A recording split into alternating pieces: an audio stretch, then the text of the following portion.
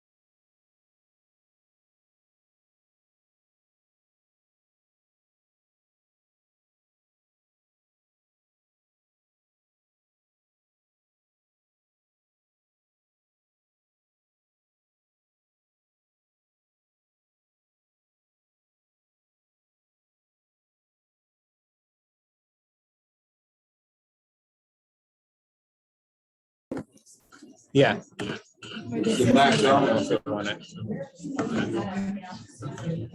I wonder if we both have to be unmuted.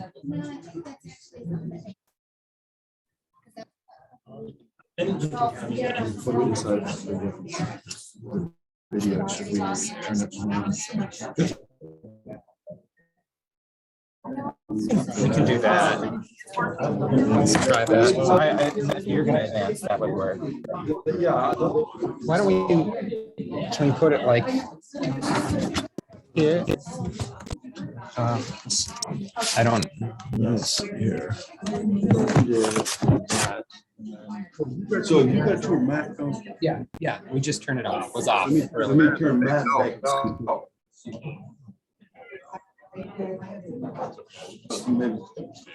Do you guys still have sound? You do still have sound?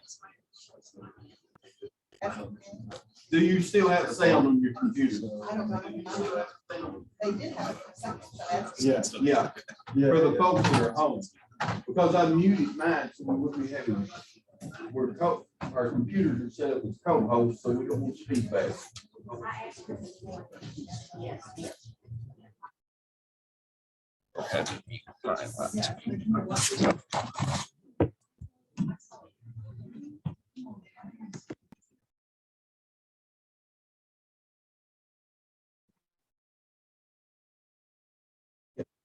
Are you Jim?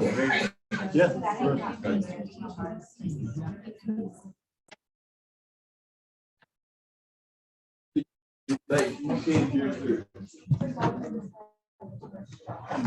Guys, I'm not going to introduce you because That's fine. I'm not ready to introduce you. I'll let you introduce me. All right, guys, we'll go ahead and get started. Yes, ma'am. No, I don't think this is in. No, but we can do that later. I can make it available, all the stuff available to you. For some of you know me, I'm Steve Carroll. I'm very new to the program. We're trying to get things worked out.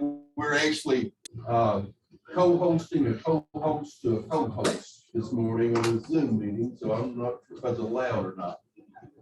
If there's a technology issue, please let us know because we want folks at home to be able to do it.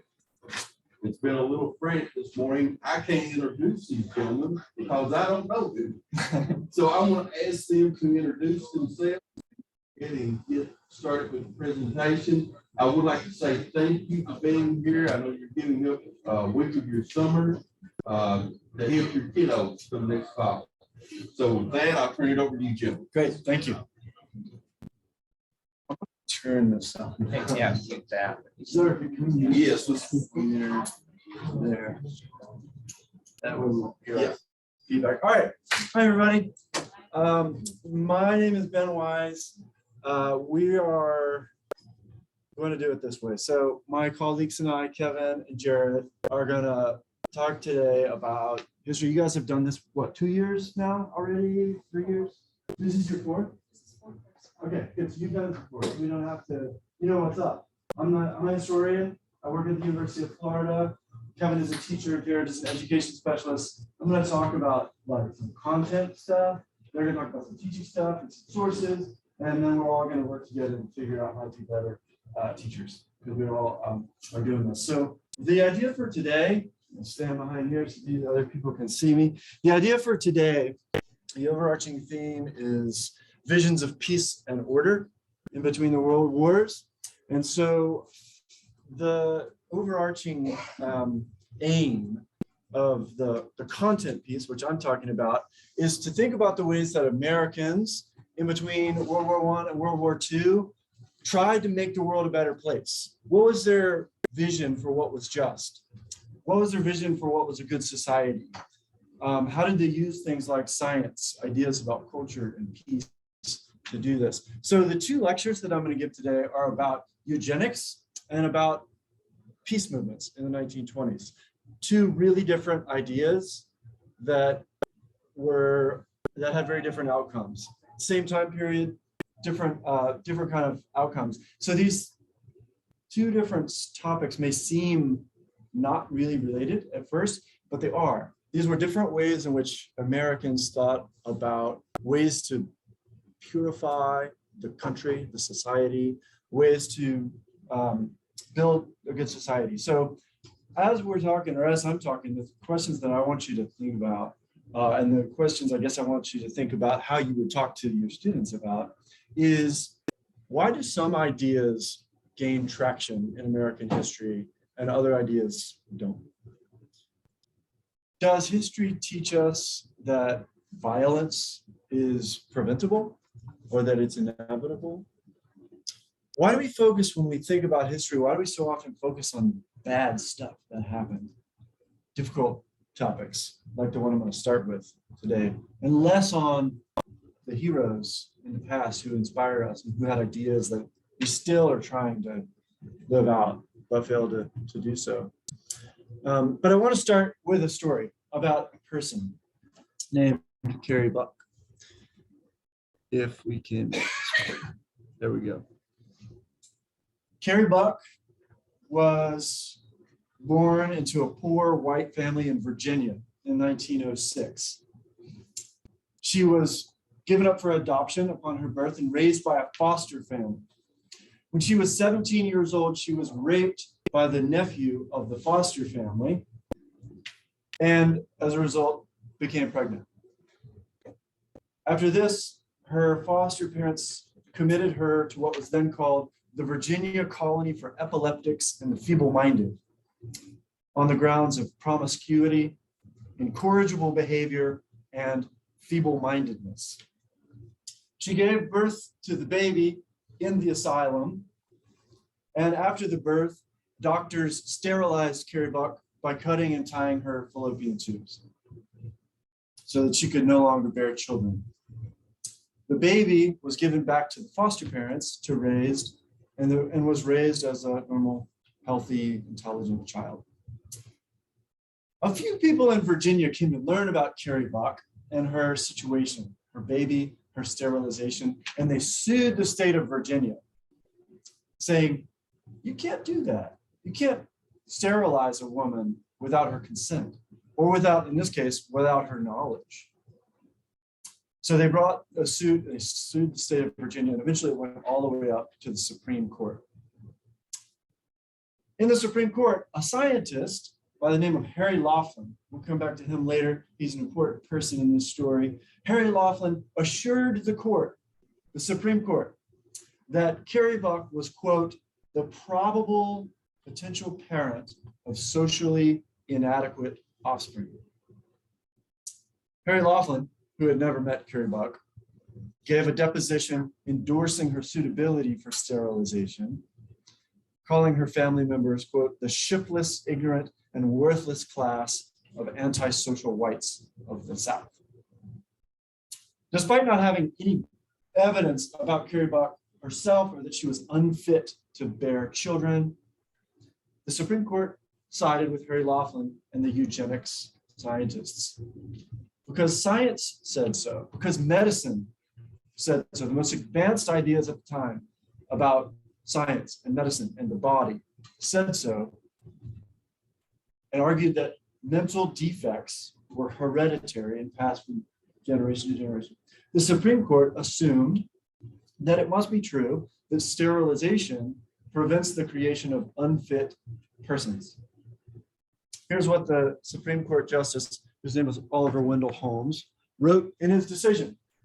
He said, it's better for all the world that instead of waiting to execute the degenerate offspring for crime, or let them starve for their imbecility, society can prevent those who are manifestly unfit from continuing their crime. The principle that sustained compulsory vaccination is broad enough to cover the cutting of the fallopian tubes. This is a Supreme Court decision. You can look it up, read the whole thing. It's really interesting and important. In order to prevent the unfit from reproducing, Carrie Buck's sister, Doris, was also sterilized the same year, 1927, against her will, without her knowledge, when she went into the hospital for appendicitis. She later married and never had children. Carrie Buck also, when she was released from the asylum, later married and never had children. Neither of them ever knew why. In Doris's case, she didn't learn of her sterilization until 1980, 53 years later.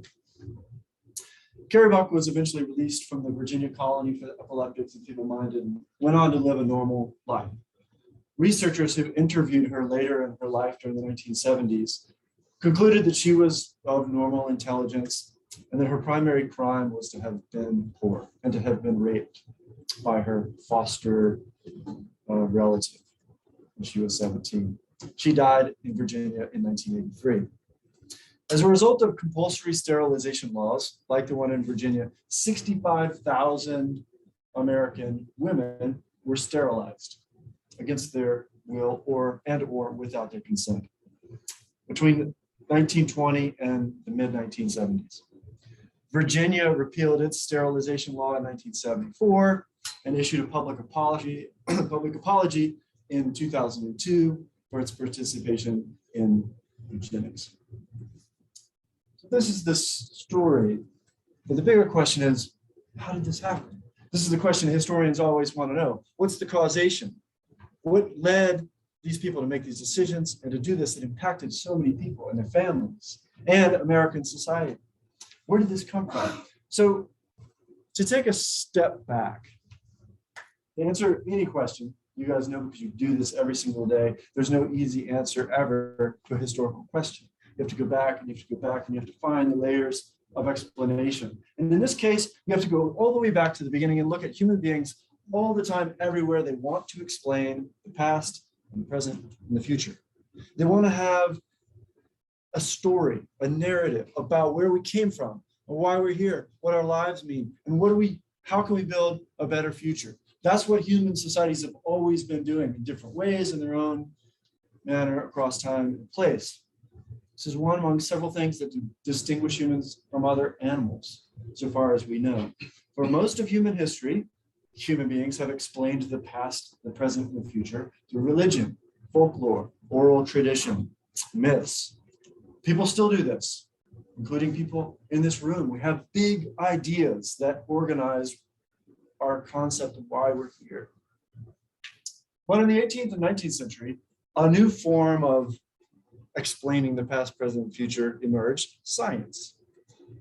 The idea was and is that we can remove ourselves from our prejudices, from our politics, from our religion, from all of the various things that make us subjects rather than active agents in history, and we can just observe things.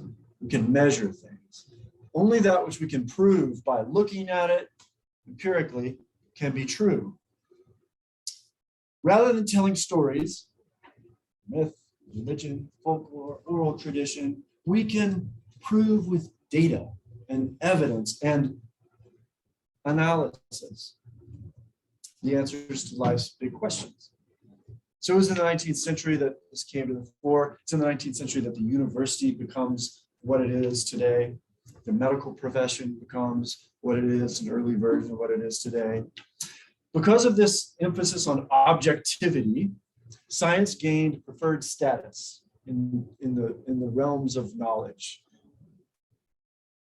The form of knowledge that we can trust the most. Show us the science, show me the evidence, show me the data. So in this lecture, I want to talk about the ways that science also is historical. Science claims to be something that, Science claims to be something that is outside of time, that's ahistorical, that's not subject to politics and the whims and fancies of human beings as we experience emotion and desire. But in this case, I think we all agree there's probably not true. So specifically, I want to talk about eugenics, which is the belief that by studying human genes, we can create better humans.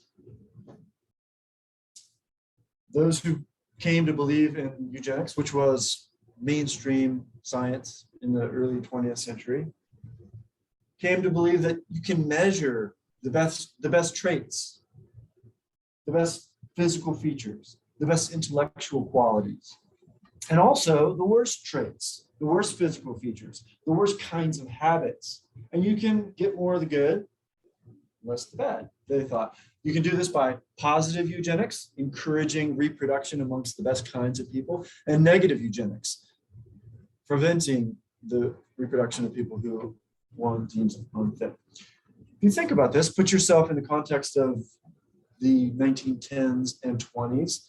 People had been doing this for a long time with animals and crops. You can mess around with seeds to create the best, softest cotton. You can mess around with breeding horses to make the fastest, strongest Kentucky horses. This was common with animals and with plants. So why not do this with humans, they thought. So around the middle of the 19th century, scientists figured, we've been doing this with animals and plants. What if we tried doing this with humans?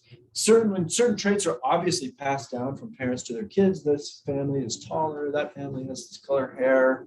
You can see that this is true. So what if we could engineer this somewhat? A German scientist named Gregor Mendel was the first to study this in the 1860s when he studied pea plants and the ways that traits were passed down in pea plants. And he was the father of genetics. He didn't call it that at the time, and most people didn't really read it or understand it at the time. But what we now call genetics was first studied by this guy, Gregor Mendel, in the 1860s. Charles Darwin should also get a shout out because he noticed in 1859 in his famous book, Origin of Species, that there are variations in animal offspring. But this guy, Francis Galton, oh boy, I just did a thing. Oh boy, come on. I'm gonna go back here and I'm gonna make this there, that, make it bigger. Slideshow, yeah. Oh. Here I go. There. Awesome. Okay, so Francis Galton, who's actually Charles Darwin's cousin, who was obsessed with the notion of variation that his cousin Charles had pointed out in 1859. He devoted his life to studying what he called immanence. He was British, lived in London, and he said, if you look around London, you see some people are honest and hardworking, and strong, and have common sense and decency and courage and all the things we like. These are eminent people. And then you look around, you see some people who steal and they murder and they do things that we don't want. So how can we get more of that and less of that? So he decided that all of these traits, even though they were moral traits, they also were passed down in the same way that height and eye color were passed down. And what should happen is that they should incentivize the best people marrying each other and the worst people not marrying at all. He called this eugenics. He was the first person to use this term in 1883. American and British scientists were quite taken with this idea of eugenics. And in the 1880s, 90s, and the turn of the century, a lot of them began to write about it. This English mathematician named Carl Pearson wrote this in 1912, the right to live does not connote the right to reproduce. As we lessen the stringency of natural selection, more and more of the weaklings and the unfit survive, we must increase the standard of parentage. So if you don't meet a standard, then you shouldn't reproduce. This was, you can imagine, Charles Darwin and the survival of the fittest. This is a logical extension of his ideas that if the strongest and the fittest continue to reproduce, then everybody will be better. Again, we look back and we say, we know where this ends up. This was a bad idea. But at the time, they were thinking, what if we could perfect human beings? What if we could make better and better people, which would in turn make a better and better society? We would have more peace, more justice, more hard work, a better economy, all the things, less violence, less war. These weren't people who were necessarily trying to, this was thought of as uplift. This was a good idea. This was mainstream science. Carl Pearson, again, he said, my view, and I think it should be called the scientific view of a nation, is that of an organized whole, kept up to a high pitch of internal efficiency by ensuring that its numbers are substantially recruited from the better stocks. Lots of scientists, anthropologists agree. You guys have seen the sort of things that they came to believe that you could literally measure race, you could measure intelligence by looking at skull sizes. The most well-known American eugenicist was this guy named Charles Benedict Davenport. He had a scientific lab called the Eugenics Record Office in New York, which was funded by the Carnegies and the Rockefellers. This was a very well-known, very visible scientific operation. Davenport said, quote, "I believe in striving to raise the human race to the highest plane of social organization, of cooperative work, and effective endeavor." Again, this was a vision for peace and order. These people were trying to improve human society. Davenport's assistant was a man named Harry Laughlin, who we've already met. Harry Laughlin, who is this guy here, was the more visible of the two, whereas Davenport was a scientist and he was immersed in his data and his research. Harry Laughlin said, how can we apply these ideas to American society in order to make American society better?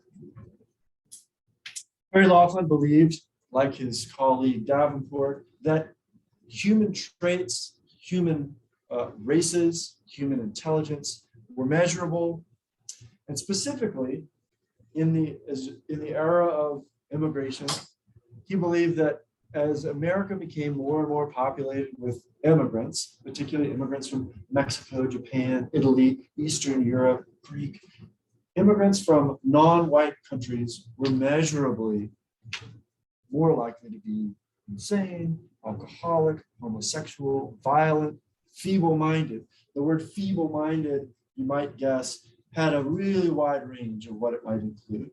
And usually the authorities to decide what was feeble-minded or not were scientists and doctors. Harry Laughlin believed that eugenics had very important implications for politics. He went around to state legislature after state legislature and provided data, scientific data, as they just debated to figure out what to do about immigration. He testified before Congress as it debated immigration restriction in the early 1920s. He said in Washington, D.C., quote, "By demanding a high natural excellence of all immigrants, we can enhance and improve the status and the national stamina and ability of future Americans. At present, inferior family stocks are tending to deteriorate our national characteristics.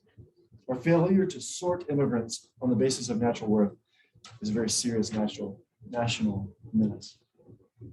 As you guys all know, Congress passed the immigration law of 1924, the Johnson-Reed Act. This act sets quotas 2% of any ethnicity living in the U.S. counted in the 1890 census could then forward come to the U.S. This was aimed mostly at Jewish people, Eastern European people, Latino people, Asian people, although the bill actually prohibited the immigration of all Asians, Indians, and Arabs. In addition to immigration restriction, Harry Laughlin also believed in sterilization. This was the idea that unfit people should not be allowed to reproduce. He drafted a model sterilization law that he took to state after state to consider, that included sterilizing, quote, "the feeble-minded, the insane, criminals, epileptics, alcoholics, blind persons, deaf persons, deformed persons, and indigent persons." So basically, a lot of gray area there as to who's in and who's out in terms of feeble-minded. But again, before you go on thinking that this guy was merely motivated by his prejudice, that he was crazy and that he was exclusive, let me remind you that this was mainstream science. This was stuff that you would see in Time magazine. This is stuff that you would see at state fairs, pamphlets that were handed out. This was a long story that came out in the early part of eugenics of a man named Martin Kallikak, who was married to a worthy Quaker woman, but he dallied with a feeble-minded tavern girl. And he had children by both of these women, and they measured the offspring of both sides of this family tree. And the worthy Quakeress bore 7 upright and worthy children. And from those 7 worthy children came hundreds of the highest types of human being. But from the tavern girl, she bore a son known as Old Horror, who had 10 children. And Old Horror's 10 children came hundreds of the lowest types of human beings. This was something that people read on the regular. You could look at pictures. Here's the grandchildren of Old Sal, also known as Old Horror, living in poverty and disease, while where the Quakeress contains all the other sorts of virtues of American society. Here's a traveling exhibit that went around to like fairs and carnivals and county fairs, this sort of thing. You can't really see, but these are blinking lights. It says some people are born to be a burden to the rest. This light flashes every 16 seconds. Every 16 seconds, a person is born in the United States. This light flashes every 7.5 minutes. Every 7.5 minutes, a high-grade person is born in the United States, will have the ability to do creative work and be fit for leadership. About 4% of all Americans come within this class. So this flashing light every couple of seconds is everybody, but only every 7.5 minutes does a high-grade person get born. So this is something that people would go around and see. And here's a pamphlet that Charles Davenport, kind of like a informational pamphlet from the Eugenics Records Office to describe what good can come from eugenics. Eugenics seeks to improve the natural, physical, mental, and temperamental qualities of the human family. Again, this is portrayed as a positive, good development for American society. Here's a kind of a quick, easy graph from what you see. If you get these are insane is gray, feeble-minded is black, normal is white. So if the father's feeble-minded and the mother's feeble-minded, you have a 32% chance of getting a feeble-minded baby. If both parents are feeble-minded, if the father's insane, the mother's insane, both parents are insane. What? This was measurable, they said. It could be measured and proven that reproduction is something that is carried on. So Harry Laughlin's laws passed state legislatures throughout the 1920s. And by 1935, here's what the map looked like. The states with laws that were in effect by January of 1935 have lines on them. The states with bills pending were black, and not quite yet sorted it out are in white. So as you can see, most American states had passed sterilization laws based on the science of eugenics by 1935. These laws stated that, and basically all these state laws were more or less the same, right? Because it came out of Harry Laughlin's drafted model bill. And they stated that there's 3 types of sterilization that were legal and encouraged. The first and the most common that was used was hereditary, which is to prevent the passing on of bad genes between parents and their offspring. The second was therapeutic, which was to cure people of some sort of disease like alcoholism, like homosexuality, like excessive masturbation. And the last one was punitive, which was to punish criminals. Typically, this was rapists. But again, most people were sterilized under the first section of this law of hereditary sterilization. The first person to be sterilized in this new law is in Virginia, was Curie Buck. So you may have already sort of thought through this already, but there is a fairly clear connection to the idea of eugenics and the eventual genocide of people in Germany of Jewish descent. Shortly after coming into power in 1933, Adolf Hitler and the Nazi Party passed a law closely modeled on Harry Laughlin's sterilization laws that had passed in the American states. It was called, in Germany, the Law for Prevention of Hereditarily Diseased Offspring. 80,000 Germans were sterilized in the first year after the passing of this law in 1933, and eventually as many as 400,000. That which precedes and overlaps with what we know as the Holocaust, which is more visible and more widely understood, was this law of sterilization. The University of Heidelberg, one of Germany's most eminent universities, issued Harry Laughlin an honorary degree for his work in, quote, the science of racial cleansing, which he happily accepted in 1936. This is a letter from the University of Heidelberg to, from Harry Laughlin to the University of Heidelberg, and where he thanks them for this honorary doctorate and says that I'm greatly honored to accept this degree from the University of Heidelberg, which stands for the highest ideals of scholarship and research achieved by those racial stocks which have contributed so much to the foundational blood of American people. while I accepted the preferred honor with full appreciation, I regret that could come. It's a very clear connection between the American law and the German law. Harry Laughlin, by the way, lived for 7 years after this and died in 1943 from complications from his own epilepsy.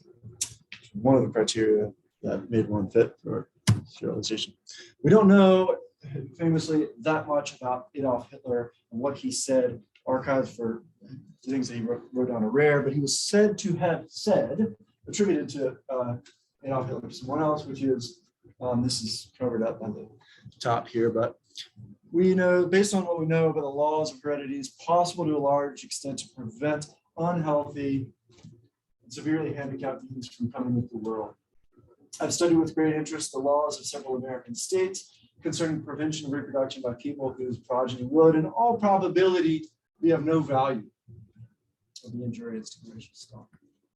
Sure that occasionally mistakes occur, but the possibility of excess and error is still no proof of the incorrectness of this law.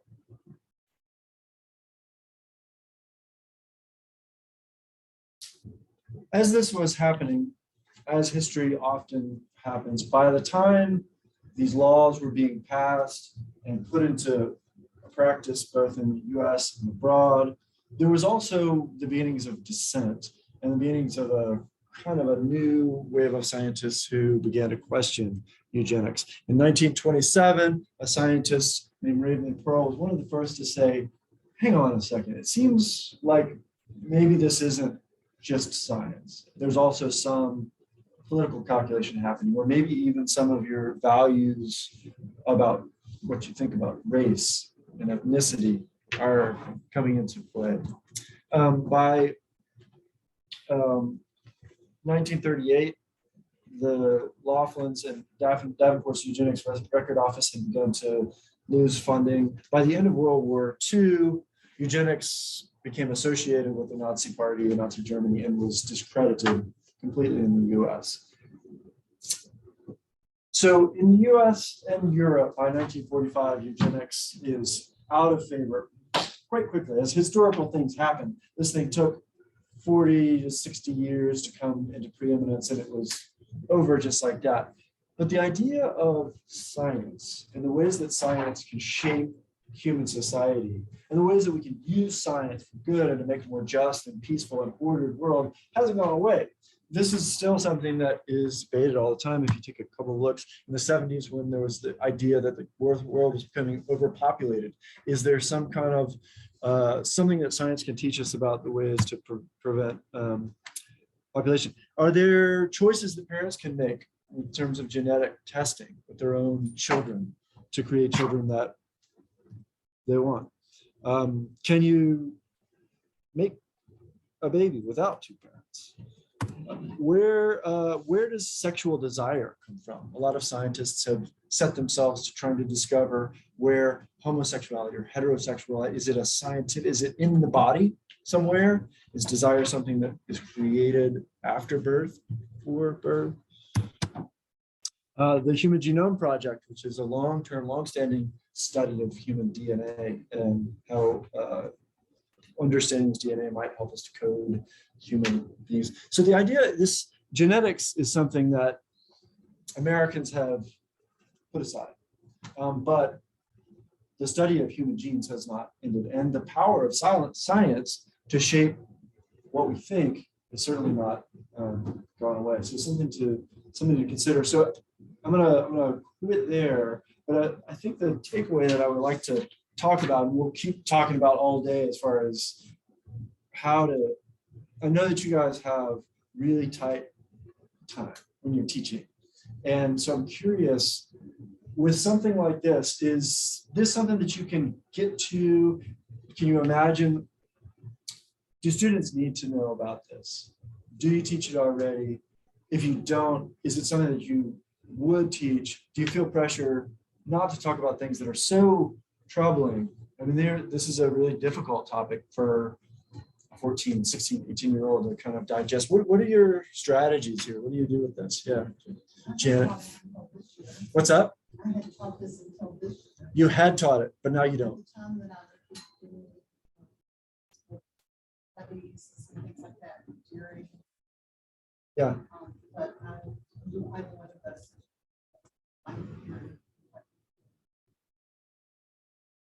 Really? So you feel maybe some pressure to play it safe? Is that a standard feeling? You guys all kind of, yeah.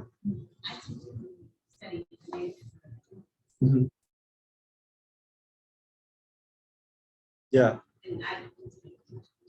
Yeah.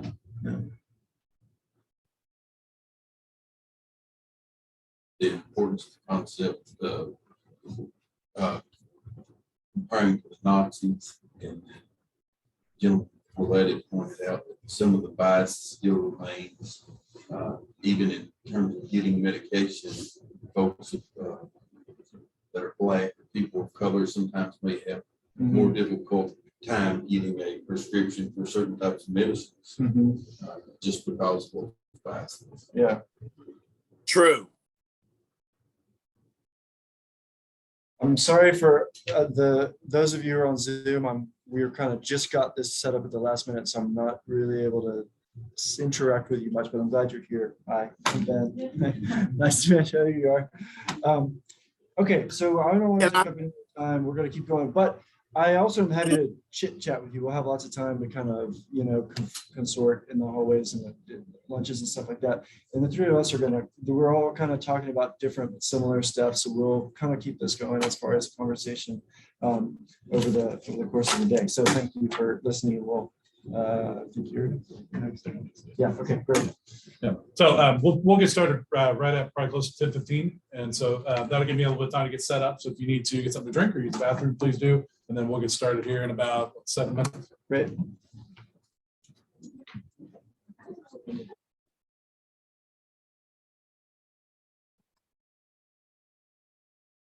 Yeah, is there anything y'all need from me? Like you said, we've got this set up for the last. Yeah. I think one group thought, well, they've got that covered, the other group thought we did, so I'm trying to. Yeah, no, you did great. There's a water fountain in there. They're supposed to be going to get water in summer. I guess they were planning for that. Let me check, see if everything know about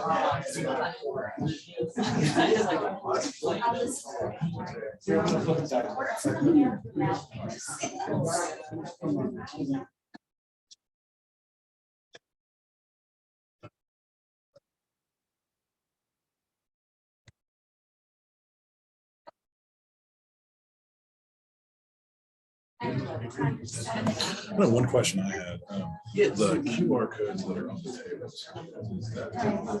What does that take? Okay. The question I'll go ahead, that is the evaluation at the end of the day. They'll scan that and do it. We had set up where materials. Yeah. We can put it in there. So I don't know. I ended up putting on my first slide for this presentation, like a drive. It's really bigger. There's a QR code they can scan, but I didn't know if we had a broader way to get it out there. I do not. That's an evaluation QR code, but you can put that up on the screen. That's what I'm gonna do. Yeah. They can scan it for access. Oh,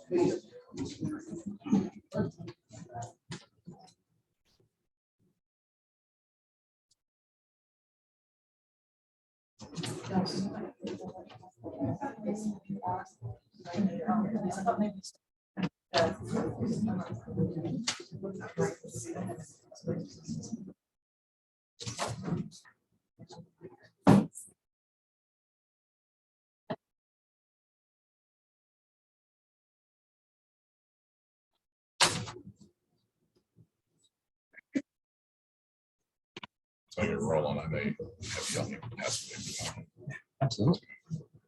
That's me to do. Whatever you need. And you're able to get everything. Yeah, and Sarah had set up that folder. If we wanted to push things out, we could put stuff in there, but then like a teacher asked earlier. Just real quick, while Ben was going, like threw that up there. So Yeah, and I realized I put it in.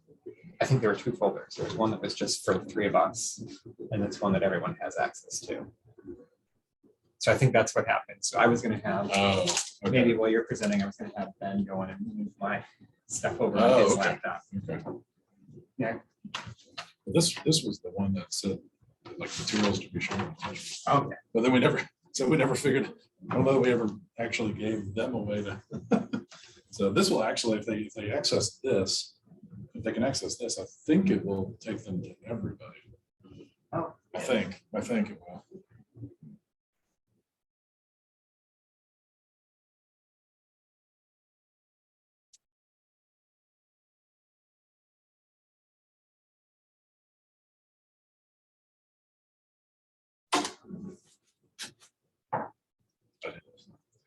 Slip cut out too. That's I get slips in there, yeah. We're doing that with notes. It's like in the afternoon. Change the lesson just slightly. Yeah. That's what that's like. I was sitting there trying to like visualize what this would be. How it would be set up. Wait, so like, I know like there's gonna be table space. Yeah. I'm gonna have to break this myself.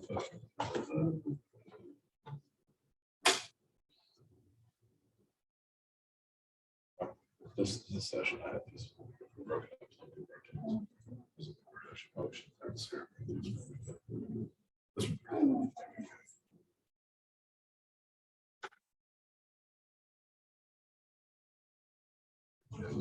Discussion. Population gaps.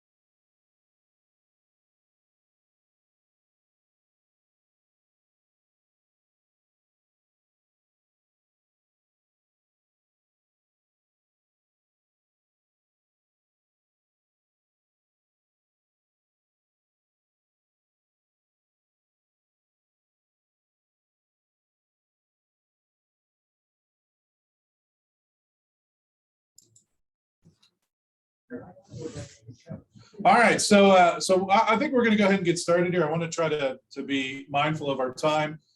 For those folks who are joining in Zoom, I think I was just muted, but Now I'm audio, you can hear me now, but as I shared with everybody in the room, we talked about trying to get. Hello. That sounds like pandemic teaching right there is the feedback. I don't know if you had to deal with that. Thank you. Roberts. So yeah, so if you're in the room, I'll just ask for you to hit mute.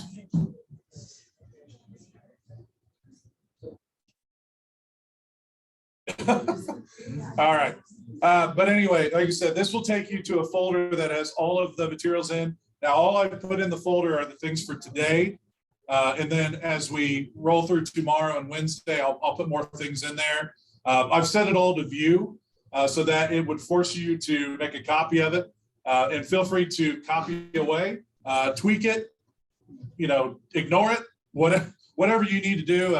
There's a fun saying in teacher communities, beg, borrow, and steal. So steal away if it's something that could work for you. If there's even little parts of it that could work for you, then I hope that you'll be able to use that. As we get started, I did want to introduce myself a little bit more, just as Professor Wise did. As you may have seen, my name is Kevin Klein. I'm a full-time classroom teacher, and I teach in Frankton, Indiana, which is about 3 hours north of here and about an hour north of Indianapolis. It's a small rural community, Title I school. And I've been teaching there. I'm going into my 19th year. And, I love being in the room with the students. I'm very happy that we've been able to get back to some degree of normalcy in Indiana and get back in the room with the students. But, if I'm not in a room with them, my next favorite place is to be in a room with teachers like yourself. And I really appreciate each of you being here. I know, better than most, once you get to summer, you are tired, you are burnout, and especially what we've all been through for the past couple of years, that burnout has been dialed up a significant amount of notches. So for each of you to be here is really something. And your students are lucky to have you, and I'm lucky to be able to call you colleagues. So I look forward to not just, working through some lessons, but I look forward to learning with you and learning from you. And I'm really looking forward to the opportunity to speak with and get to know some of you and hopefully and be able to grow my teaching repertoire as well.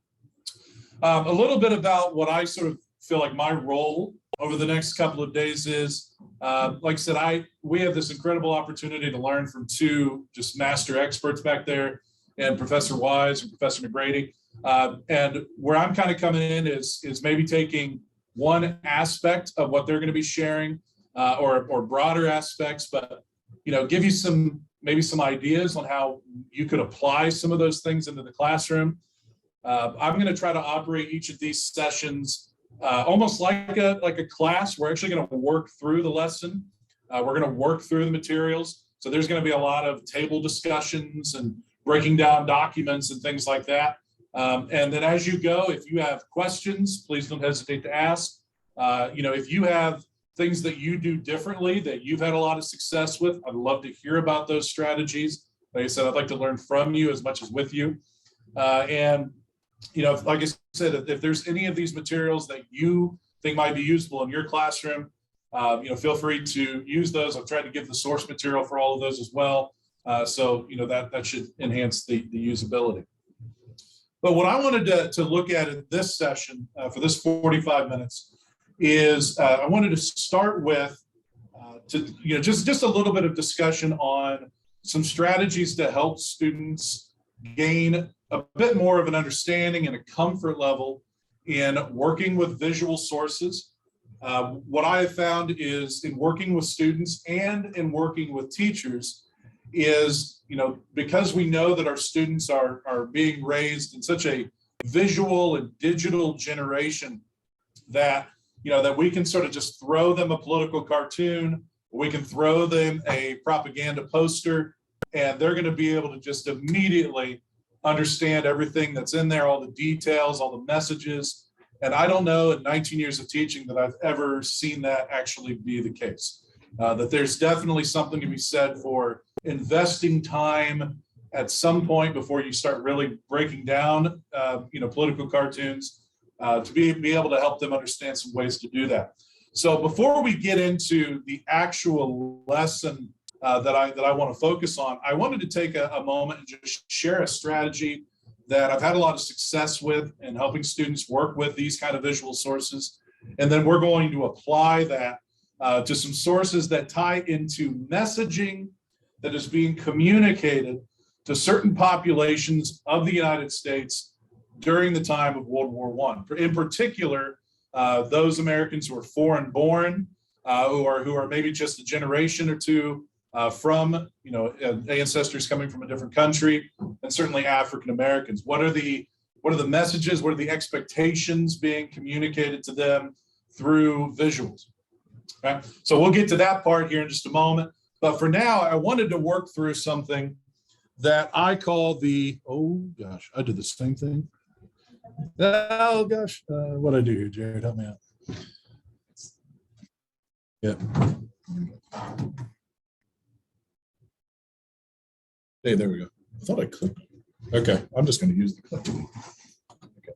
Yeah. All right, so this is a variation on a tried and true strategy. It's not like it's my strategy. You may have used this before, known as four corners. This is where you take a visual, you actually break it into four separate pieces, and then you have the students just analyze that corner so that they can really train their eye to look for the details, and then you bring those corners together for the full image. Maybe you've had the same experience with your students, but with my students, when you give them a visual, they tend to, and they're order, so you just go. All right. You want one paper for each person. Paper. Yeah, okay, yeah. So let me explain how I've got this set up. Thank you, Jared. So Jared's going to hand out the paper that we're going to utilize for this strategy here, and I'm going to need. I know we've got a big table here, but I'd like for you to be in a group of four. So if you need to, I don't know if you need to move. I think most of you are already at fours. I love teachers. All right, well done. All right. So as long as we have four at a table, Jared, then we're going to be in good shape. All right. So anyway, so like I said, this is a variation of something known as the four corners. And so as Jared brings around these handouts, each of you should have one. So feel free to go ahead and spread them around your group. And you'll notice that you have one corner of a visual.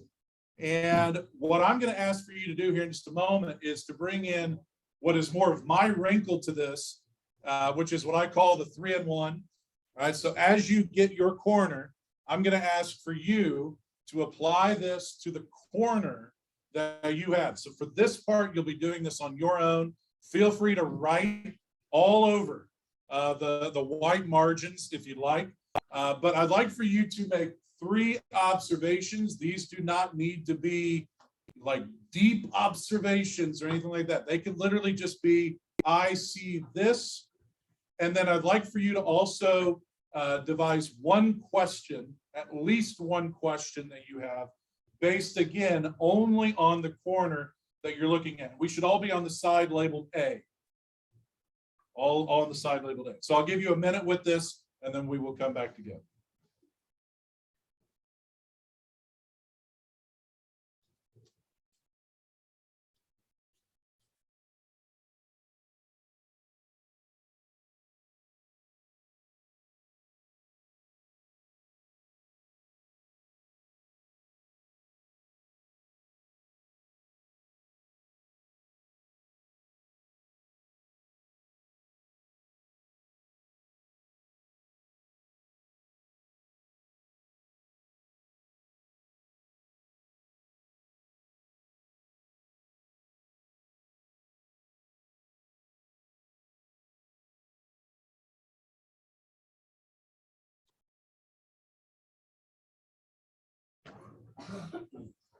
Some of your corners will be certainly easier to make 3 observations on than others. You got the bottom left-hand corner. It's pretty amazing. Yes, right. There's not a whole lot of detail on that one, but it's okay. Yeah.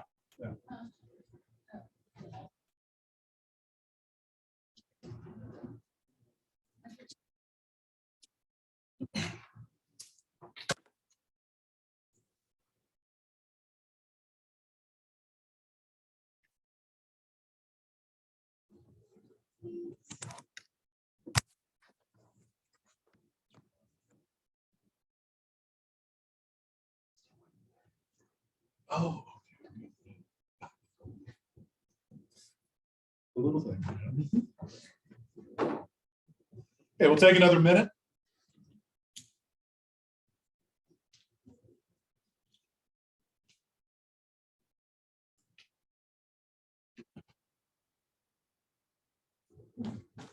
Looks like a few folks are just kind of finishing up.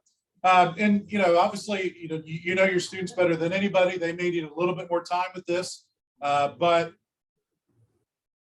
don't be shocked if some of them, react. Like, for example, the bottom left-hand corner, and I'll flash it up here in just a moment. You'll see what we're talking about. There's not a lot to draw off from there, but that's okay. But it's all part of the strategy here.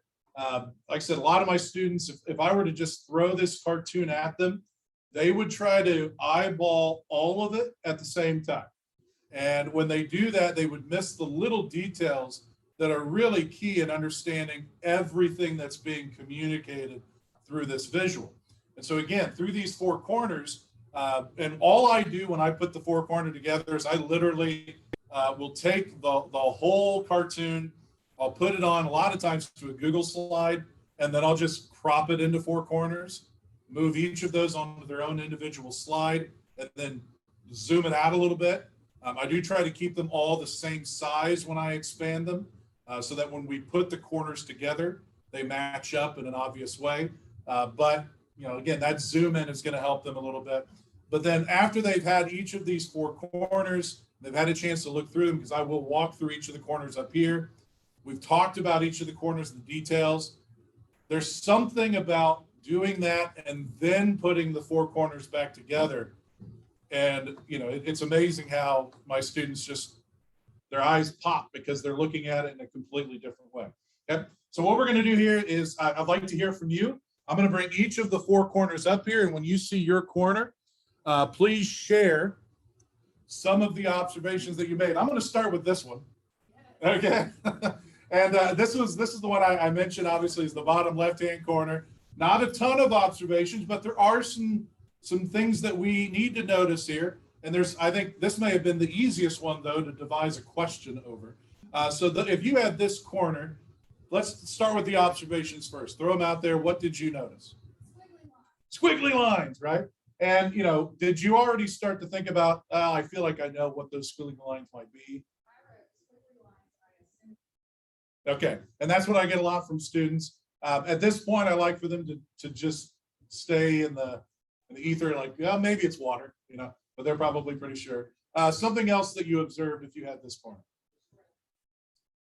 Yeah, there's something there, without the rest of the visual, we're not entirely sure, but it looks like it could be shoreline. There should be at least one other thing that we observed. Yeah, I always tell students, don't ignore the words.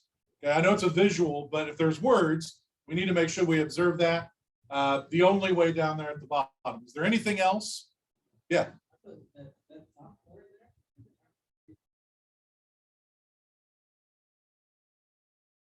Yeah, and that's fine. Like, there's no wrong answers at this point because we don't have the whole image put together. Okay? Some of the questions that you wrote as you did this.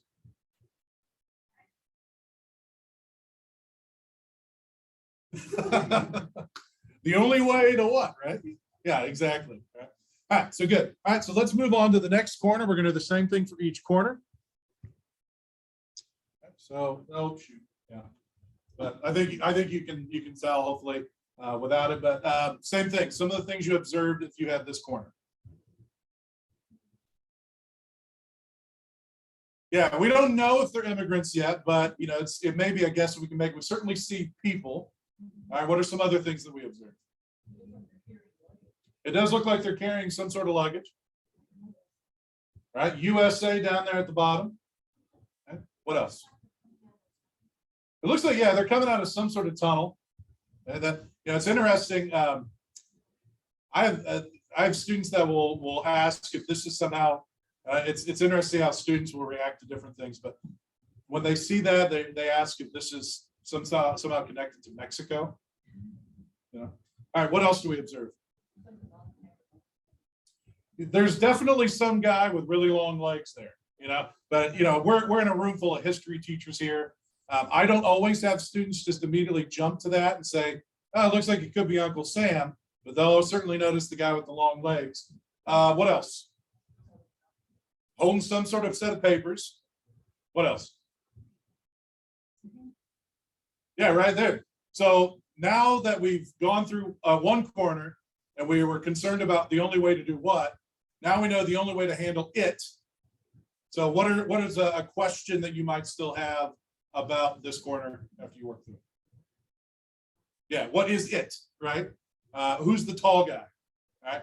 Who are these people? I get that a lot from students. Who are these people? They don't necessarily immediately jump to them being immigrants, right? But who are these people and what are they coming out of? Right?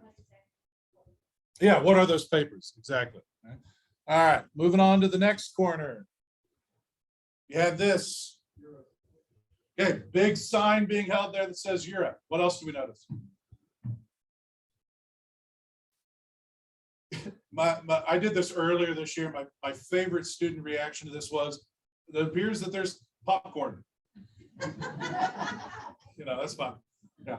But yeah, I think, especially after we've looked at the last one, it would appear that there's people, you may notice they're holding luggage. Any other observations that you made looking at this corner? Yeah, it's maybe we're starting to figure out what it is that they're coming out of, what that might be. Any questions that we have looking at this corner? Yeah, what is that they're trying to squeeze into? Yeah.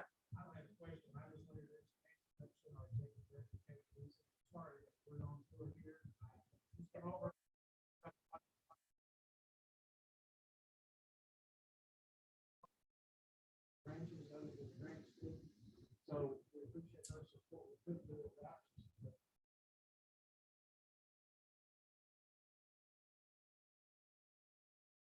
And I will tell you that I see you on social media, all my development. We are so lucky.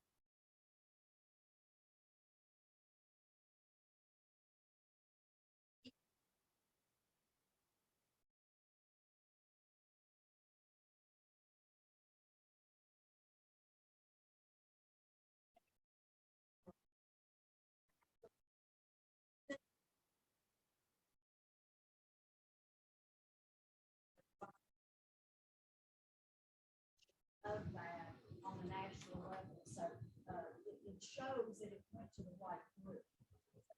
So what you do in social services, a lot of but definitely I want to spend social studies and I love history. I'm history buff. My mother-in-law was, write a book that was history that we were using the middle lives and all that good stuff. So, and look through.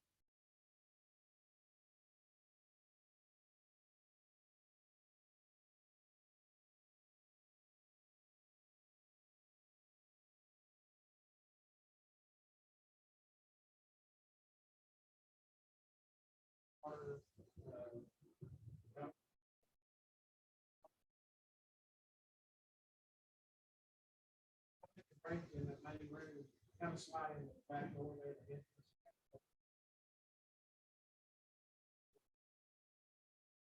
Well, y'all get back to the sermon. Good. Nancy didn't say hello. That's fine, no problem. Thank you. All right, last corner. Now it's starting to come together. Okay. All right, so what are some of the things we observed, those of you that had this corner? Yeah, I mean, the students were able to pretty clearly pull this up, but this time we've gotten to know Uncle Sam quite well. But some other things that you notice beyond just Uncle Sam.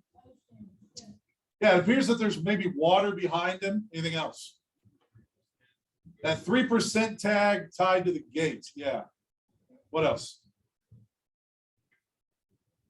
Yeah, every now and then I'll have students who'll notice, this looks to be maybe a carry-on of the people, and then maybe those are people that are extending beyond there as well. Right?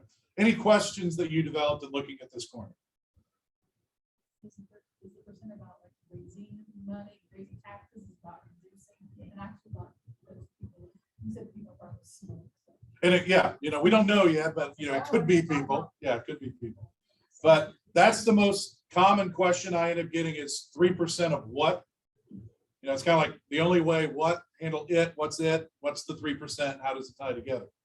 Now, the whole idea, go ahead. Sorry. Is because of the way that you cut it. Uh-huh. Really see that is a gateway. Narrowing the passageway. Yeah. You can't see it the way you cut it. Is that intentional? I would love to say that it's all a part of my master plan, but but I literally cropped it into 4 corners. Yeah. But you know what? Yes, it's intentional. You know, absolutely. So, all right.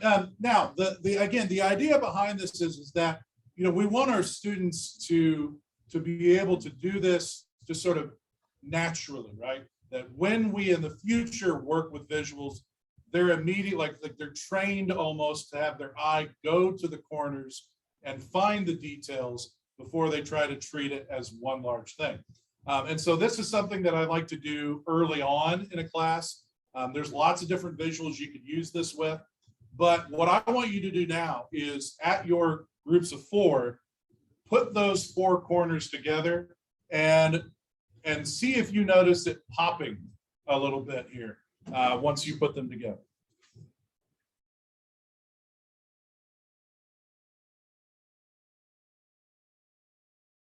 And yeah, feel free to kind of take the bottoms up there, right up next to it.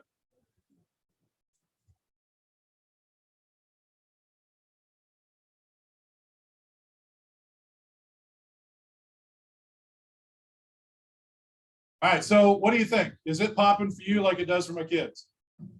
Oh, all right. Do you feel like you're able to figure out what the message is here now? So for example, some of the questions that I heard you ask while we were working through this was, what are those squiggly lines? Is that water? Do you feel like you can answer that now? It is what? It is water, right? Okay. Obviously, it's Uncle Sam. Do we feel like we know who these people are? Can we strongly say that they're immigrants, right? We know where they're coming from. Now we can see what they're coming out of, and what is that? It's a funnel, right? And one of the big questions we had was 3% of what?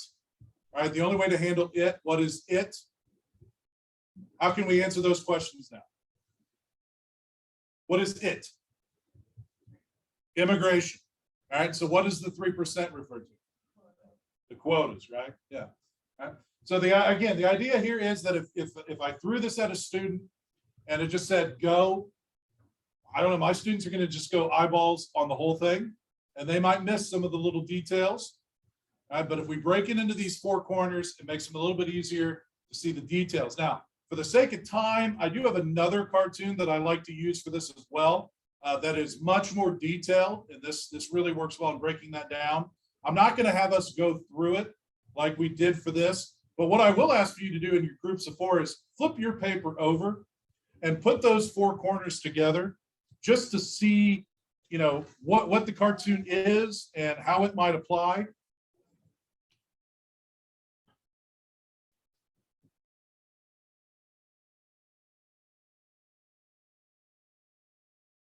Does anybody use this Columbia's Unwelcome Guest cartoon?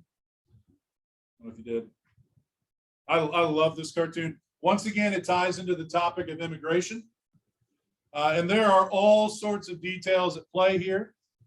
You may notice, for example, so I'm going to kind of go through this rather quickly, but, and I did give a colored copy of this in the folder that I shared with you. So you can use that as you will. But you'll notice the date, Columbia. So this makes for a great opportunity to talk about who Columbia is and what she represents. You'll notice the dogs appear to be tied to some sort of a chain. If you're looking at this top right-hand corner, a lot of individuals there, but when you focus in on the 4 corners, you can notice things like the words that are written at the top of the tunnels. Right? That might be missed if you're looking at it just on its own from the beginning. You may notice some of the words that are on the sashes of these individuals. Black hand, socialist, communist, okay? Even up here on this gentleman's hat, nihilist. Okay? Now, you may be able to print a much better version than I've given you. I know when I was working through this with COVID, I actually gave them just the digital version of it through like a PDF that they could zoom in on. Sometimes that's the best way to do it. So you were able to see it super clear there. But I don't know that you'd be able to even notice that it says Neelis there if you didn't have that zoomed in corner to work through. Okay, up here, being able to see all the different things that are worded here and what it looks like Columbia is trying to do. And then down here in this corner, once again, it's just the little details. You know, that you've got a carpet bag here that says dynamite. Okay. You've got these two dogs here that have the collars on. It's a little bit difficult to see in the print off I give you, and I apologize for that. But those collars say law and order. Again, little details that I think play a big role in being able to figure out what the message of the cartoon is. Right? So again, this is just a strategy I use to help students and train them a little bit in using visual sources. And what I have found is it goes a long way. It's a good investment of time, especially if you're going to use a lot of visuals like we do within our class. Right? Any questions on this strategy?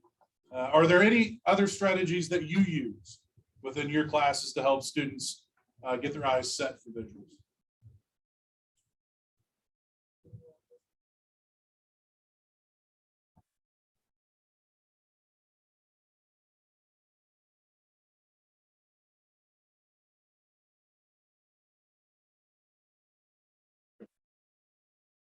I've also seen it done where you make like a little viewer that is just a little window in the paper and they have to move it. That's very cool too. The image is a different way of breaking it down and focusing on a small part. Absolutely.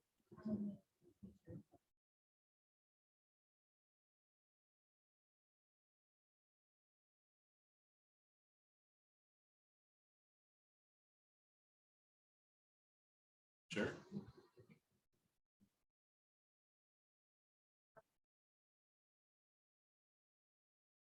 Start with the full image.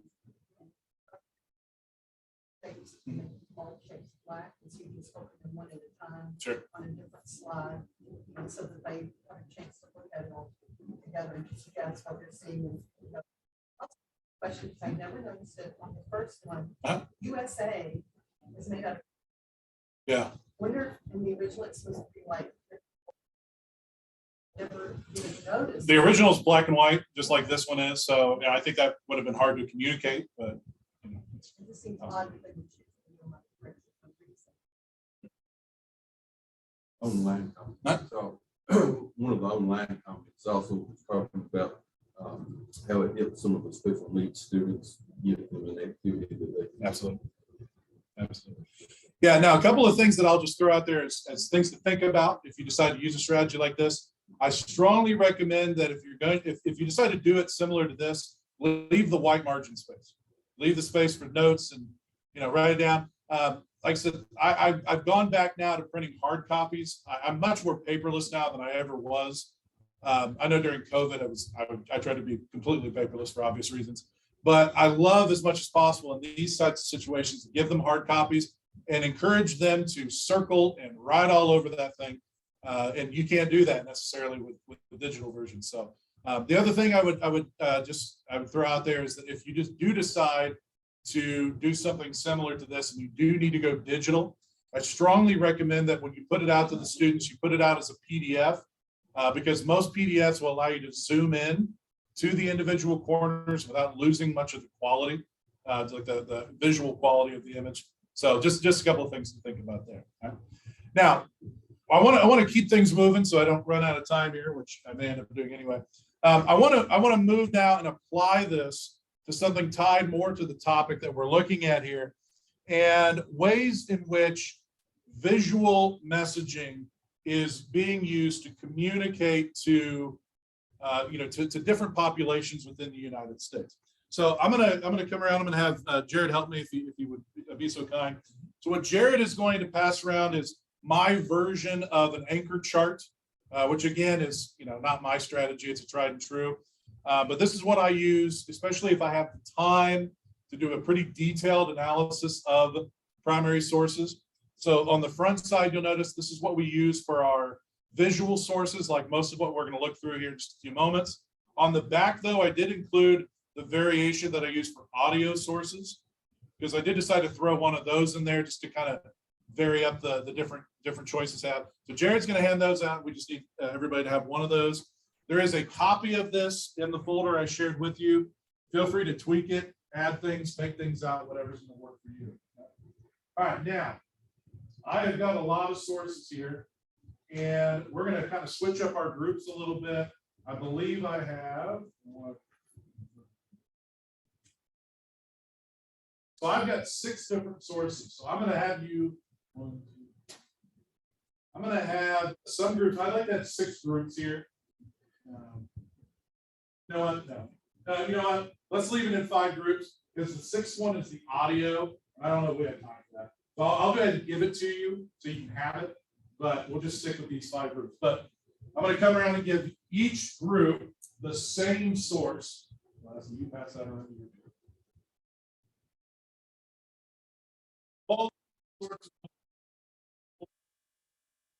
that I've given you, and I think they're a little bit better quality.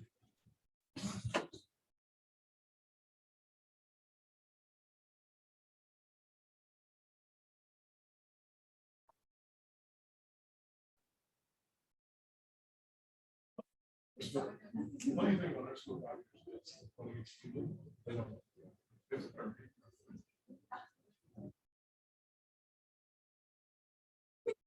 Thank you.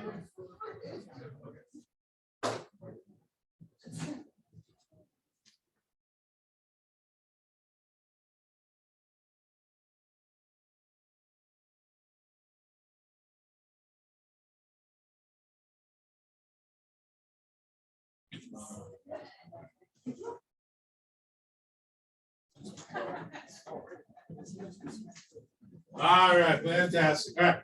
So once again, each group has the same one. So we're kind of running out of time here, and I want to keep us timely here. So you don't necessarily need to fill out the anchor chart. Just want to give you a copy of that. Everybody should be on the visual side. The audio side, like I said, I put it out there in the folder.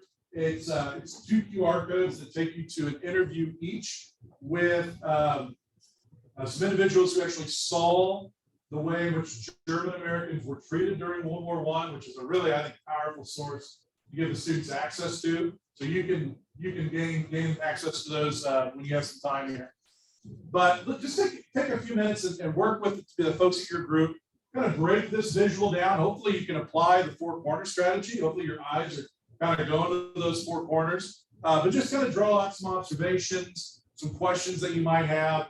And we'll probably do this fairly quickly so that we can stay on time. Believe it or not, I've only got 10 minutes left of our time. So I'm going to turn things over to your group here, and start that observation. Feel free to write on it. Feel free to circle whatever it is that you need. And once again, there's versions of this in the folder that I shared.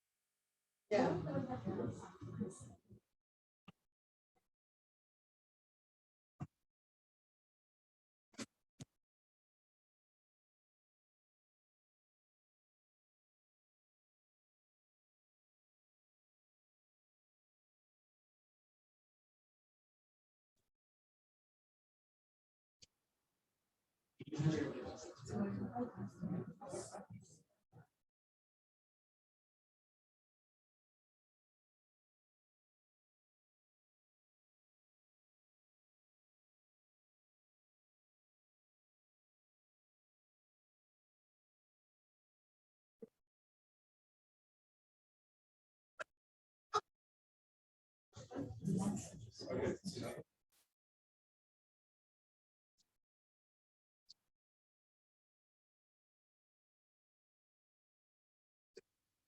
you know, honestly, I love it when classes kind of answer it.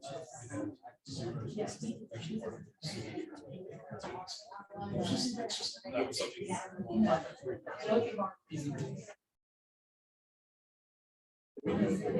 Yes, we're set. And it's not. So I think. Try to run it.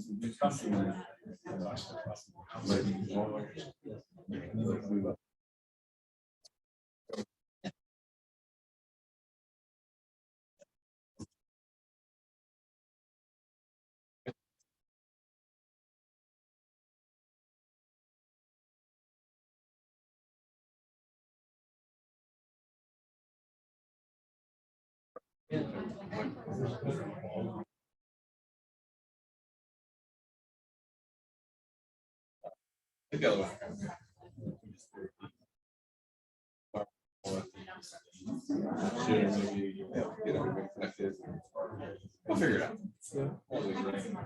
Well, Friday will be, First morning. You have some meetings.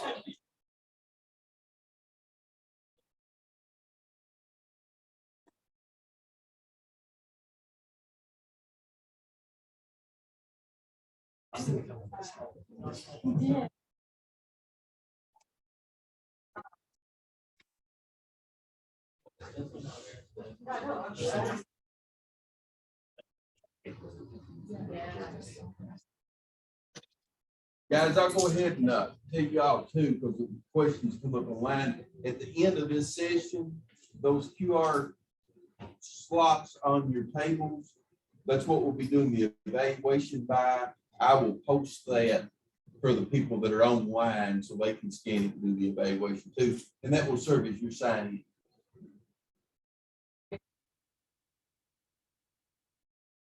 One of that. Now, I've only got about 5 minutes left. I never have enough time. I apologize for that. So what I think I'll do is I have all of these up here. I did want everybody, if you haven't had a chance yet, to see them all real quick. But I'll just kind of share some of the things that I'm sure you probably have already observed and talk a little bit about some of the messaging in each of these.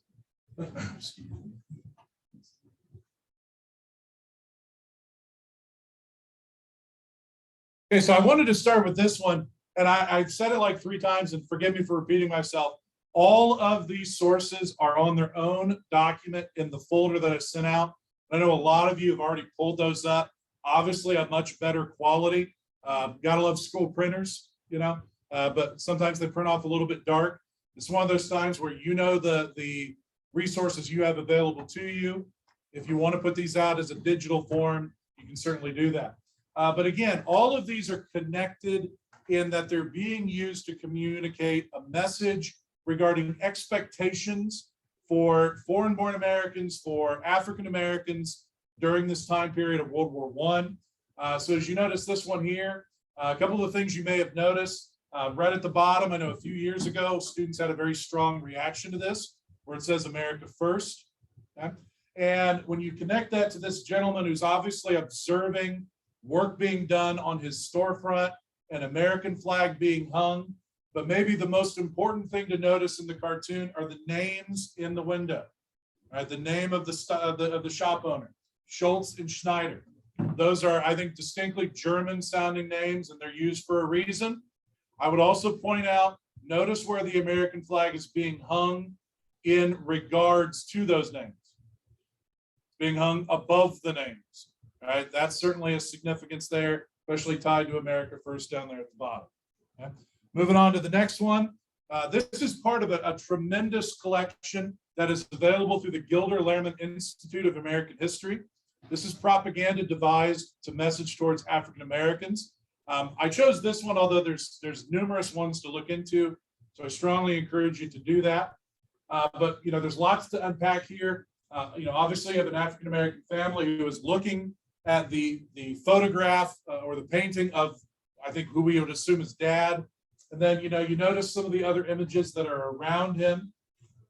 And certainly this, that this is a hero. This is someone we should aspire to be, just like some of the other heroes that are up there on the wall.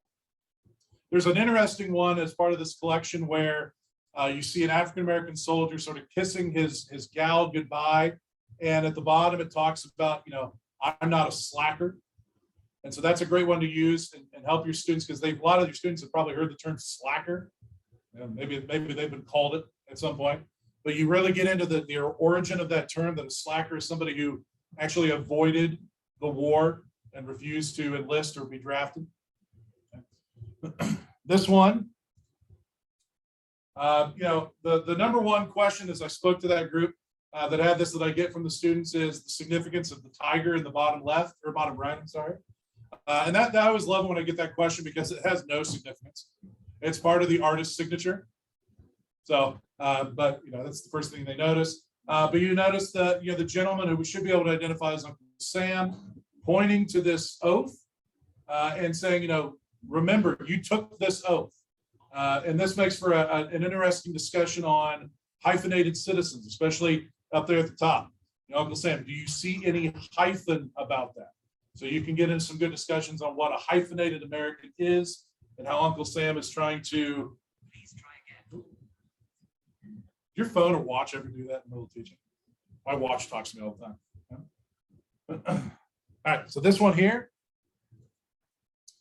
All right, so now we're getting back into the posters. This one being tied once again to this depiction of the German soldier. Little details. You maybe all notice the words that is on the bat or the club, culture, but spelled in the German way. And then last but not least, because I've got like literally 1 minute left. This one I like to throw in. I put it on the same slide as the links to the interviews, but this one I love to bring into class. This is I don't know what the word for it would be, like a pamphlet that was actually flown over by the German Air Force at the time and dropped onto the American lines in 1918. It's a message from the Germans to specifically African-American soldiers in the American Army. And there's a lot that you can draw out from this. Number one, the way in which the German Army is trying to speak as like a cool American, which is, kind of amusing on its own. But it also brings out these really, there are some big questions here. The biggest of all being, why are you over here fighting, considering what you are having to live through in the United States? So there's a lot that you can unpack just in this document alone.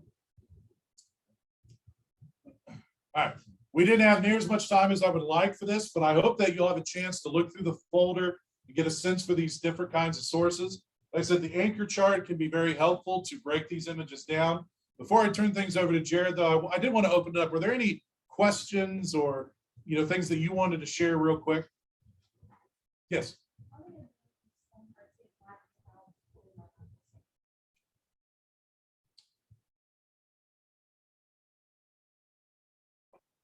Let me bring that cartoon back up real quick. Yeah, no, and I think, you notice that the child is holding the hand of the foreign-born American. So I think it's safe to say that it's his daughter, probably. And I think it's really just more of a communication, like she's kind of turning away, reaching at him, almost as like this is somebody. I had a student earlier this year that felt like it was like going to see Santa. Well, I wondered if it was like the father had been actualized. What happened to the father actualized? What was the status of the dog? Well, all we can do is make assumptions there. If we can assume that this gentleman is naturalized, this child looks pretty young, that they've been born here, so there wouldn't necessarily be a hyphen, in their background. Other questions or comments? Well, I really do appreciate it. I look forward to coming back this afternoon. We'll be talking about different sources of peace and working through a lesson that I do where we compare the Treaty of Versailles and the 14 points. And I don't know about you, but I get this. I like to throw it out there And I love this, the students' response here. I get asked a lot, especially as we get it closer to World War II. Hey, Germany seems like a pretty big country, pretty civilized. How on earth does a country like that ever turn to somebody like Adolf Hitler? Trying to unpack some understanding of the roots of the answer to that question. We'll get into that when we come back. But with that said, I'm going to turn things over to Jared. He'll probably need a minute to kind of get himself ready to go. So, do you want to jump right into it? Or? Okay. Files. Yes. Shared drive, Sarah said. Okay. Absolutely.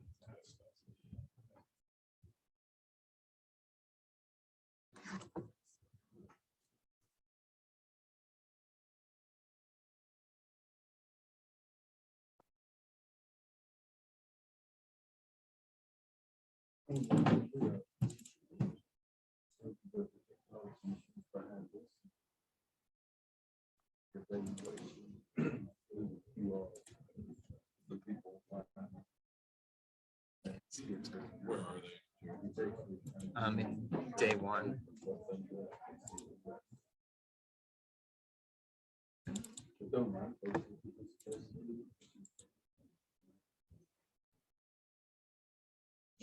Yeah, my phone.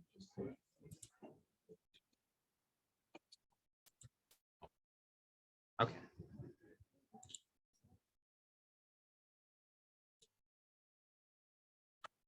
Is it in the Jared folder or is it in the Dave?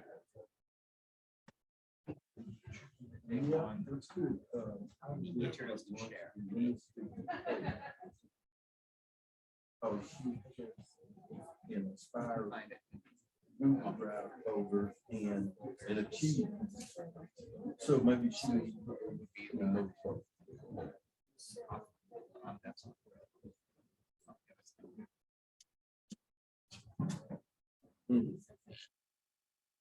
it's the one, and then it's alpha channel and the parts are Gotcha. What I may do. This is my My folder might be the easiest, quickest way. to Yes, do it. whatever And I works best. just, All right, I think I'm set up and mostly ready to go. So my name is Jared McBrady. I am a professor at SUNY Cortland, where I train the next generation of New York's secondary and social studies teachers. So that's my job. And way before that, I was a middle school social studies teacher. I taught 5th, 6th, 7th, and 8th grade social studies. I was in a small school. I was the social studies department in that middle school. But what my work is now, and what I focus on now, is a lot of historical thinking. So both how historians think, and probably more importantly, how students think about history. And then most importantly, what is your job as a teacher when you have to translate between those two methods of thinking? And because your goal isn't necessarily to train historians, but your goal is to help your students move and develop further in the complexity of their historical thinking. And so a lot of my talks are going to be focused on that. What is it that students are thinking about history? How does that compare with how historians think and do history? And then what do you do with those two endpoints as a teacher? How do you act as a translator between those to help move and develop their students? So today's focus is on thinking around causation. So Ben said that's the question that all historians ask, right? How do things happen? How are things caused? And so we're going to start with having you read a story. So Ben handed out The Tragedy of Alphonse the Camel. This is a historical story. It's a story of fiction. But we're going to use this as an entryway into thinking about causation. And so I want you to just start by reading the story of the tragedy, identify what are the cause or causes for the tragedy of Alphonse the Camel. You can just start by reading, mark it up, underline causes, and tell me, we're going to discuss afterwards, what caused this tragedy?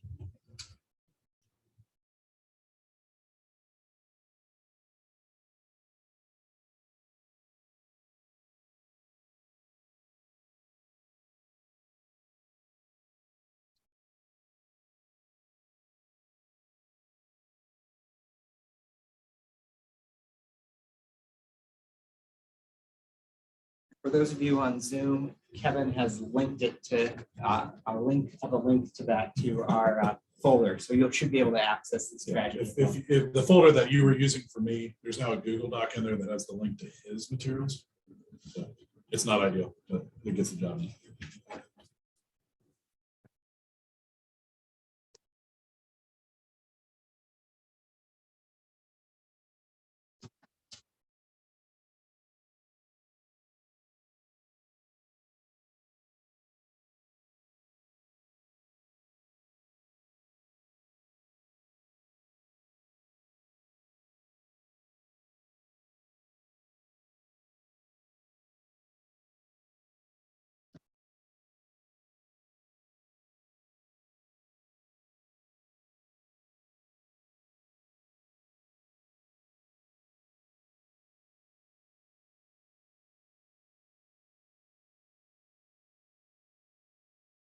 Can you please share that one?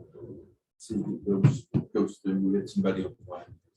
And I hope too that our Aspire Achieve Google Docs Sarah and put all the resources for the week in one folder for this topic.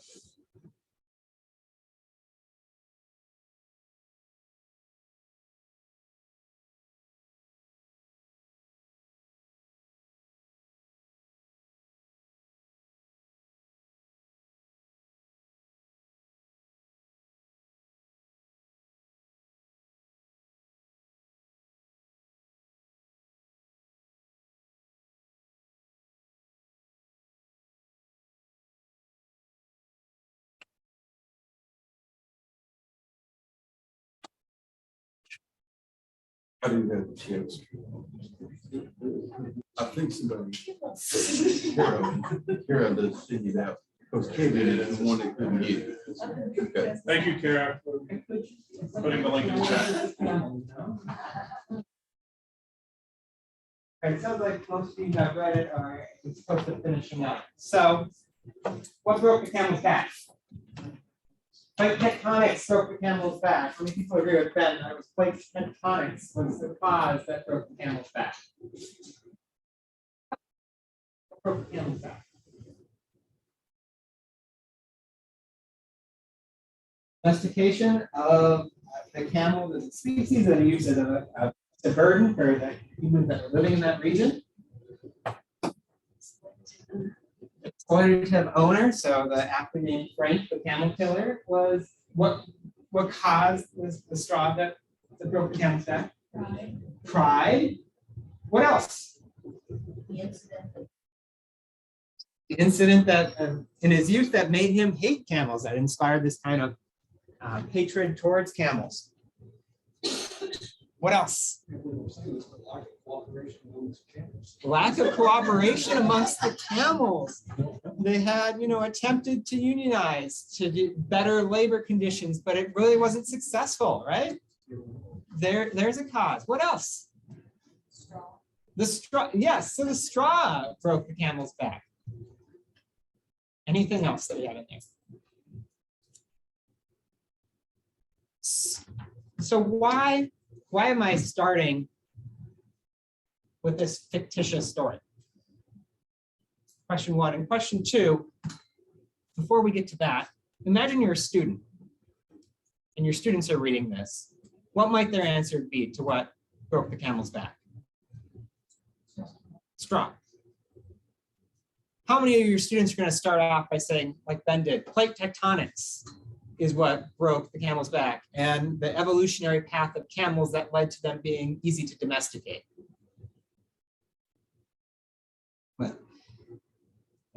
So this is obviously, this is not a historical story, but it's a good entry point for students in starting to think more complexly about causation, because it's crafted in a way that's a good teaching tool. So Arthur Chapman is a secondary teacher in the UK who developed this as a tool because he noticed his students tended to always go to the proverbial straw when they thought about causation. It was the straw that broke the camel's back, and it wasn't, the lack of a strong union, or it wasn't plate tectonics, or it wasn't a economic system that involved the trade of goods from one place to another. But it was the straw that broke the camel's back. And in some ways, it is the straw that broke the camel's back, right? That was the triggering cause, but it wasn't the only cause. And historians don't think of causes as one thing or the most immediate thing. Historians think about long-term causes, short-term causes, multiple causes. And so this is set up to help your students do that, which is what you are supposed to be teaching about causation, right? This, you probably know the Kentucky standards better than I do, but they ask for you to teach about layered causation that has long-term and short-term, that there's not just one particular cause that causes something, an effect to take place, but that it's layered, it's complex. This is the same thing that the C3 framework looks at. No historical event or development occurs in a vacuum. Each one has prior conditions and causes. They're multiple, they're complex. And so this is kind of the story of most pathways towards student thinking and historians thinking. Historians, it's not that they're vastly different, it's that it's adding on nuance, it's adding on complexity, it's adding on more uncertainty. Sam Weinberg, who studies a lot of historical thinking, talks about advanced historical thinking is specification of ignorance. Historians more often say, I don't know something, than they say, I know something. And so maybe it is something having to do with, the lack of unionization that was a really significant cause for this camel's unfortunate end. And so that can sometimes be uncomfortable for students to go into the position of being ignorant, of saying they don't know something or they have questions and not answers, particularly if they tend to think of schooling as a place where they go in and their job as the student is to provide the answer that the teacher gave them.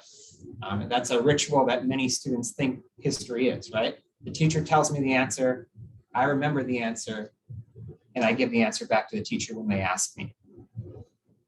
But this complexity makes there's uncertainty, there is unexpected causes and effects, there's contingent causes and effects. And so this is an entryway into that. I had a student teacher who actually used this as the opening to her World War I unit. And then she forayed into applying this to World War I. So you probably heard of MAIN as maybe an acronym for the causes of World War I: militarism, alliances, imperialism, and then nationalism. It's the causes of World War I. But my student teacher wanted to go beyond just memorizing those four causes because she didn't want her students to leave thinking that, oh, it wasn't the assassination of Franz Duke Ferdinand. It was in fact just this list of four, and that was it. And so the next thing she did, and actually, Kevin, if you don't mind handing this out, was a card sort activity. And so we're going to recreate that card sort activity. You're going to get a list of potential causes for one per person would be great. For this question, and we're going to play with this question, why did the United States enter World War I in 1917? So obviously World War I didn't begin in 1917, it began earlier than that. But the United States didn't enter until 1917.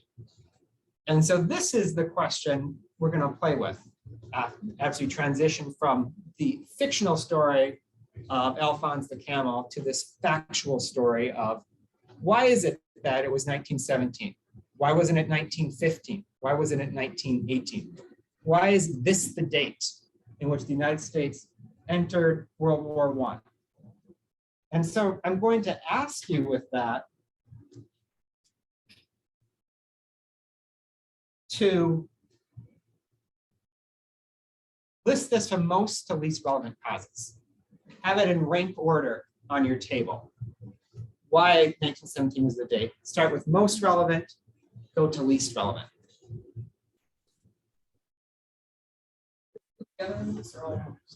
Start alone and then peek over at your neighbor and see if they're the same as you.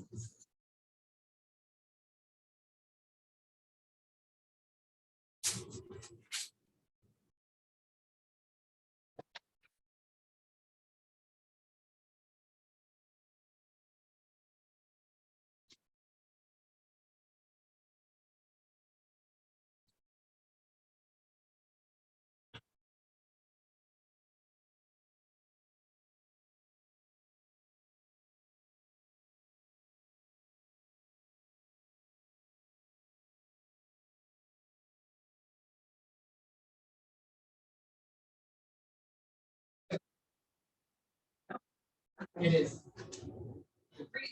Is entered in 1960, not 1950.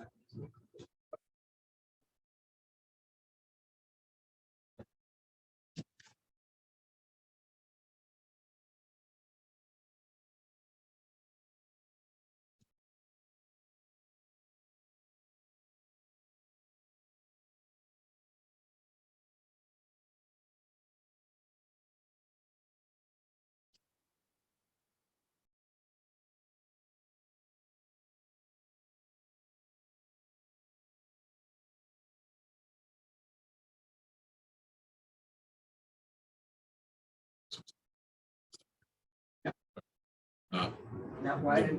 Gotcha, gotcha. Why is it was entered? Can they tell?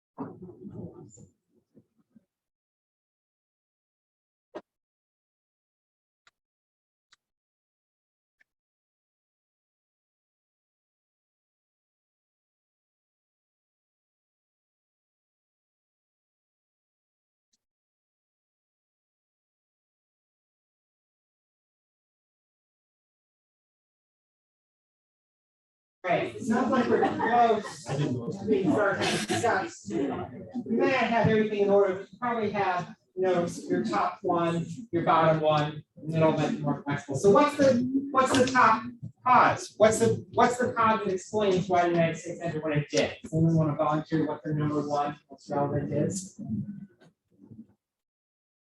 Volunteer, I'll start asking you if you've often told.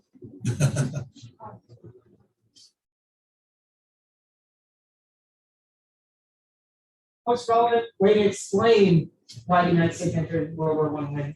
Okay. And how many other people? So we've got one other person at least who had. All right, so you have several people who That's right, said. be proud of your choices, guys. War in response to the request of President Woodrow Wilson. Woodrow Wilson goes to Congress, he has to declare war. That is perhaps the most relevant cause. Does anyone have something different? One player, what you got? So I know you got something different. Not everyone raised their hand. So those who did raise your hand, what did you have as the most relevant? I chose a tie. Okay. I put Zimmerman telegram and Dick Morgan in the line.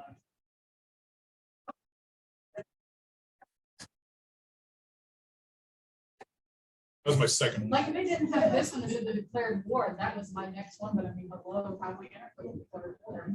You don't have a choice at that point, Joe. Once it declared. That was wasn't in there, my next one would have been. But so why, His feet is- don't you put Zimmerman over Woodrow Wilson going to the federal? Why did you put Zimmerman over that as the most solid? I did it because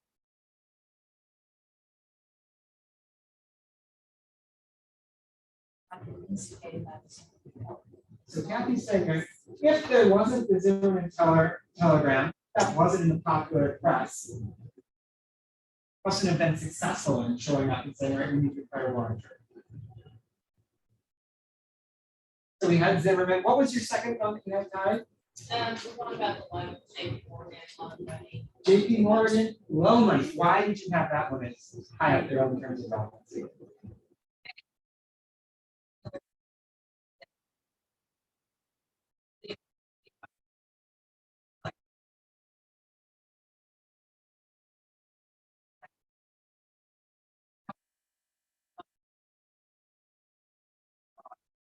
I would have done it regardless. So that's interesting. So you're saying that, that's your name. Jamie. Jamie is saying, so, and we might add in terms of necessary and sufficient. Maybe the Zimmerman telegram was necessary for Wilson's coup de Congress to be successful. But maybe it wasn't sufficient. Maybe we needed, the kind of wealthy individuals who are going to support this and with their congressmen saying, we want this war to go forward. So that was also necessary. One of those by themselves might not have been enough. And it's like, is it necessary or is it sufficient by itself? Another different. I had the Lusitanius one. No, that's my number one. And I had the JP Morgan Lusitania like right beside each other because I think up until that point, it really didn't. United States was like, it's their thing. Okay, they just now killed some of American. All right. And it's going to get a little bit more of an attention besides, because normal people are not non-business people may not know what JP Morgan was doing and going on, especially in that time frame. Nowadays, we know in like 3 seconds, but then, they didn't. But when you get on that's a big news, the head Lusitania is a headliner. And I think that would get more attention and maybe cause more morale. So I kind of put that in that earlier mix. So kind of a similar push as Zimmerman talked, right? In that it's this popular attack on American citizens or potential attack on American citizens that has that popular movement toward leading.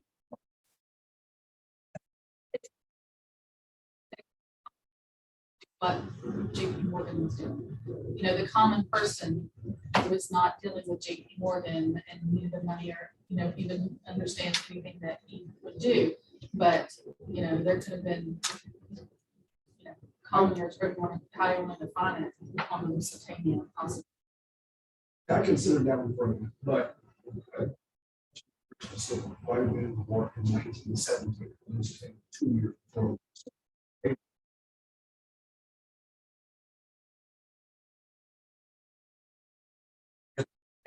That wasn't necessary because it didn't need an immediate declaration of war afterwards, right? United States declared war. And so that in itself was not sufficient. If you want to use the language necessary and sufficient, that's sufficient. But was it necessary? If the Lusitania didn't happen, would the United States have entered World War I? For that, I have one more that kind of rounded out my top 5, and that was the large number of immigrants from the different European countries. Because the population would be in connection with what's going on. And then what's causing people to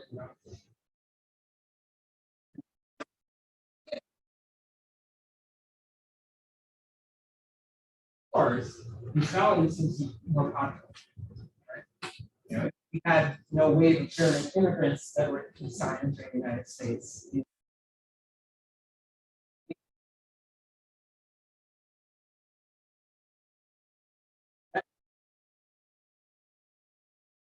Ben, what's the right answer?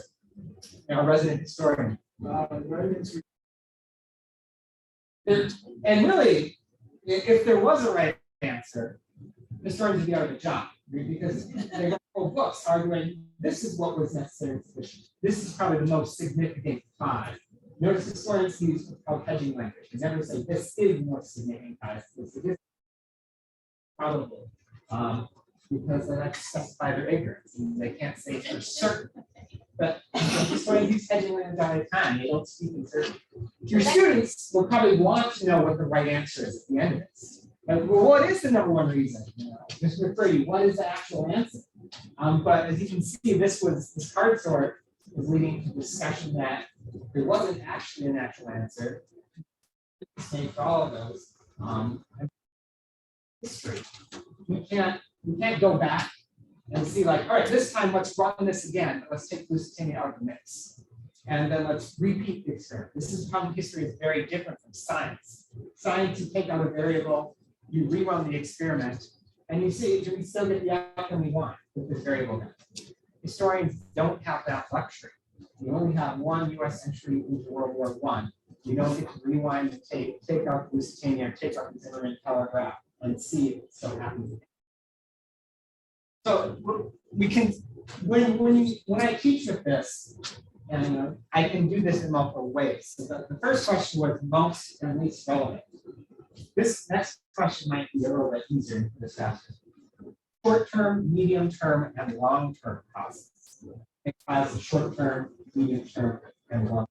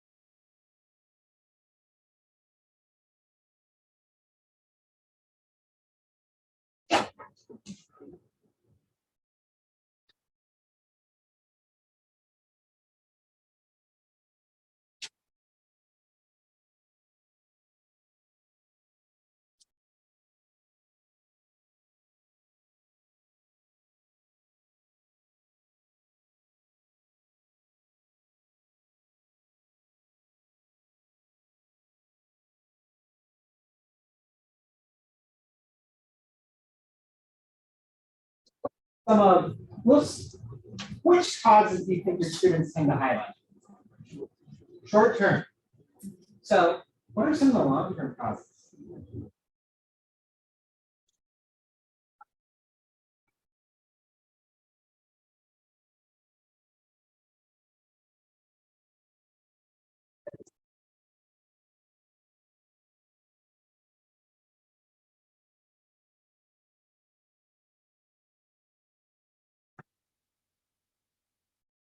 Long-term kind of structural issues, issues of power, things that involve multiple people over any other long-term one.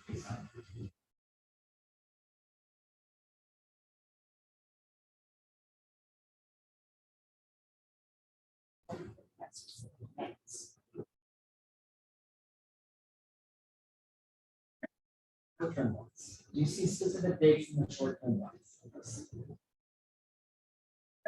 Short-term ones tend to happen on a day or in a series of days, long for centuries. So this is going back to but plate tectonics and the actions that are used to create mountain ranges does not have a specific year that this occurred. So one of the curriculum projects that I worked on in grad school is called Big History, which is the history of the world from the Big Bang to the future. And I taught that in my semester, so that right about not having enough time to cover the material you need to cover. That was a lot of material, but it was designed to help thinking about what are some of the long-term causes that we real long-term.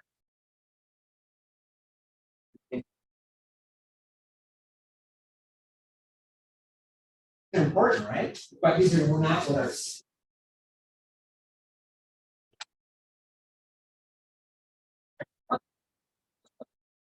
Have your students do. Make up your own categorization scheme for how you would separate these causes.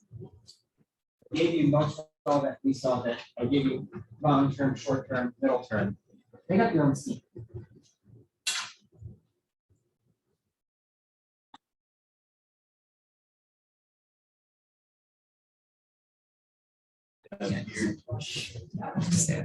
You're being a good teacher, like the room and all that, but you forget there are people on the computer screen that can't see you. When they can't see you, they can't hear you. This is why I could have never done what my hybrid flex student teachers had to do, because I'm always. Oh, yeah, it's been a tough 2 years for the classroom teacher.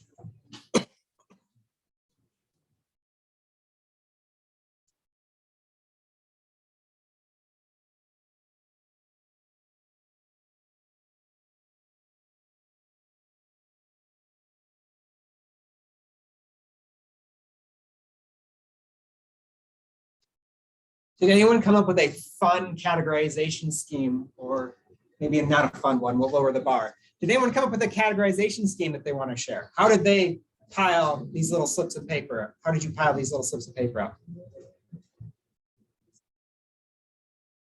Causes of war versus war.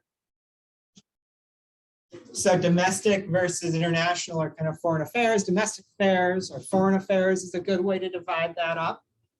Other ways that you've divided up these causes.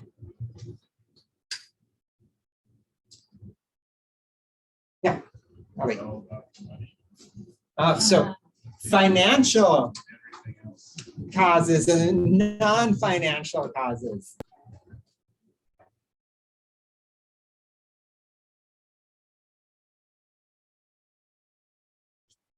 Any other categorization schemes? So it doesn't work as well for this one, but I've done this with the Great Fire of London, and that human versus natural causes becomes an important one there. I think I put maybe one natural cause, which is the Atlantic Ocean afforded increased isolation for the North American continent. And that'd be in a pile all by itself, and a lot of these are human causes. Okay. So now that you've done this, does anyone want to take a stab at answering a compelling question? Why did the United States enter World War I in 1917? What's an initial hypothesis as to what caused this particular date for the entry into World War I? Think over it a little bit, and then we can talk about it. Take a little minute to think about what would your answer be.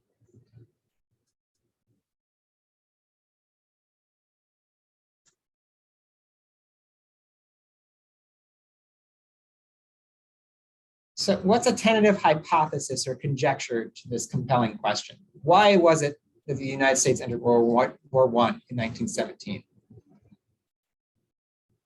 Anyone want to take a tentative conjecture?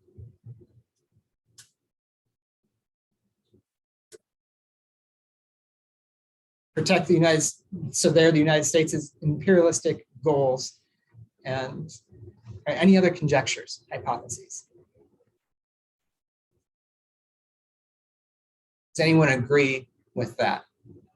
Is that Janet? Was that Janet's hypothesis or conjecture? Was to protect the United States imperialistic goals that made 1917 the most sense. Anyone disagree? Ben, you want to put forth a conjecture? Well, I was just going to say, wouldn't the answer be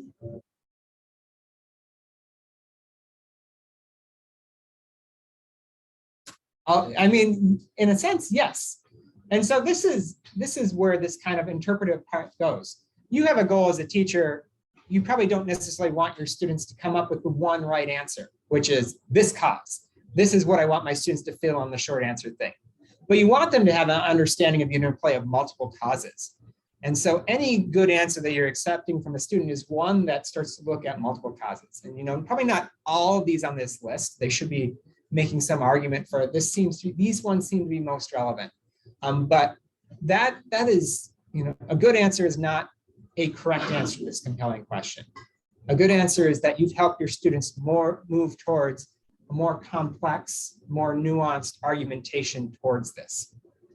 And so I've given you a couple of tools to do that, but I want to highlight one of those tools here, which is vocabulary. And this is not vocabulary in terms of, you have the textbooks, you have the big bold words, and you have the definition in the back glossary, but this is disciplinary vocabulary, vocabulary around causation. This acts as, my mentor Bob Bain refers to these as mind tools.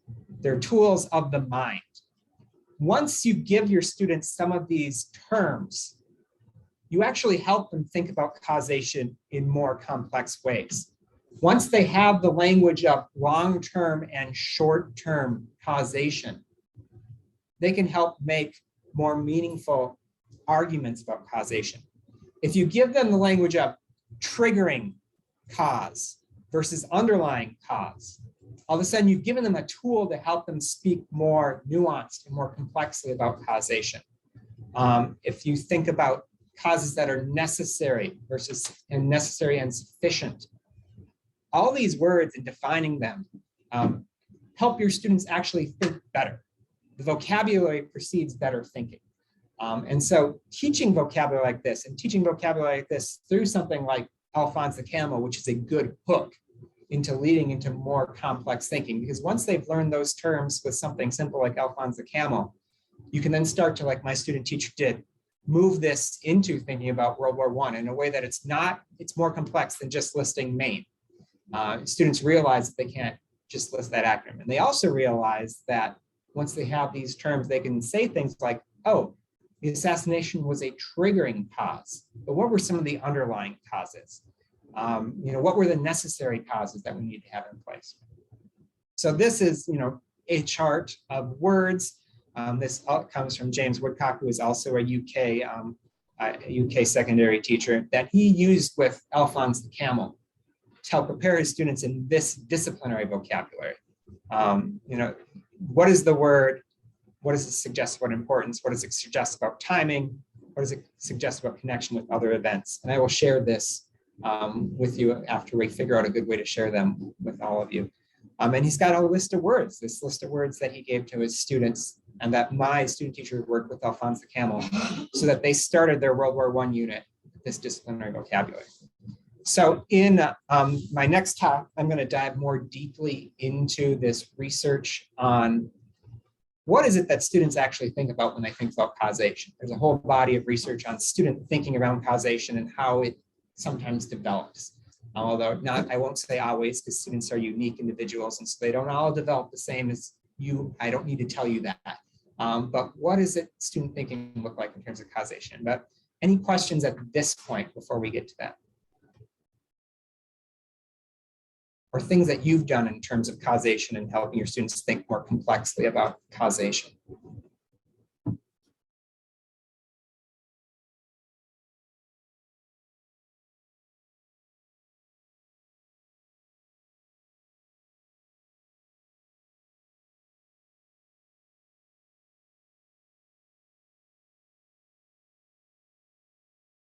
Yeah.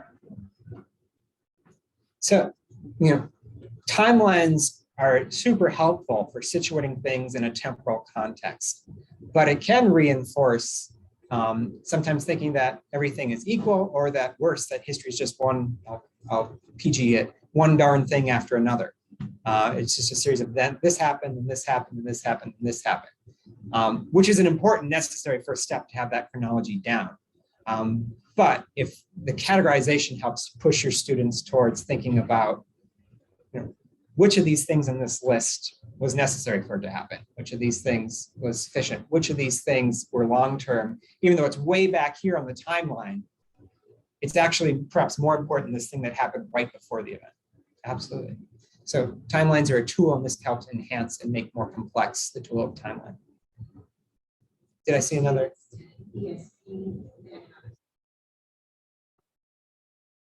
Yeah, so that's a kind of vocabulary, a categorization scheme that you are providing for your students in terms of causation. Let's look at ESP as that acronym. So you provided that mind tool of, I've given you some language for categorizing causation that can help you think more complexly about some of these underlying or more long-term causes. Absolutely. Acronyms like that are really helpful for that. How many of you have taught sort of disciplinary vocabulary around causation to your students directly? This is vocabulary that's really important, but like I said, when we think of vocabulary, we, and particularly our students, tend to think of the bold words and things that have one set definition. And this is a new way of thinking about vocabulary with your students as mind tools, as beginning to speak like historians speak. And introducing that vocabulary, you know, it's pretty remarkable. It helps enable thinking that wasn't enabled before. Until you have the vocabulary, you can't think in that way about causation. Right, so we're going to look more at that in my next talk with that. But I think at this point, it's lunchtime, if I'm correct. So I don't want to keep you away from food, which I know is an important part of the day. So yeah.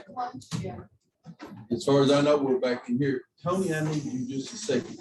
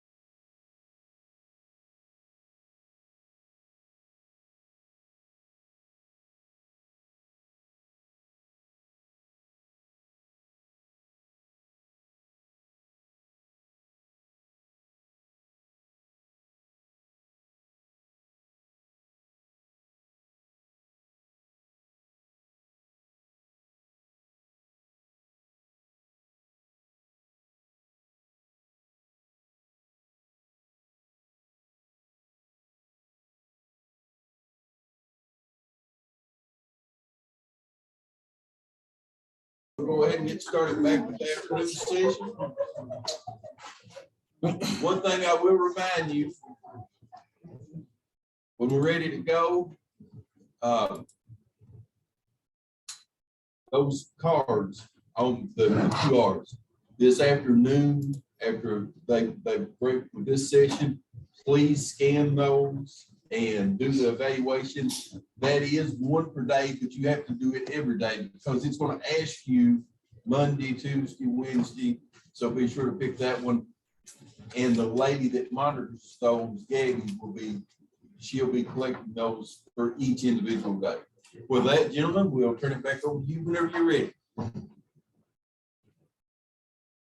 right, well, good afternoon. Welcome back. As we get started in the afternoon session, I'll be kicking things off for this session. And I went ahead and tried to get some resources out there to you. The really nice giant Post-it notes, which I'm not used to working with. Typically, on a normal day for me, it's grab the butcher block rolls. I don't know if you have that, but that's usually what we'll use. There's markers there, and there should be enough of these giant Post-its for all of the participants, for each of you to have one Post-it note and one marker. And we'll be using those as we work our way through this lesson. But what we're looking at here, I'm sort of transitioning out of World War I and into the interwar period between the wars. And I think that it's a really good session to kind of pick up on following Jared's great session right before lunch, where he's talking about the idea of causation. And that, I think, is really the theme of what we're going to be looking at here. And I think that what we'll find is that the main point of this lesson is helping to understand with a little bit more detail and depth the process to end World War I and how that process might have actually created an environment where, despite its efforts to try to create an atmosphere where another war like this could never happen again, may have actually worked contrary to that and actually created an environment where a World War II was something that was just a snowball's roll away. And so that's what we're going to look at here. The star of this lesson is Wilson's 14 points, but we will end the lesson by talking about the way in which we compare Wilson's 14 points. Oh my God, my legs hurt. Actual peace I do treaty too. that emerges from Versailles in 1919. Now, right off the bat, I do want to make clear that this lesson, as I use it in class, this is not a single day lesson. This is at least, I can usually get it done in 2, but it depends on the classes that you have. If you're teaching an advanced class, an AP class or dual credit class or something like that, you might be able to shorten it down a little bit. But for my classes, it's usually a 2-day. Now, when we get started, before we get into anything else, I like to make sure that we begin, and I do the same thing with the students, with context. I think that's important to understand. So I'm going to put some information up here on the slide. What we're looking at here is the overall impact. So we've gotten through the war, the armistice has been signed, and we're gathering in Paris for the peace conference. Sort of looking at the impact of the war on some of the characters involved. And I usually try to start with the United States, and we're looking at some numbers here. The total number of troops who are mobilized in the conflict is 4.7 million. Those who are killed is 116,516. One of the things that's sort of a local connection, I always try to bring in some local history whenever I can. But my little town of Frankton, Indiana, population maybe 2,000, I don't know. But we have a pretty small town. We actually have a headstone that's dedicated to a young lady named May Berry. That's who our local Legion chapter is named after. And based on the records that we can find, she's the first American woman to be killed in World War I. She's a nurse. She dies from disease while she's over there, but more than likely she's probably buried over there, but we have a headstone for her. Total casualties, though, 320,000. Not really seeing any fighting on American soil. So I like to throw that up there. Number one, to just acknowledge the fact that there is loss here, even though the direct American involvement is, comparatively short to the other countries in Europe, there is certainly loss. But then what I like to do is bring up a country like France and compare the two. All right, total mobilized 4.7 is compared to 8.4. Total killed 116,000 compared to 1.3 million. Casualties 320,000 compared to 6.1 million. And then, just the impacts of the battles themselves, that just in France alone, 35,000 roads, 2,000 bridges, 3,000 railroads are all destroyed. And that running throughout France is roughly 35,000 miles of trench. All right, thinking about just the impact that that's going to have well beyond the war, all of those things combined to trying to bring back any sort of semblance of normalcy, just to throw the difficulty in the rebuilding process really into light. What I like to do, though, is putting this information up there is to ask the students this question. I'm going to ask you the same, and I'd love for some of you to offer some responses. But now that the war is coming to an end and these countries are coming together in Paris for the peace conference, how might these realities affect the goals of these countries at the end of the war? So think about that for a second, and I'd love to get some of your thoughts and answer to this question. Obviously, you're coming into this with a bit more context than our students would, but what do you think, or what do you envision maybe some student answers to this would be?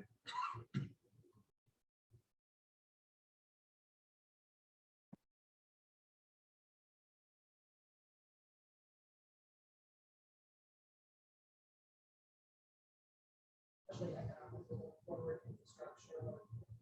So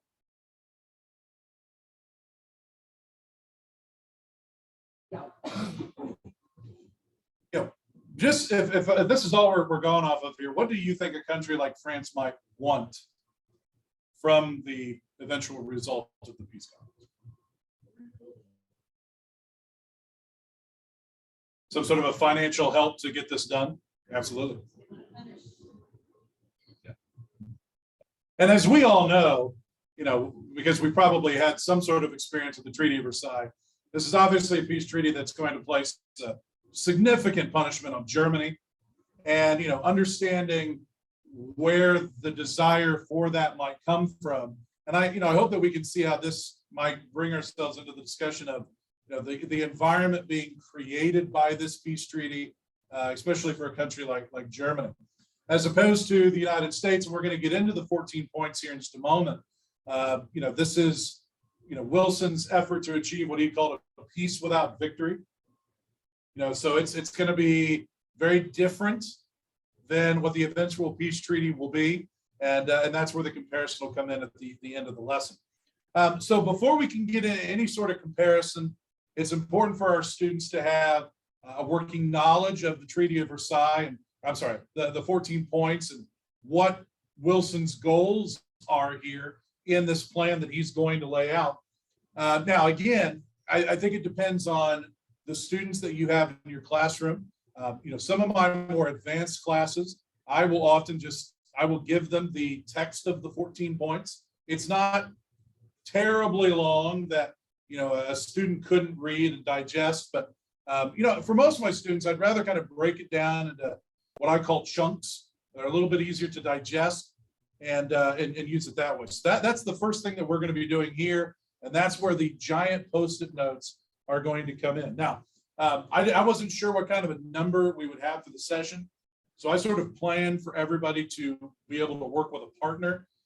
We don't have the numbers for that. I think we have 19 in here.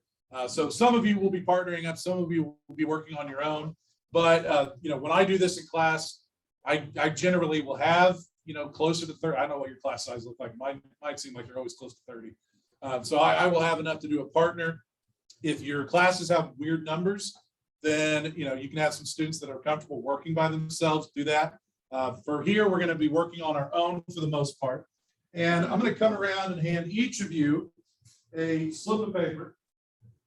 And on each of these slips is one of the 14 points.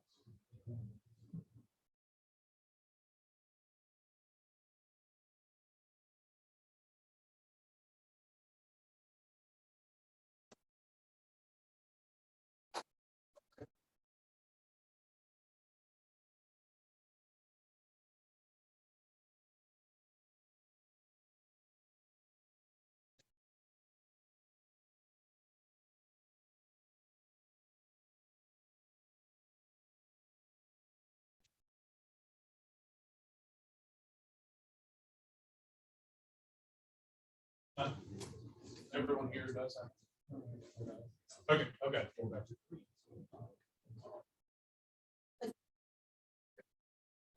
Oh, wait, no, yeah, there should be 14 slips. So some of you that don't have a slip, you'll partner up with somebody who does. Yeah. I can count 19 to 14 or not. Hopefully everybody has a slip or you have somebody that you can partner with for that slip. Okay. All right, so what we're going to do here, like I said, these are our chunks. And what I've given you on this, some of you have slips that are a little bit longer than others. Tony here has got the rather large chunk. Yeah. But you know, you can think about that. You know your students, and there may be some students who can digest a little bit bigger of a chunk than others. But in that chunk is the actual wording from the Wilson plan. And what we want to do is we want to make that, we want to translate that into our own words into a summary. And so what I'm going to be asking you to do first is to read it carefully. And then in the space to the right, I'm going to ask for you to translate into a maximum of 10 words. All right, that's going to be easier to do than others, but I do not want you to go beyond 10 words as you break these down. Once we're done with that and we have that written down, then we're going to be transferring those 10 words or less to our butcher block Post-it notes. And I'll be asking for you to share what those words were. And while you're working through this, Jared and I are going to come around. I'm going to hand you the larger form, which actually has all the chunks on it. And that way you'll be able to see what the actual wording was. So again, read it, summarize it into your own words. And then when you're good, you can go ahead and transfer your summary to the Post-it note and be ready to present that here in just a few moments.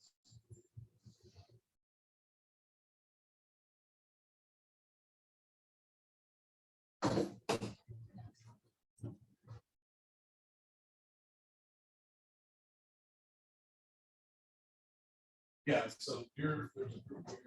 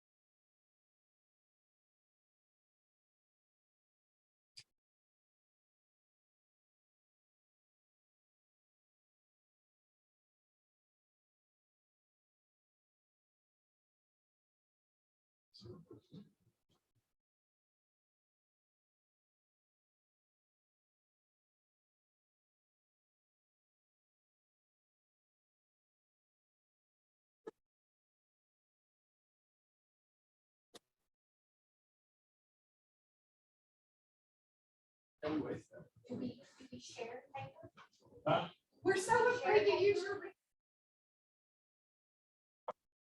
Think that we can put them up here on the wall and people can read it. And yet we all Right have there. PSC, and we're like, are you sure we don't? It's perfectly put it fine. on the corner? Because There you go.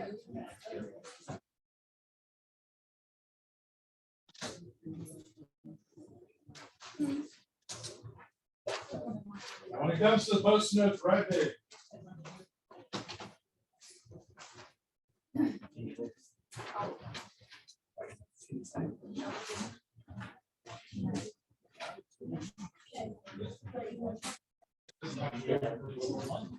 Just your 10 words or less. Get the hard one at that point. You're just doing yours. Eventually. Yeah, eventually. But the Post-it notes just for your job.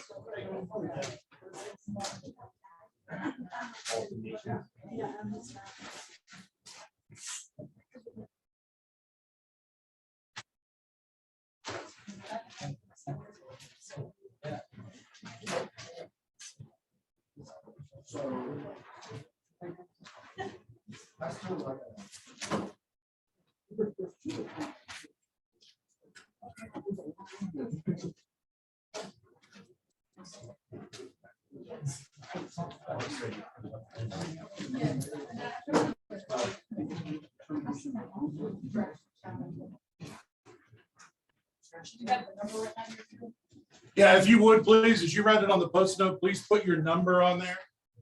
Like I said, right big enough that we can see from a distance.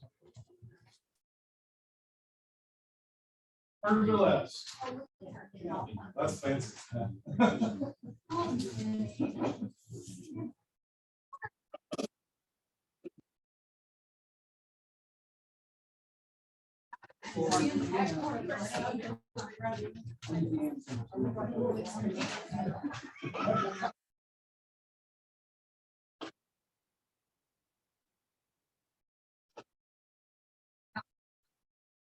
Well, a bit. Right now. Yeah, once you you're right up there, make sure you include your number. I'll put ours beside it so we can point out what it is.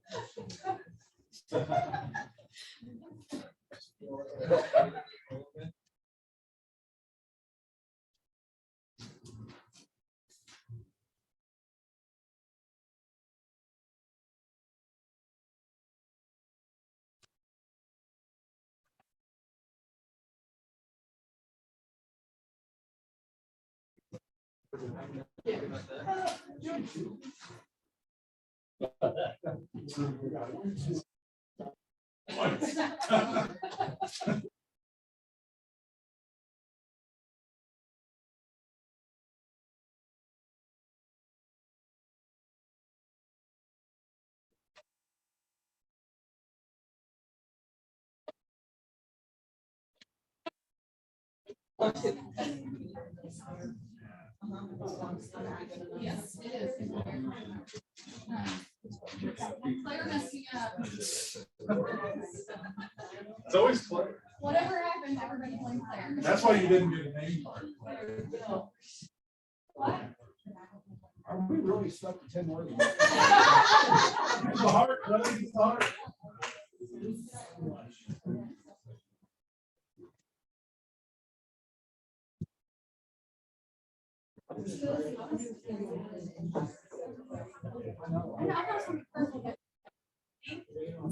If you were to do something like this, split that. But it's one point. So I generally think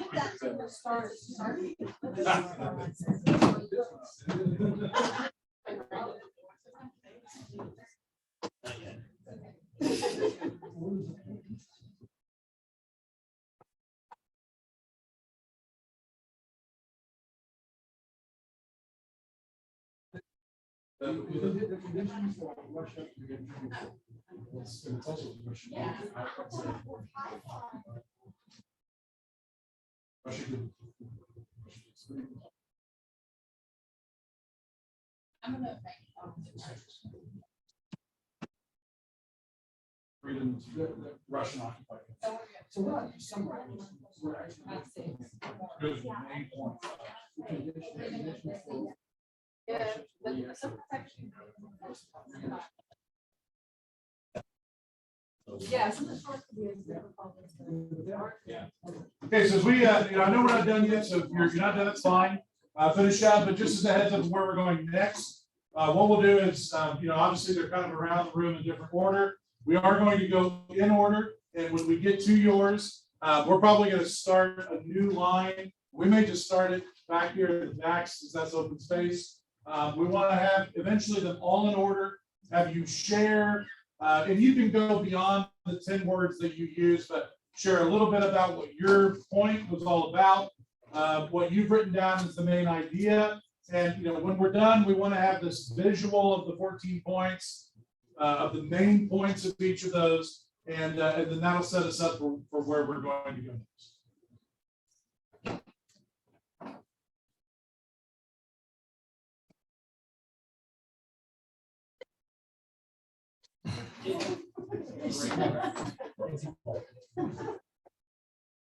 Those of you that are tuning in through Zoom, I apologize. This doesn't translate necessarily super well to Zoom, but if you have questions, feel free to ask, and I can either get back to you when we're done with this session, or I can respond via email.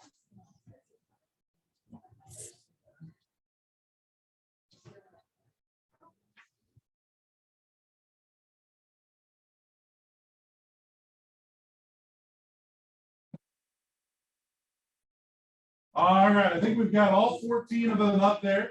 And I do appreciate everybody, I know some of you have much longer chunks than others, but I appreciate that. But just kind of looking around, it looks like we've got some great main points here, and I want you to be able to share it a little bit. Now, before I turn things over to you, you'll note that I came around, Jared came around and gave you a packet. Now, what I would want to do with my students, I don't want to give them that whole packet right at the start. I'm going to give them just that slip of paper. I'm going to have them work with just that one chunk, and we're going to put the like I said, for us, it's butcher block, and have that taped up to the wall. Then as we get ready to present, then I'm going to give them, all of the chunks together. And what I want them to do is either write down what they're seeing in the visual, or if they want to translate it again into their own words, that's fine. But I want them to have the main points in each of the boxes, so that by the time we're done going through these, they have a main point version of the 14 points. Right? So if you don't want to fill that in, that's fine. If you do, that's great too. But there's a clean copy of the slips of the handout that I've given you, all in the folder that I shared with you this morning. So let's start with one. We're gonna roll through this fairly quickly. You know your number and when you're up. So if you would grab your number, share it with us, and then we're gonna start. Or we're gonna kind of just wrap around the back of the wall back there. So looking for number one. All right. Okay, so you just want me to read my first All right, if you want to pull it down, just kind of hold it in front of you and talk to us about what yours was and what main point you've given up, and then we'll add it to the wall and back. Okay, so I had number one, and I said, don't be sneaky, no side goods on Front Street, thanks, because they said be diplomatic and nice about it. It was almost perfect.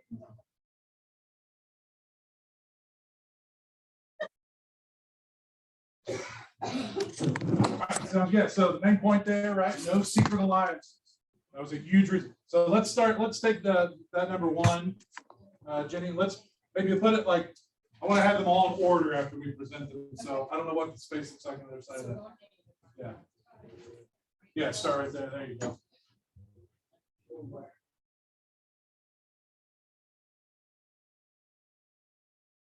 We're ready for point number two. The second one, he said more of the singers outside territorial waters, and I really wanted to put the rest of it, but because I think it's kind of important for the students, but that's only true when, as long as it doesn't involve any international action or covenants that have been made. So. Okay. Number three. Remove economic barriers to create equitable trade.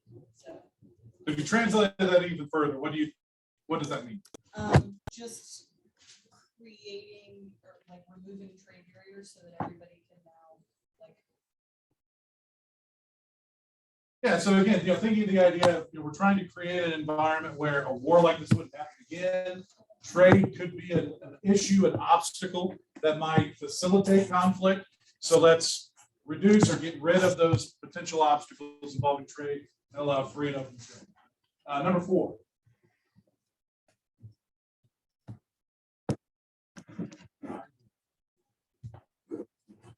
Oh, right here.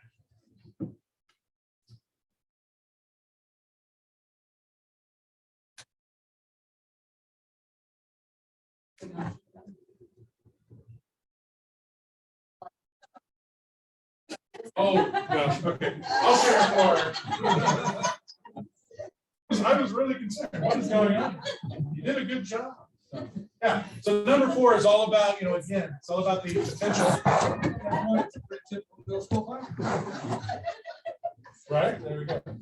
Okay, so point number four is all about, again, possibly reducing an obstacle, that there's maybe too many weapons around the world, so we're going to limit the amount of arms that we have to what is only necessary for defense. All right, looking for number five. Be fair, open-minded, do the right thing. president. I was like trying to put it in like. All right, 6. The conditions for Russia re-entering society.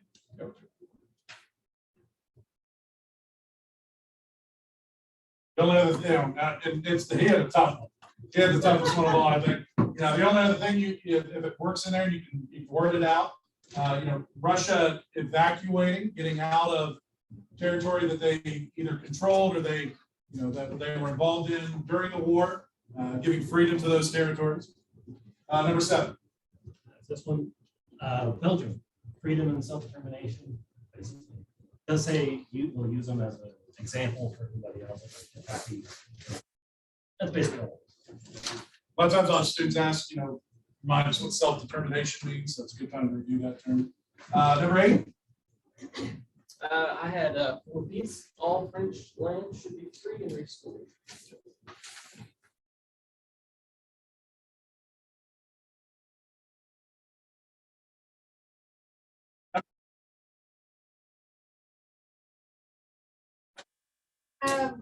It'll,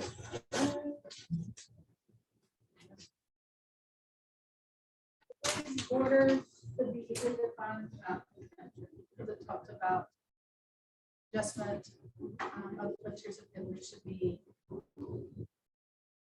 along clearly recognizable land.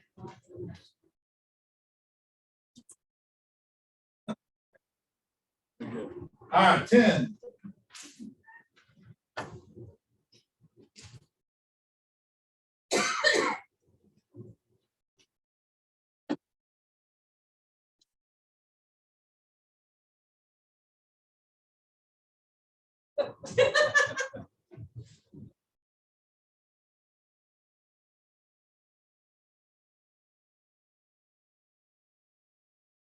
To show the people, the different ethnic groups within Austria-Hungary, making sure that they have a chance to enjoy some level of freedom. Okay. Number 11.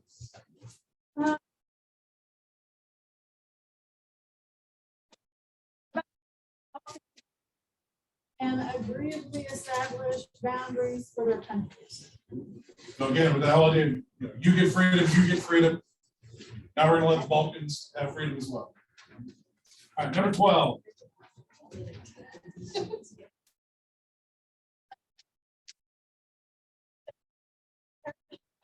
Sovereignty is assured and self-determination of basically all the other ethnic groups that are in the Ottoman Empire. So we put Ottoman Empire, but really that's should be ethnic groups that are within the Ottoman Empire, and then the freedom of the seas. 13. Last but not least, in Europe, Poland should be an independent and internationally recognized nation that should have access to the seas and recognized by the. Please. And I'm sorry, I broke bread. Didn't do my. Oh, you're fine. You're fine. Nation association to help guide each other.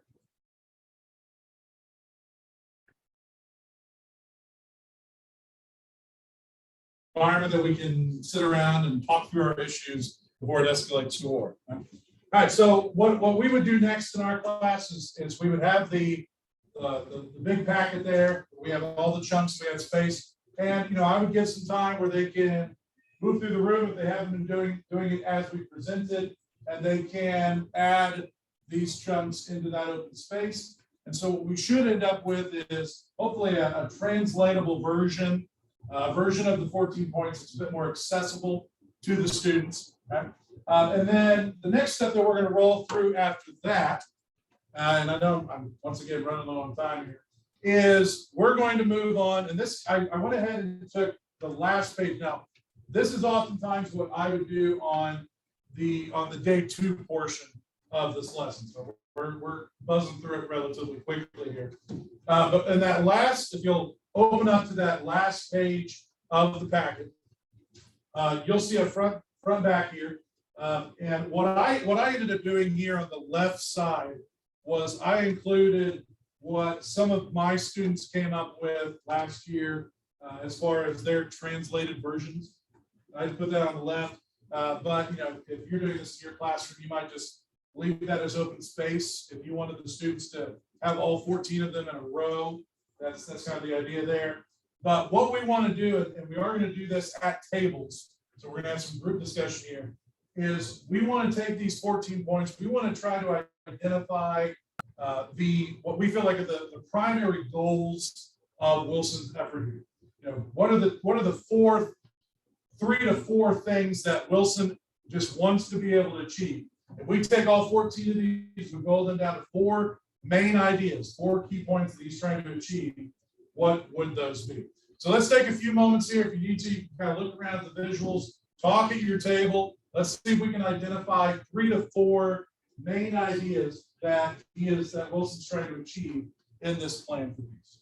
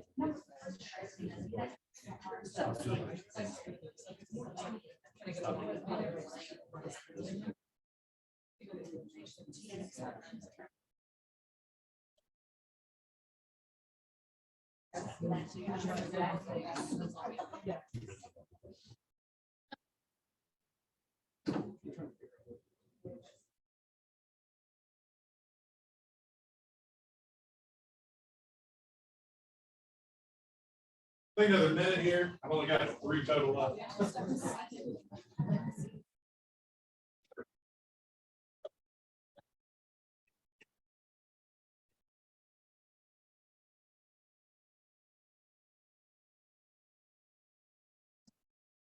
Let's try to wrap things up here. Just for whatever table wants to throw things out there, but let's see if we can identify maybe 3 what we felt like were 3 main goals that Wilson's trying to achieve here. What was one from any of the tables? So giving countries, especially groups within Europe, an opportunity to govern themselves. That Serbia for Serbians, that kind of idea. Okay. What would be another? Economic opportunity and freedom. Okay. Third one. Open communication between the countries. Were there any others that you and your group came up with?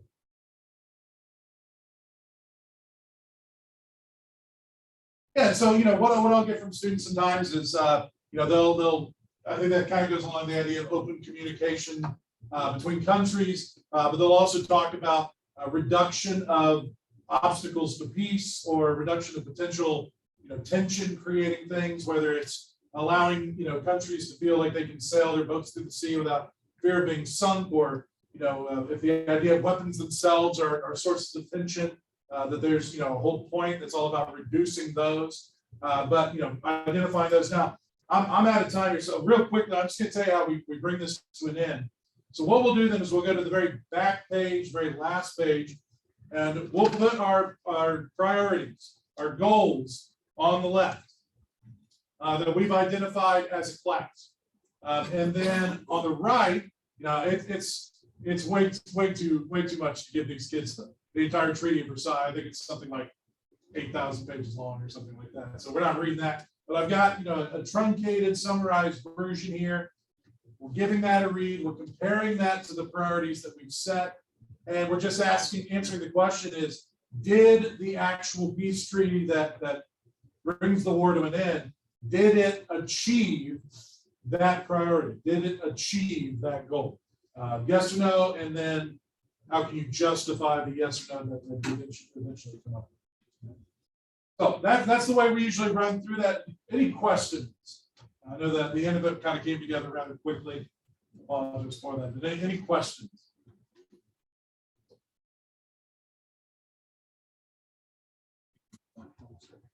Nothing online except I messed up. I posted the wrong avail. Anybody in here that catches it into the chat, I posted the achieve avail in sign in. So do not do the first one, do the second one.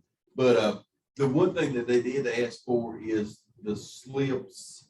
And I put that those were in the folder that you had this morning. Yeah, they're in the folder. And then some of the responses to the slips. So maybe at the next break or something, you take the computer around and just show some of these responses. All right, well, I appreciate it. Like I said, everything that I've given you, the slips, the handout packet that I gave you, all of that is up there. You can edit it, tweak it if it's usable for any of you on that folder that I shared this morning. With that said, my time is up. I'm going to turn things back over to Ben and move on to his part of the discussion.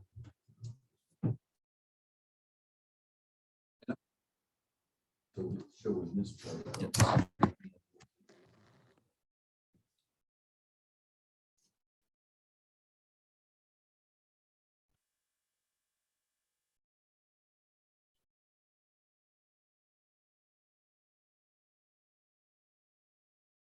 Let's get to the folder.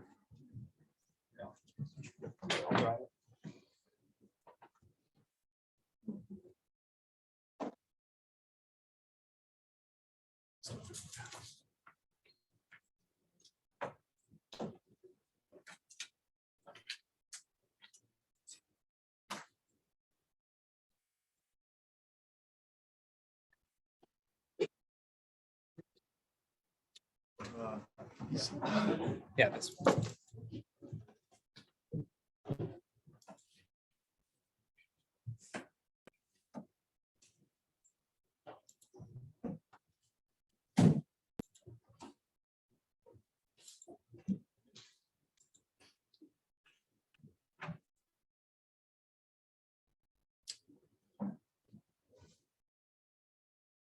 Perfect.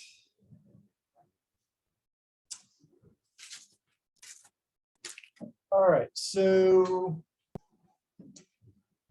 this is a perfect segue for what I'm doing. Kevin just talked about Wilson's 14 points and the Versailles Treaty, and the big questions confronting American people after World War I was, how can we not do that again? World War I was so monumental, it was so new and different compared to the wars that had come before, so horrifying in its impact, that the majority of American people and European people were interested in figuring out a way to make this not to ever happen again. So the question that I would ask you before I start talking, write it down, and I want you to ask it to your students. Does history teach us that war is preventable or inevitable? Does history teach us that war is preventable or inevitable?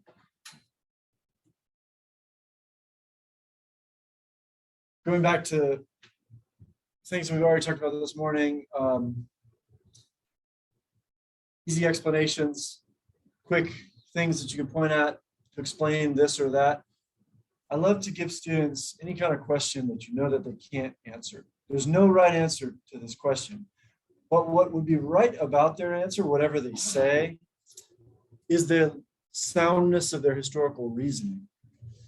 So if one were to argue that history teaches us that war is preventable, why do you think that? What sort of evidence do you think that? But this goes straight to the heart of our most basic core human values. How can we live in a peaceful world? How can we create a world that is ordered? The second question that you can write down, that you can ask for your question, again, there's a question your students, there's no right answer, but it's really worth considering when we talk about why we're doing what we're doing, which is, what is the subject of history? What is the subject of history? That's the concise version. A slightly longer version is, why do we focus on what we focus on when we tell the historical story? A slightly longer version of that is, we talked about this a little bit earlier this morning, why do we tend to focus on the stuff that went wrong or that went poorly?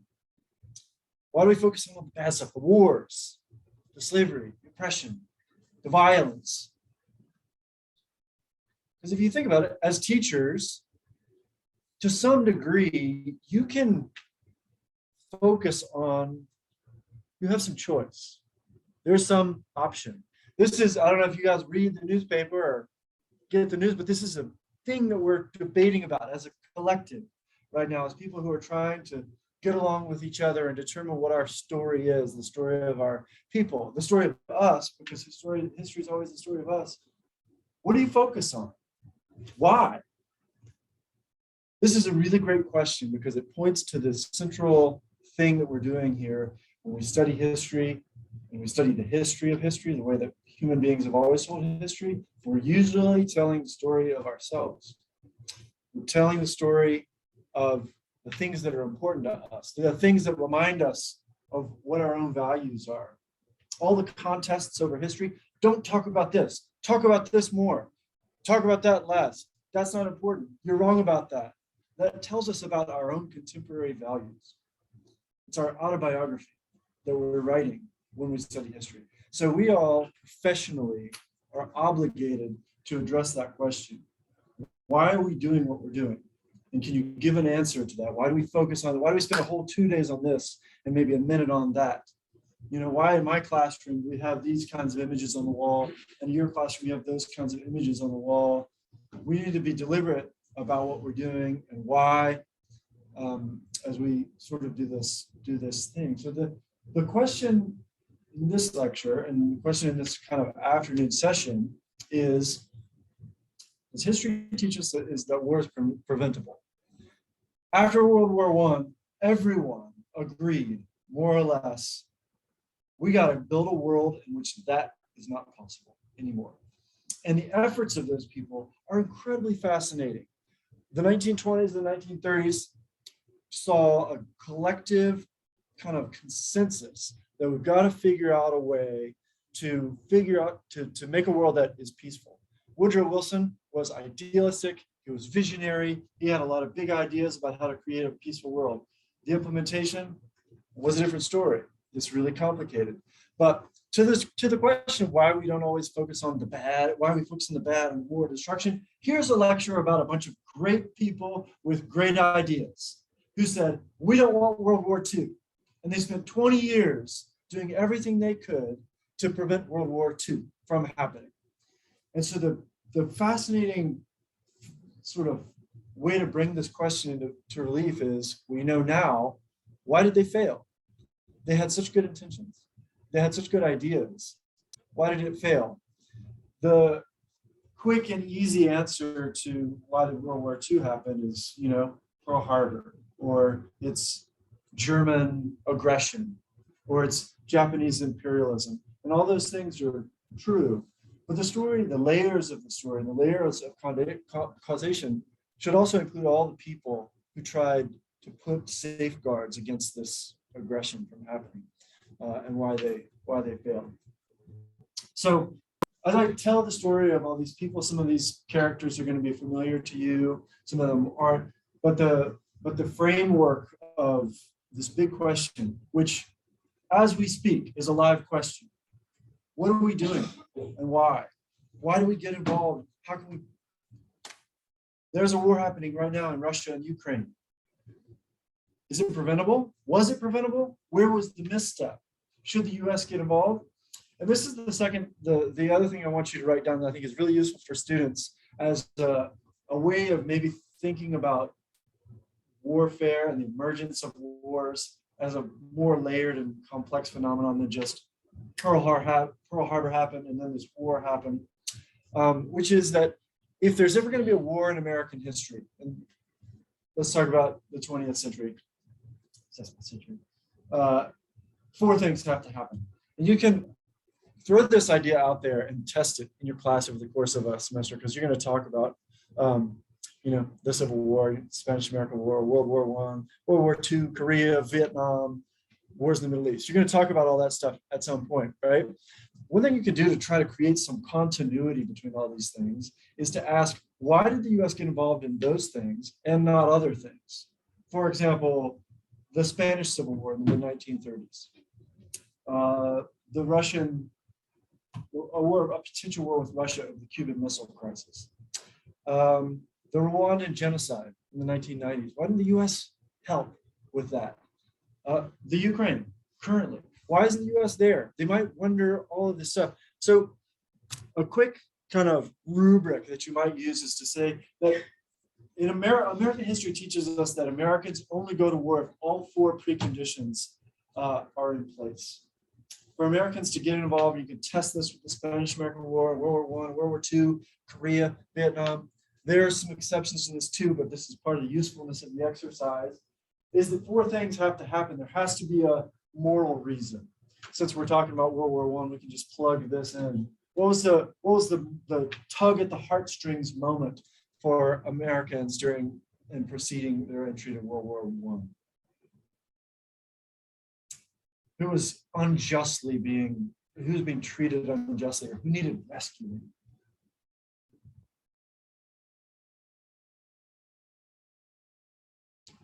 Who was being conquered by German brutes, for example?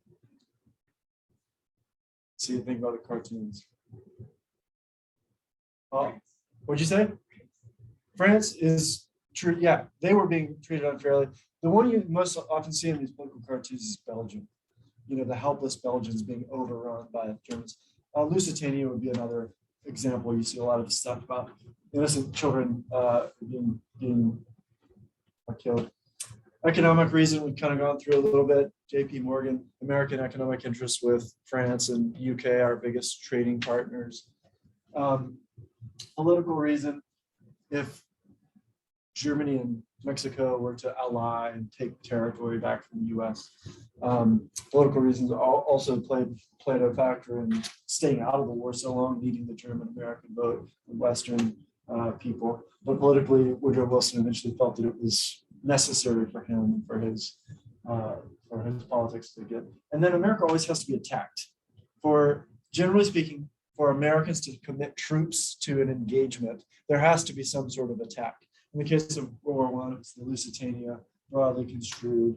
The Zimmerman telegram you could kind of think of as a potential attack. But anyways, if you kind of set this up as a chart and return to it throughout the 20th century, as you start with the Spanish-American War and go to the present, and students might say, why do we go to war sometimes and not go to war other times? This is a useful kind of theory. But again, it's just a theory. It's not like all historical things. There are always conditions, qualifications. There are contingencies that have to sort of be in place. But generally speaking, this is kind of a useful framework to see. But again, especially now as we're living through a moment where there's a lot of people saying, why can't we save the Ukraine? Why can't we stop this from happening? We obviously if you starting with the League of Nations and the Versailles Treaty and the 14 points, America's always been more or less committed to the idea of self-determination, right? Well, there's a lot of examples in the 20th century where it was never really feasible for America or American national interest to become involved in protecting the self-determination in other places. Other factors have to be involved. So after World War II, Versailles Treaty is enacted, which is the first main effort to try to prevent another war. Of course, we know now that this sowed the seeds of what would become the Second World War, but it was an effort towards peace. Woodrow Wilson and those at Versailles wanted to try to create a peace. Adolf Hitler and others in Germany began to resist this almost immediately. They felt it was a vengeful peace. And as he did, and as the beginnings of the foment in Germany began to happen, that would culminate in World War II, people in America and in Western Europe were trying to create a world that was peaceful. Pacifism became the rule of the day. Suffragists, women suffragists had been arguing for 50 years before 1919 that one of the reasons you need to give women the vote is because women are more moral than men. They said, we're not going to start all these wars. We're not going to, you need to let us involved in these questions of power. And so one of their first priorities, one of women's first priorities after they gained the right to vote was to work for peace. Groups like the Women's International League for Peace and Freedom were among the first people to collectively organize and advocate for peace. The members of the Women's International League for Peace and Freedom pointed to the carnage of World War I, which was somewhere on the order of 15 to 20 million casualties, of which the Americans suffered relatively little, but a lot of carnage, as evidence that war was futile for solving actual problems, international problems in the world. And it wasn't necessary. The Women's International League for Peace and Freedom were among the first to say that the Versailles Treaty was revenge. They said that's not a peace treaty, that's recrimination, and would probably lead to another war. But their main idea, the Women's International League for Peace and Freedom, their main idea was their critique of what they called economic imperialism. They said economic imperialism is really, if you want to explain how wars happen, it's because countries want other countries' stuff for their own economic benefit. They pointed to US interventions in Latin America, European interventions in Africa and Southeast Asia. And they said, if you really want to follow the lines here, they're protecting business interests in their own countries. They argued that the best way to prevent another war was to look for the economic causes of war and start to build restrictions there. We'll come back to that in a minute when we talk about the NCHE committee. Another group that advocated for peace was the Women's Peace Union. And their idea was we need a constitutional amendment that would mandate a referendum for war. They said, if the government is going to declare a war, they need to ask permission of the people who are going to do the dying first. The Women's Peace Union said a lot of distant policymakers in Washington, D.C., wearing suits, who also own businesses a lot of times, are making decisions that primarily benefit themselves, but it's regular, ordinary folks who are doing the fighting and dying. So they argued the peaceful thing to do would be to get everybody to agree upon these things first.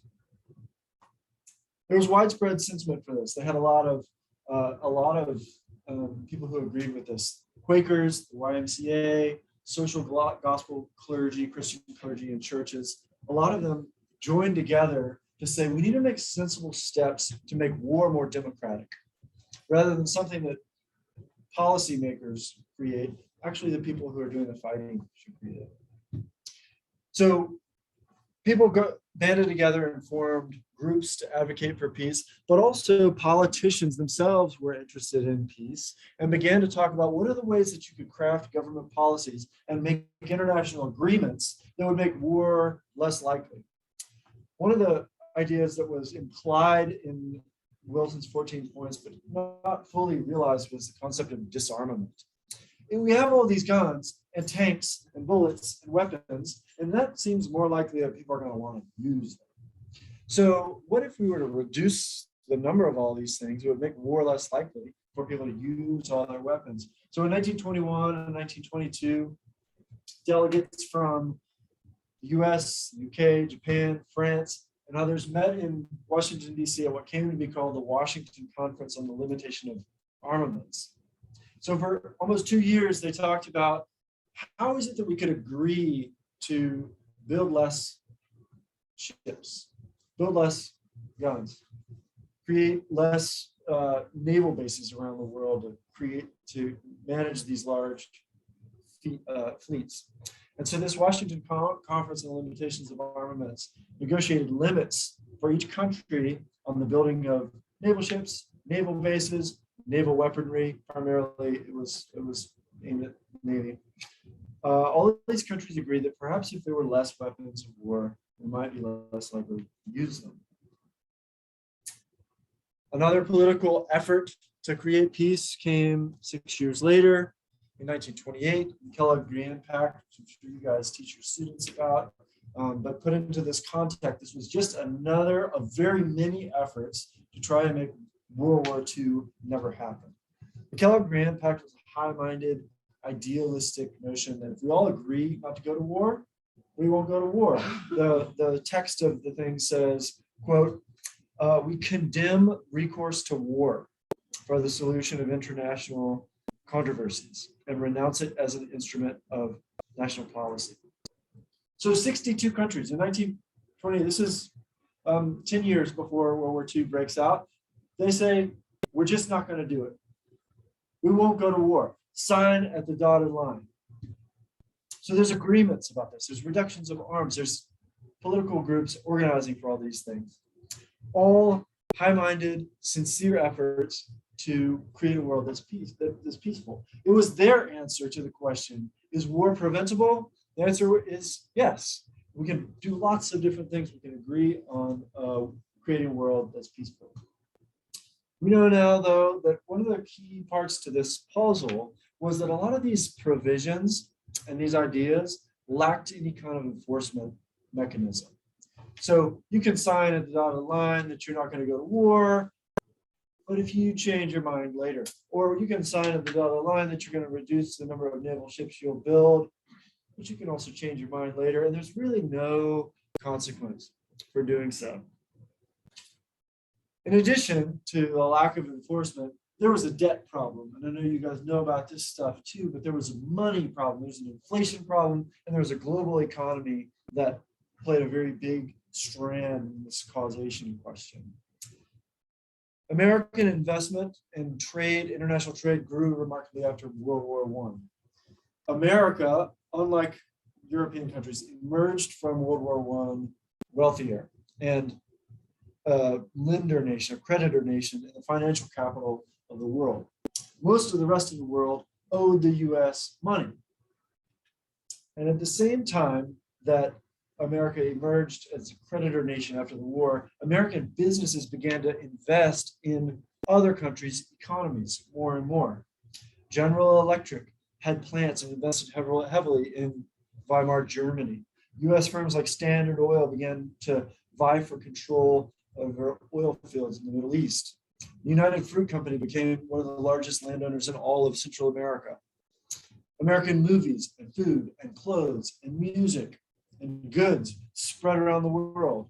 And many of them felt that this global consumer market would be something that would create peace in the world. A lot of Europeans, though, saw this as a kind of imbalance, that America was prospering as a result of World War I. Think about the 1920s and the Roaring 20s. This is a story we tell about America. It's not the story they told in Germany or even in most of European countries. These countries had been stricken by World War I. America, which came late and suffered relatively little, prospered the most. There was a resentment, there was an imbalance, there was a sense in which Americans were profiting. In addition, European nations owed American bondholders, banks, and the government something like $10 billion, which was a lot of money. Germany in particular was part of this story. So remember the $33 billion that was levied to Germany, that Germany owed from the reparations portion of the Versailles Treaty. Well, Germany's economy in the 1920s was racked by inflation, unemployment. economic disorder. And so in the mid 1920s, Germany began to default on some of their payments back to the US and to other countries. And this was a problem because Germany couldn't really pay and these other countries needed their money back. So this guy, Charles Dawes, stepped in to craft some sort of compromise to help everyone both repay and get repaid. And the Dawes plan did a couple of things to try and sort of smooth over the situation. The first was that it reduced Germany's payment, like the amount of the monthly payment that Germany made. They did this by extending the repayment period, and also by loaning more money to Germany. Need help paying us back? Here's some more money. We put a little interest on that too, but like, this is going to help smooth over this debt crisis that we have. In addition, the Americans forgave a lot of the other Allied debt obligations, particularly in France and the UK, cutting it about in half. But at the end of the day, when the world economy collapsed in late 1929, the debtors had only paid back about $2.5 billion of the $10 billion they still owed to the US. They defaulted the rest. This resulted in more bad blood between Americans and Europeans, as well as a series of tariff wars that deepened the economic problems caused by the Great Depression. So there's a big layer of economic causation here about why peace was difficult to achieve in the 1930s and 40s. All of this economic and political situation led most Americans to describe themselves as isolationists. Most Americans said, all this stuff seems like European problems.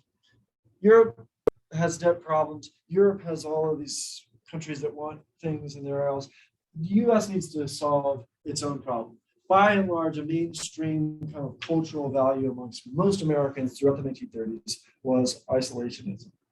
Global affairs were too messy, as we saw with World War I and the Versailles Treaty, too far removed from what most Americans conceived of their own day-to-day lives and their own interests. And they believe that Americans should focus on their own problems. Isolationist sentiment, generally speaking, included a kind of abhorrence of war, a fear of what had happened in World War I happening again and bigger, a priority of America's freedom of action in international relations and global trade. Furthermore, isolationism was something that cut across political lines. Republicans and Democrats, liberals and conservatives, immigrants, native-born white Americans who usually disagreed on stuff, all had different reasons for wanting to stay out of international conflicts. Liberal Americans believed that war damages reform movements, that war dangerously expands presidential power. Conservative people felt isolationist because war tends to increase taxes and increases executive power, decreases limits on executive authority. Isolationism was strongest in the Midwest, particularly amongst German immigrants, but it was a widespread sentiment that cut across socioeconomic and political party lines. A lot of people in the US believed, along with the Women's International League for Peace and Freedom, that business interests, economic interests, follow the money. This can help us explain why wars happen. And so the Women's International League for Peace and Freedom had an advocate in Congress, this guy named Gerald P. Nye. From 1934 to 1936, Nye had a subcommittee that had subpoena powers and could subpoena corporate executives and business leaders to question them on the ways in which they may or may not have profited from World War I. So the Nye Committee subpoenaed business leaders, munitions makers, military contractors, heavy equipment manufacturers, trying to figure out, can we prove the ways in which war is profitable in companies? Because if we can, maybe that can help us understand how to prevent it. He never could prove that munitions makers dragged America into war, but he did find that Americans and American businesses had very significant interests in Nazi Germany, fascist Italy, Imperial Japan. Companies like General Motors, Standard Oil, DuPont had major contracts with Nazi Germany. Italy was one of the major buyers of American petroleum and copper and steel. Under investigation from the NCHE committee, one American businessman said, quote, "We do not inquire about the uses of these products. We're just interested in selling them." And so there was a conflict here. This was a conflict nobody could figure out, still can't exactly. A market economy demands products and consumers. International relations creates a complicated relationship between companies and their consumers. In this case, American companies were doing what companies do. We make stuff and we sell it. We're not in the business of politics. We're not in the business of preventing world war. So if Germans want to buy our oil or our steel or our glass, we sell it to them. This wasn't that controversial of a position, but it was very much a historical factor that led to an interconnectedness problem. And it also led to the building of the German war machine with American wealth. Same story with Japan, same story with Italy. Americans wanted to stay out of the conflicts in Europe, but they couldn't because they were interconnected. Business interests made that really difficult. The president, FDR, had an idea to try to create a moral embargo, not doing business with fascist countries, but his citizens who owned businesses and also voted didn't like that idea. Americans have never, you may have noticed this, Americans have never liked the government interfering with business, right? It's like a kind of central thread of American identity. We get to have a free market. This, of course, is a long and complicated story, but for FDR to say, oh, so I know you do a bunch of business over here, but you can't anymore because we don't like their ideas. Never happened, never took off. What he was able to pass, though, was a series of neutrality acts aimed at preventing the kind of interwoven alliances that led to World War I. Seeing the rise of fascism in Europe, particularly in Italy and in Germany, and considering that the ways that that might lead to conflicts as these countries try to expand, Congress passed 3 acts in the mid-1930s intended to keep America out of World War II or out of what might have evolved into a European conflict. So these happened in 1935, 1936, and 1937.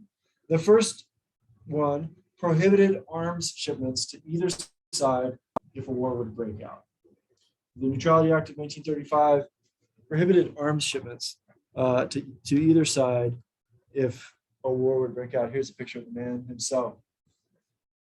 So again, these guys were studying their history of 1914, 15, 16. Before America was involved in World War I, what you saw was an increasingly interconnected situation as America sells weapons to the French and to the British. The Neutrality Act of 1935 says, we're not making that mistake again. Same with the next year. The Neutrality Act of 1936 forbids any kind of loans to belligerent countries.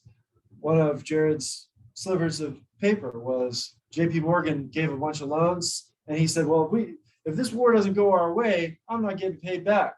And so Congress, FDR, in 1936 said, we're not doing that again. We need to stay out of war. That's the priority. In 1937, a year later, again, as Germany seemed more and more to be building its war state and expansionist desires, in 1937, the Neutrality Act established the cash and carry principle, which is that should a war break out in Europe, any belligerent country involved in this war, wanting to do business with the US, had to pay cash, which is to say they couldn't borrow money from the US that they might not pay back later. They had to pay cash for it, and they had to come get it, carry it away on their own ships. Again, they were studying their history. They were looking at 1914, 15, and 16 when American business got embroiled in debt relationships with warring countries, and also which American ships began to be sunk when they were carrying stuff that would help the British or the French during World War I. So by 1937, you have a situation in which American politicians tried to learn the lesson from World War I and apply them to the laws and policy of the US. So by this point, you've got almost every kind of safeguard you can think of. You've got laws, you've got economic restrictions, you've got political international agreements, you've got groups of citizens making their voices heard, Congress people protesting. World War II, it seemed, was possible to prevent. For his part, FDR was on board with all of this. He participated in World War I, not as a soldier. He was the Assistant Secretary of the Navy.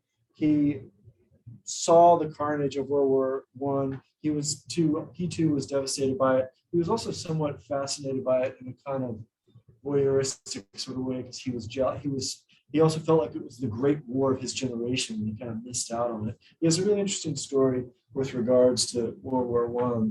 But in the 1930s, he very much was concerned about the rise of fascism in Europe.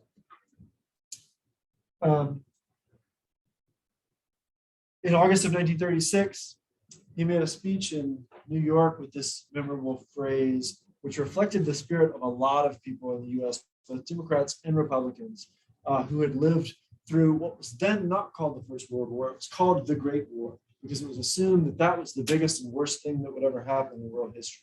That was the Great War. He said in August of 1936, "I've seen war. I've seen blood running from the wounded. I've seen men coughing out their gassed lungs. I've seen the agony of mothers and wives. I hate war." In this, he gave voice to the feelings of a lot of Americans. His 3-time re-election suggests the ways in which I think he tapped into something about the zeitgeist of American people. But at the same time, though, FDR grew increasingly concerned over the 1930s by the aggressive behavior of Germany and Italy and Japan. He called them the three bandit nations. He ordered new warships to be built as part of New Deal programs. He increased the peacetime defense budget, kind of beginning to move away from some of the agreements that the US had already been involved in. After the Munich Conference in 1938, he asked Congress to build up the Air Force. And in 1938, he pressed hard on Congress to defeat yet another bill that would require a national referendum on war. In 1939, he secretly sold 500 bombers to France, despite the Neutrality Act of 1935, for which he had advocated. It's a complicated story. Even as he was secretly selling bombers to France, he said, "This is not our war. We're not going to get involved in it." Shortly after he sold these bombers to France, he advocated for the repeal of the arms embargo, which was his idea to begin with. Well, Congress would repeal it. This is a complicated story in which the layers of power, starting with the American people, moving through Congress, all the way to the present, all had kind of conflicting interests and ideas about what to do with fascism in Europe. FDR was said, when the Congress would repeal the arms embargo, FDR was said to have fumed that you might as well put up statues of some of these isolationist senators and put a swastika on their arms. The story of FDR in the 1930s is a story of somebody who moved gradually, step by step, in fits and starts, in a not completely coherent way, away from isolationism and towards a more interventionist posture. In September of 1939, when war officially broke out in Europe, FDR again called for the repeal of the arms embargo. After a heated debate in November 1939, they finally did lift this arms embargo. All of this to say, the bigger question, the bigger context of trying to understand this or get students to understand this is what kind of context can you put this in order to explain to them why it matters. And for my money, I think students always respond to things that seem to affect them the most readily. And if you might ask them, right now we're living in a world where people are dying in war. All your life, you can say to them, We live in a world in which people are fighting and dying for various political and economic, religious, and ethnic causes. Are we connected to those stories? What's our responsibility in creating a world that is peaceful? As a country, what is America's role in the history of all of these conflicts? Is it possible to create a world that's peaceful? Again, I think the usefulness of a question like, does history teach us that war is preventable or inevitable? The easy answer is war is inevitable, because you look at it everywhere in history. That's like, we're done. But as people who have a future in front of us, is that the future that we want? Is it really so inevitable as to be something that we don't care about, or that we don't study history and think about how it might apply to the world that we live in? The answers are not going to be clear. There is no right answer. And the answer at the end of the day has to be theirs, has to be yours. We all decide on our own what to believe about politics, what we care about, or how to advocate for this or that thing. And so at the end of the day, it's their problem. But it's all of our problem. And it's one that has vexed human beings since they've decided to live together in groups. Okay, that's it for my thing for this afternoon. You guys have any questions about this, or thoughts, feedback, comments, anecdotes, tall tales, gossip, rumors?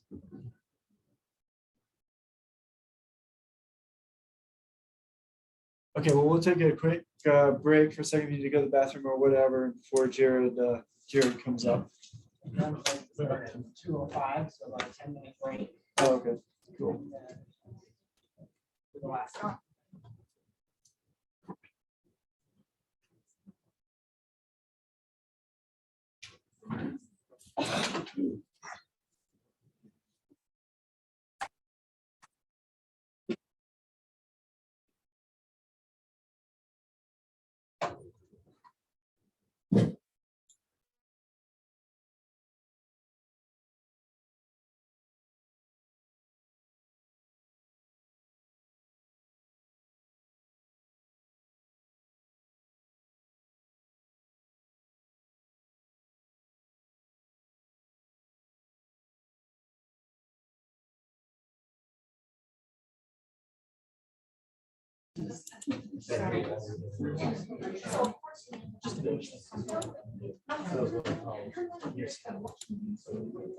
Big state.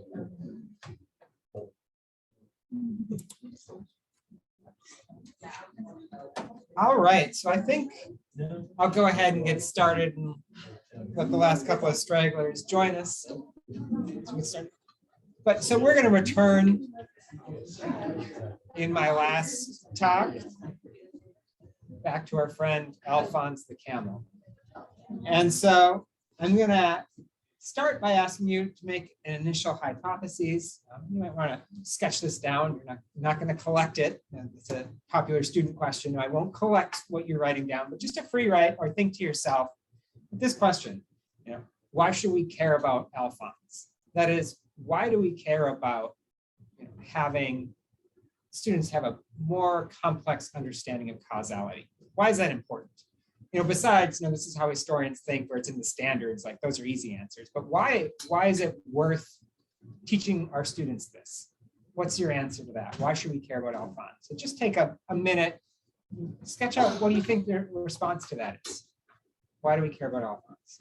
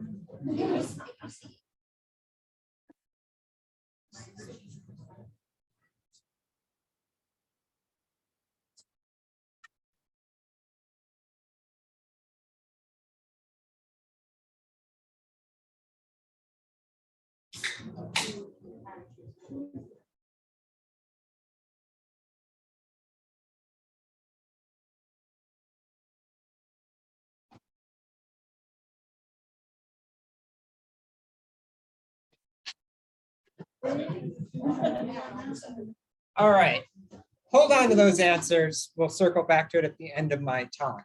Thinking about why is it worth teaching students to think more complexly about causation and causality in history.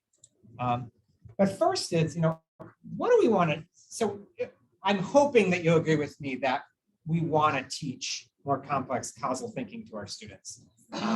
If you don't agree with me, maybe you should just tune out the rest of this talk because it's all going to be about that. But I hope you're on board with me on this is something we want. So then, if that's our goal, how do we get there? I mean, that's a perpetual question for teachers. This is the hallmark of backwards design, which hopefully you've heard of, right? If this is what we want our students to do, how do we get there? What are the goals we have for students? And so I found an answer for this that comes out of the writing of John Dewey. Have any of you heard of the educational philosopher John Dewey? So when I was in grad school, I referred to him maybe a little bit tongue-in-cheek as the patron saint of American education, John Dewey. Foundational philosopher in terms of the kind of philosophy of education in the United States, in terms of what does really authentic learning look like. Fun side note, so he had an opportunity to run a school where he got to enact his philosophy, found it incredibly difficult and ended up then switching to just being a philosopher and leaving the practical behind. So that gives you an idea of how hard it is as teachers to do what he wants us to do, right? It's tough work. But he writes, in The Child in the Curriculum, he says this quote, just as 2 points define a straight line, so does the present standpoint of the child and the facts and truths of studies define instruction. And so, this is my interpretation of Dewey, but that his instruction, starts with where's our child at, or young adults if we're working with high schoolers. And our goal is we're moving them towards, expert historical thought as represented by our resident historian, Ben there, right? We want to move towards between that endpoint. So first we need to start with your student, the child, where he or she is at right now, what he or she is capable of right now. And the end goal is the curriculum. That is the advanced knowledge that's been developed by historians over centuries and millennia of work. Historians have been working and developing their discipline and their way of thinking for millennia, since Herodotus. So that's the end goal. And your job as a history teacher is not to get your students to the end goal. Right? So Ben, how long were you in graduate school to get your PhD? Give or take. 8 years. So you do not have 8 years with your students. You have, 45 to 50 minutes, 5 days a week, maybe for just a semester. I was lucky and I could see them from 5th grade to 6th grade to 7th grade to 8th grade. Not everyone gets to do that. Sometimes you only have a semester or a trimester with your students, 45 minutes a day. And shockingly, they're not doing history the rest of the day, after they leave your classroom. I know this is hard for us to believe, but students will think about other things besides history during their day. And so your job is not to have them leave as historians, but rather your job is to move them a little bit farther down that line. From where your child is now, where your young adult is now, where your student is now, to progress further, to develop further in terms of their historical thinking. Of course, it's harder because you're not working with just a child. So do work about the child in the curriculum. You're working with children, 20 to 30 of them at a time, maybe 100 plus of them at a semester. And they're going to all be at different starting points. So this is a really complicated thing that we're doing. But in terms of this, just one aspect that you're teaching, causality and causal thinking, historians have kind of defined what that looks like. We got into that a little bit in my first talk. And so this is Richard Evans. He was a historian a long time at Oxford, University of Oxford, University of Cambridge, not Oxford, University of Cambridge, who is writing on how historians think about causation. He says most historians will go to some lengths to avoid what he calls monocausal explanation, one cause. Almost all historians are used to the idea that historical events have several sufficient as well as necessary causes. And generally, they see it as their duty to make an argument to establish a hierarchy of causes. These ones seem to be more important than those ones. Of course, historians don't always agree on that hierarchy, and there's a lot of back and forth argumentation that happens. But their goal is, there's a lot of causes. Can we start to establish what are some of the more important ones? And how are those causes related to each other? Because they play in with each other, they intertwine. Woodrow Wilson went to Congress. This wasn't just like an event that happened. He woke up one day and decided, all right, I'm going to go to Congress and ask for a declaration of war, right? All these other causes are tied in to that cause. And so that's the end point. But like I said, you're not going to spend a lot of time at the end point. You're going to spend a lot of time here in the middle. That's where you're going to be spending your time. And so what I want to talk about today is, what does research show us about the middle? How do students think? What does progression in terms of causality look like in students? So I'm going to be working with a field of study that's called learning progressions, studying how learning progresses in students, how they develop from more novice understandings of topics to more advanced understandings of topics. So there's a lot of research in terms of learning progressions in the sciences and in math, because those have a lot more funding than in history. But there is a pretty decent field of research in history that comes out of the UK in terms of learning progressions.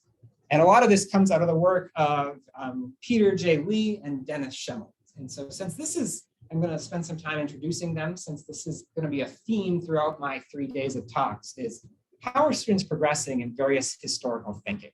And so Peter J. Lee is retired now, but he was a senior lecturer at the University of London. He taught both elementary and secondary school before that. He's editor of the International Review of History Education, and his research interests are how students think about history and curriculum development. His partner in learning progressions is Dennis Schemmel. He was an evaluator of the school's history project, which was a huge curriculum project in the UK, in their secondary and into their college, in terms of helping students think in terms of historical thinking, not just memorizing facts, but what are the skills of historical thinking we want to teach our students. And he's the head of the School of Education at the University of Leeds, where his research interests are training history teachers and development of students' historical frameworks.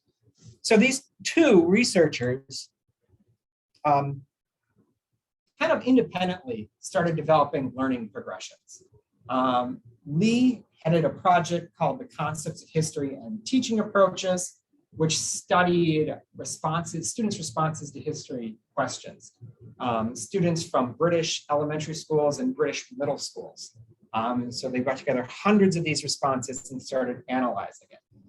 Schemmel, through the School History Project, was looking at hundreds of student responses from the secondary and undergraduate students. And so as they combined their data sets, they started to notice patterns of progressions through students thinking about history for various subjects. Causation is one of them.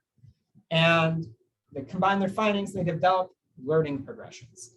So learning progressions are, kind of not surprisingly, a description of how learning progresses over time. It's not a very creative name, but it gets the job done, right? Learning progressions. I want to stress that they're models, they're approximations, and Lee and Schemmel are the first to stress this. They might not describe exactly how every student progresses through their thinking, and they might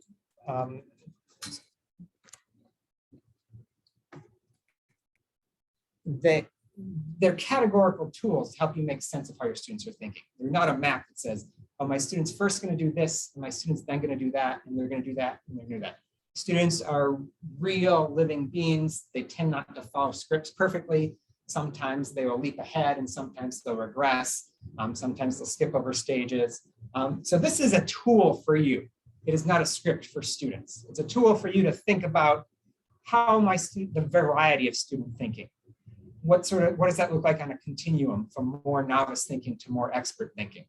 And the other thing that Lee and Schimmel stress is there are multiple strands of historical thinking and learning progressions in historical thinking. You might have a student who is very advanced in their thinking of, say, evidence in history, but not so advanced in their thinking of causation.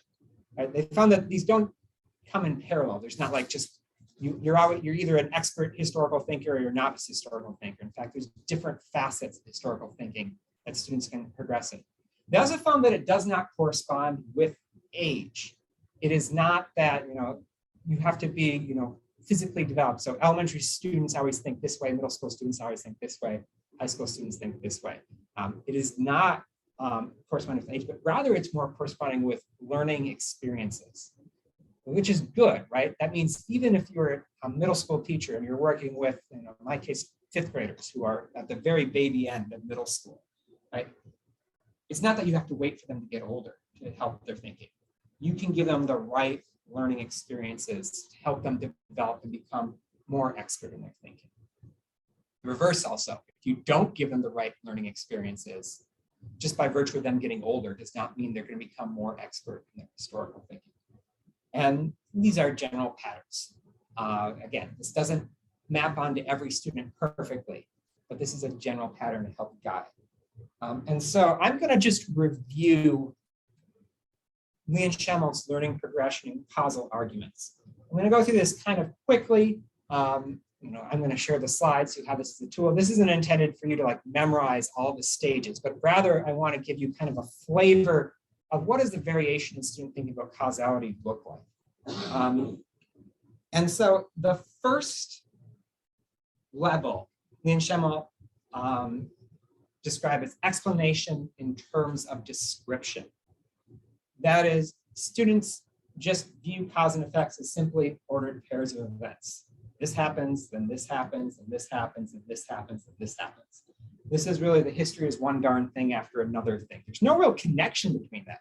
So Ferdinand was assassinated, World War II starts. It's a chronology. First this happens and this happens, but students don't really think about a relationship between these two events in history. Okay? It's just, they're describing what happened. Level 2 then is named explanation in terms of agents and their actions. So students tend to view events in history as intentionally caused by agents. People do things, they take action, and that's what causes things to happen. Or sometimes students will make the agent be a non-human actor. A volcano erupted, and that's what caused this. This is how students, and also the term intentionality is important here. People do this because they want this effect to happen. Principe assassinated Ferdinand because he wanted to cause World War I. Or fast forward to World War II. Hitler invaded Poland because he wanted to start World War II. Although we know that actually, they might have suspected something like this would happen, but probably not. It probably wasn't intentional. But this is this level 2 thinking.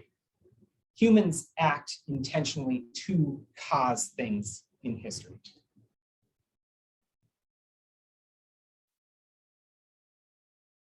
Level 3 is explanation in terms of causal chains and or networks. So students then start to feel or think about, it's the same thing, one thing after another, but this time they're connected.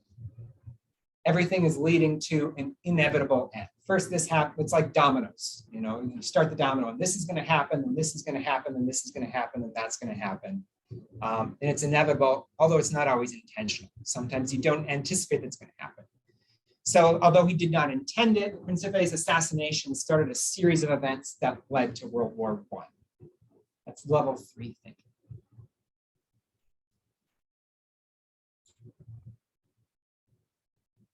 Level 4 thinking moves from beyond just describing what happened to thinking in terms of conditions for actual and possible events.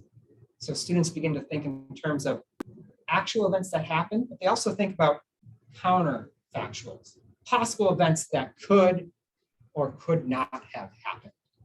So a level 4 student might be able to say something like, you know, even if the assassination of Archduke Franz Ferdinand had not happened, World War I still could have started. It's not an inevitable chain that even without that domino, you still could have had something else leading to World War I.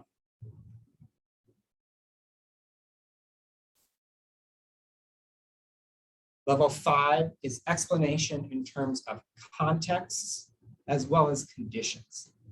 So then is causes aren't just isolated, but when and where they happen, their temporal and spatial contexts are important.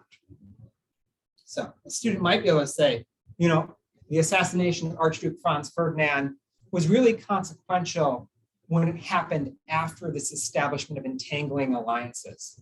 But if the exact same event had happened prior to the establishment of entangled alliances, it would not have been so consequential. And then their last level is level 6. And that's causal concepts are theoretical constructs. So students are starting to think about history in a very postmodern way, with causal concepts as these sort of theoretical constructs. So that is both World War I and the narrative for how it happened are theories that humans have created, constructed, and imposed upon the past. This is something that they said they didn't see in their data on elementary, middle school, and even undergraduate thinkers, but this is kind of the end point. So having taught middle schoolers and even teaching undergraduates, I agree that this type of level 6 thinking, this postmodern thinking, is rare. But that endpoint where we realize that these are narratives that humans create. They don't discover, they create these narratives about the past to help explain how something like World War I happens. So I threw a lot of questions on Lee and Schemmelt's research. I'll pause here and see if there are any questions. Like I said, I will share this. This isn't intended to, there will not be a test on this and have you identify the right levels at the end, but I want to give you a feel for what is the variation in my students' thinking, particularly because oftentimes you might encounter students that are all clustered around a couple levels and you haven't seen the whole spectrum. But seeing the whole spectrum has helped to guide you for where you want your students to go next. All right, so this pairs nicely with another body of research that comes out of the Spanish-speaking world. Mario Carretero conducted work on students thinking about causality as well. He did research in Spain and in Latin America, especially Argentina.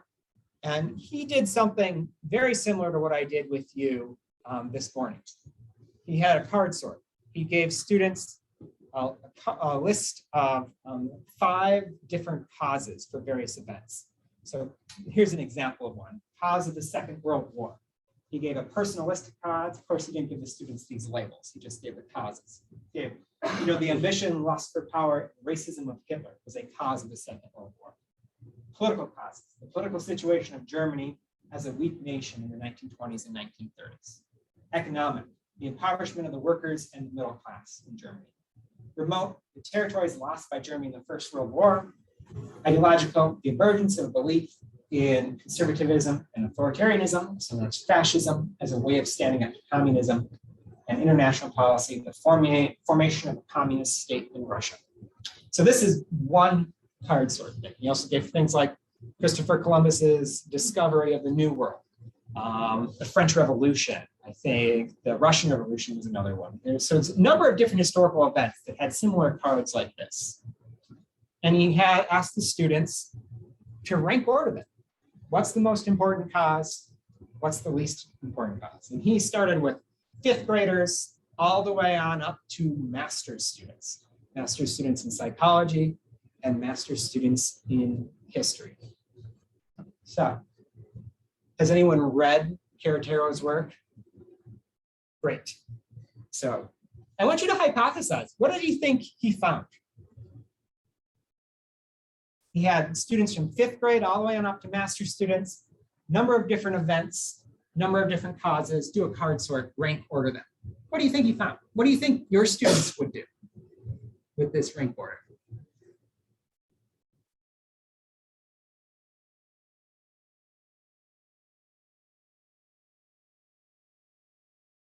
Choose Hitler as the first primary cause. Why do you think that? Mhm.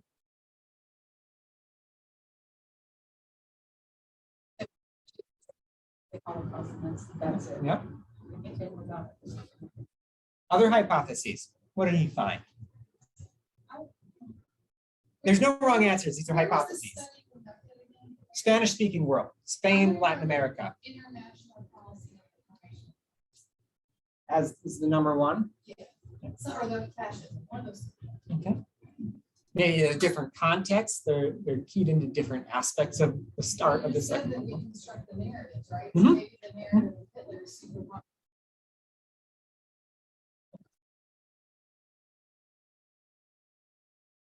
What about like differences between 5th graders, 12th graders, undergraduates, master students? Any hypotheses on what Karatera might find?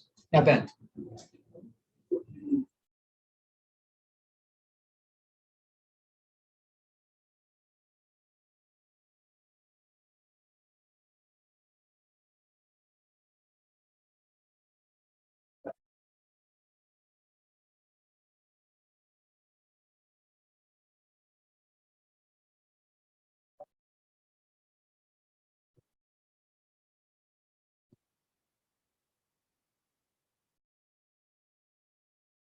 Yeah, so maybe more interconnectedness as you move away from the younger students. I think in the area of where the students are from, the impoverishment of the workers in the middle class, especially if they're coming from families, then they're upset and mad, and they can kind of see that connection of, we don't have anything, and I get that because my parents are mad because, they need more money to, feed or do whatever.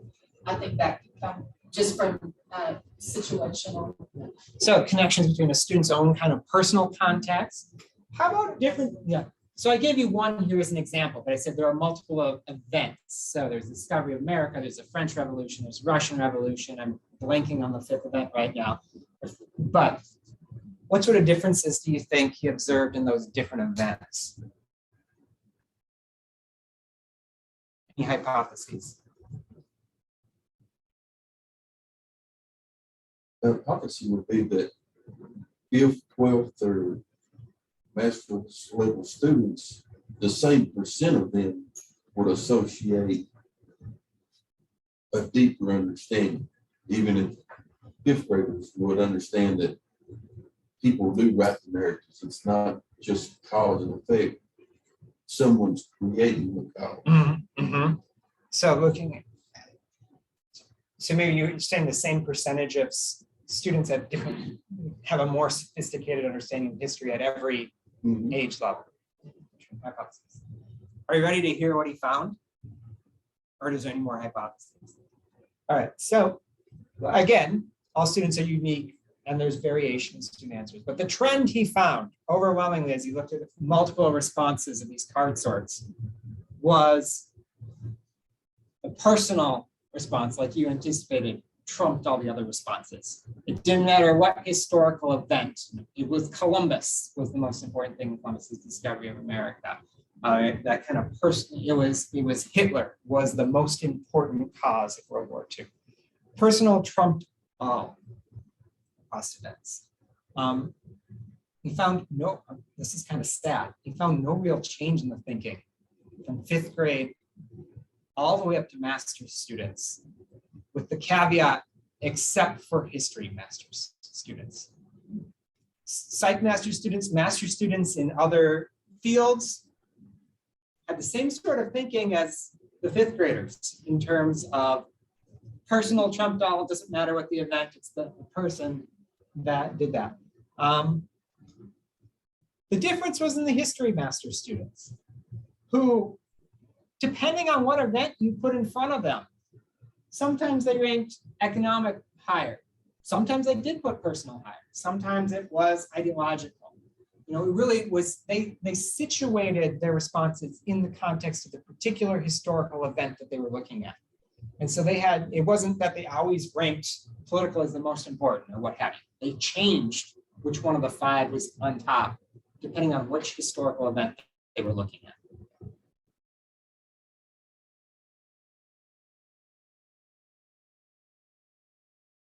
So that's what Caratero finds. So my question for you then is, why does that matter?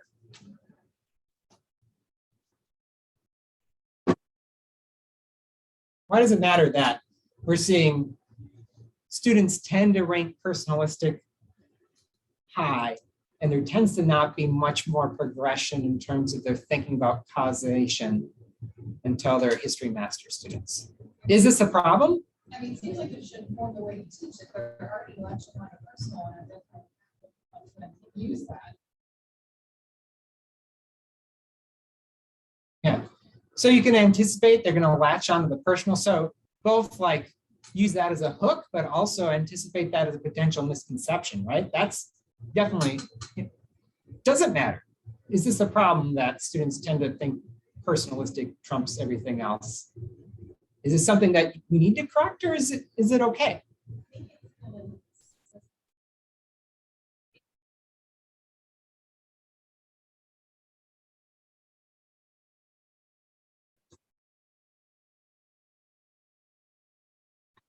Yeah.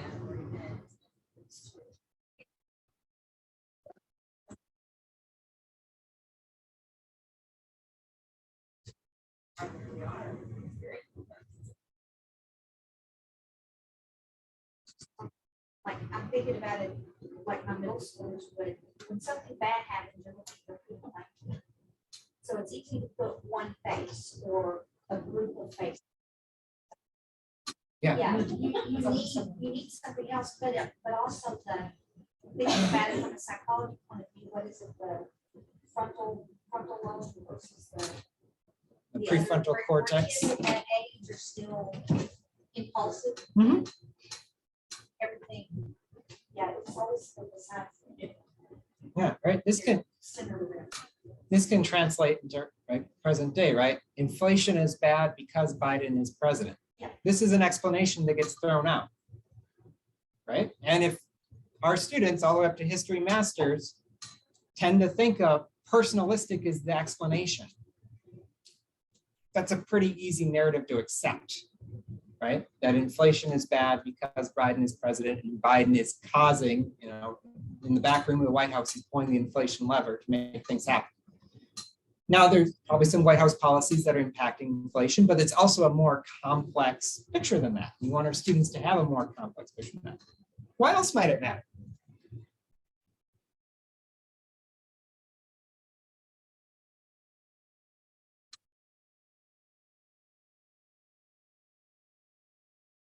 So I went to grad school at the University of Michigan, very near Detroit, which is Rust Belt Central. Probably familiar with the tale of booming in automotive industry. It collapses, lots of people lose their jobs.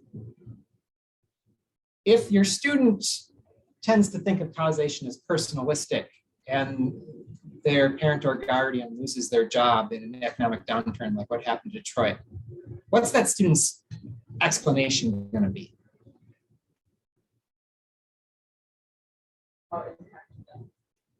So yeah, the effect would be how it impacted them. What caused that to happen? What caused their parent to lose their job in that economic downturn that hit Detroit? So it could be that it was the boss that caused it. What are some other explanations that are personalistic? It could be that, you know, people are refusing to buy Ford. They're being, you know, un-American and they're buying foreign-made cars. Could be that my parent was lazy and not a good worker, and that's why they lost their job, right? It's my parents caused them to lose their job, right? This is, you know, that kind of explanation doesn't just apply to history, and not in history in like the history that we have in our textbooks, but it applies to personal histories as well, how we make sense of the world. Alistair McIntyre, who's probably the best known or one of the greatest modern philosophers, said man is a storytelling animal. By that he means, unlike other species on Earth, humans are the only one that makes sense of who we are and how we fit into the world through stories. And so if our students only tell stories about themselves in which it's personalistic that causes it, it is immediate, you can have some stories that are not so great and not so effective at making sense of the world. You can tell stories that make it easy to blame someone or a group of someone's. You can have politicians who get by with telling simplistic stories where they blame someone or a group of someone or a country for all of our ills that are easier to, absorb if this is the type of causal thinking that our students are keyed to think. And so this is, I think, Caratero's work is older. And so I would hope if he did these card sorts again, we would see some shift, but I'm not so confident we would. So this is a huge problem, right? If fifth graders all the way on up to master's students who don't study history still lead with this type of monocausal, immediate personalistic thinking as their preference. And then so in the last little bit of my talk, then the question becomes, what can we do about that? Or what are what have you done that can help your students think more complexly about causation, about moving down that learning progression? Or what are some of the things we've seen today that might help with that?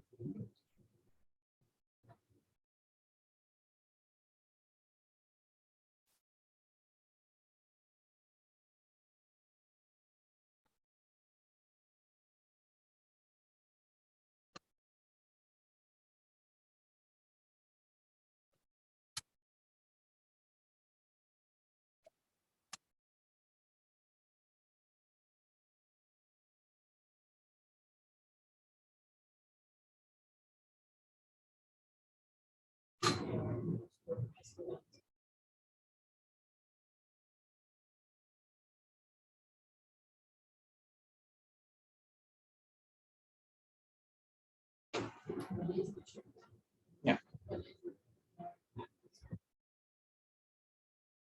So what sort of sources are you imagining in an inquiry like this? Can be open for anyone to respond. Like if we wanted to design an inquiry with multiple sources that are going to help push on different thinking in terms of causation, what sort of sources might we include?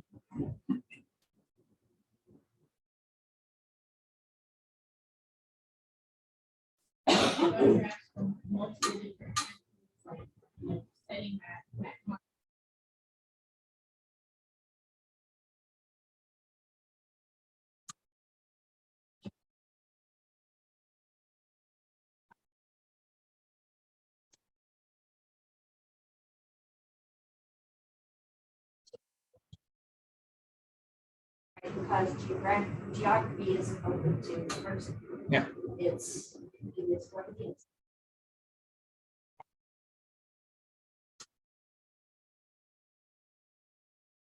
How about different secondary sources? Not to knock on primary sources. The primary sources are hugely important for teaching history. But if students see primary sources and then they see only the textbook as their secondary source,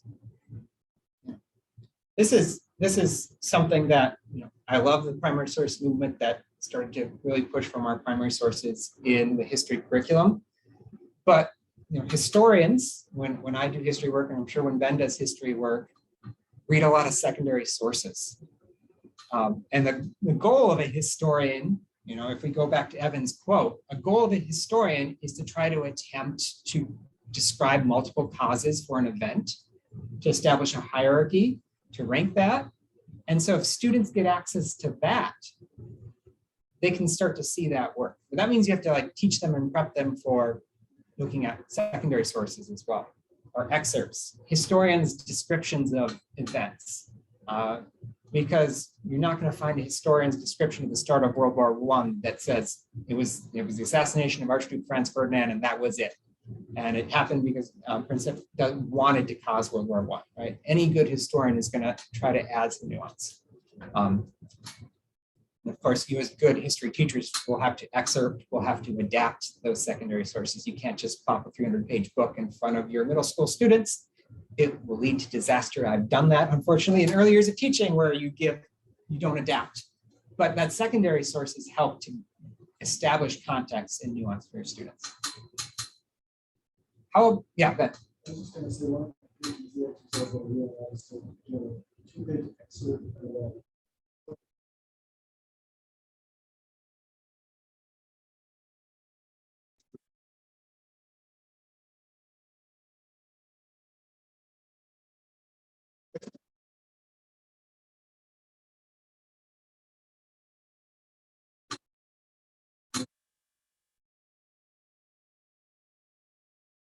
And this, I mean, I've seen this, I'm sure you've also seen this.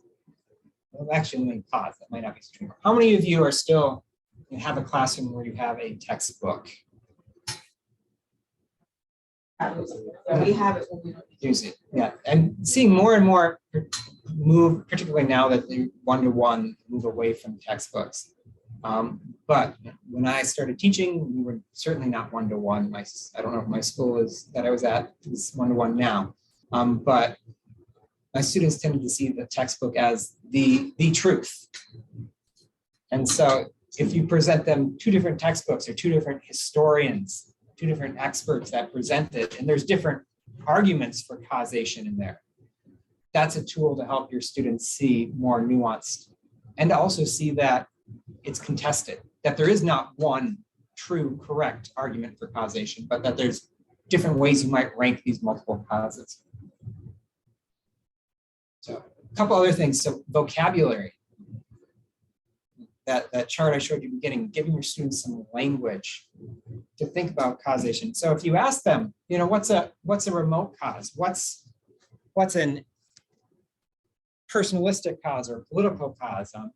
You know, I think was it Jamie that mentioned ESP?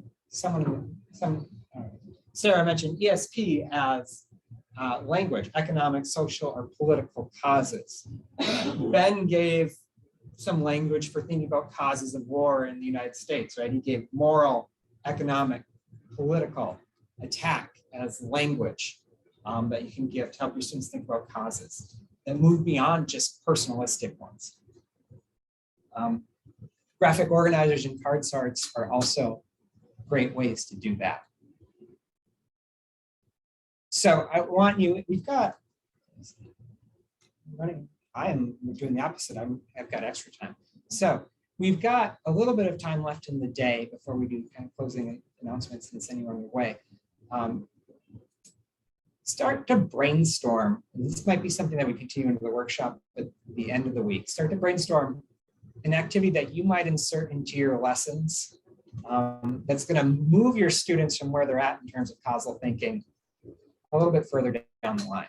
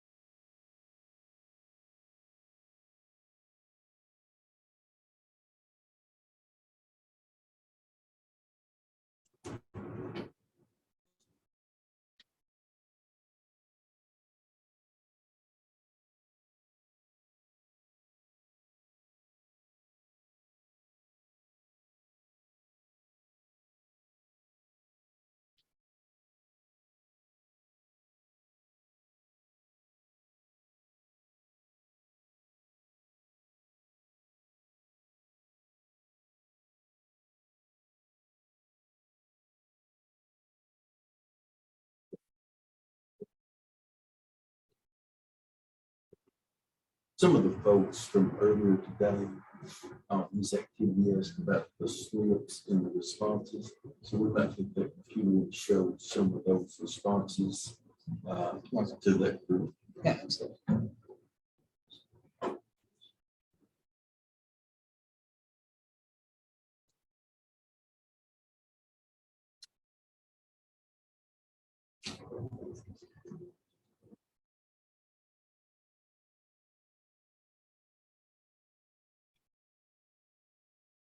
All right, so what ideas do you have?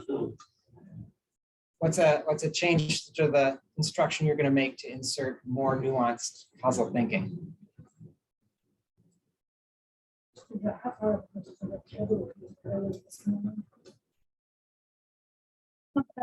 Some of those words I thought there were a lot of them. All right, so when do you think you might do that? I would prefer. Beyond kind of Maybe trickle. So one of the things working with vocabulary, display vocabulary charts that works really well is building on it throughout the year. So maybe it's a beginning of the semester, you have a shorter list of words, and then halfway through the semester, you expand it, and then you expand on that. So it's not an all at once, but a building on of here's language that we can use to talk about causation. All right, other ideas?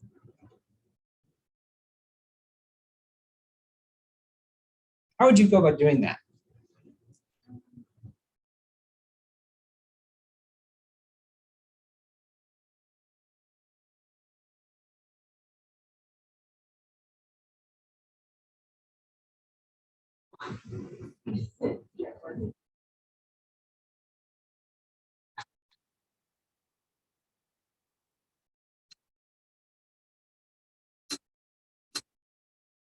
I'm going to push on that.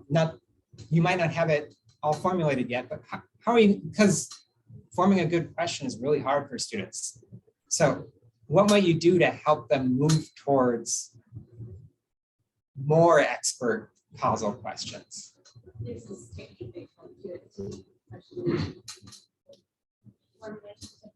Mhm.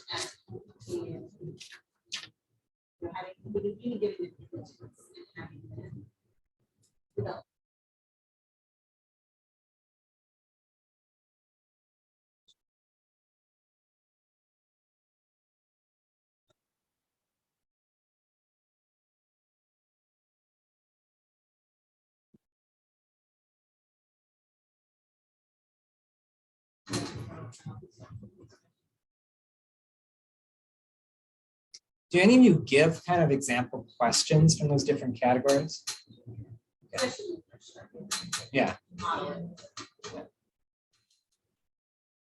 What are some, like, what's a model question in terms of a more advanced question in causality that you might give to students?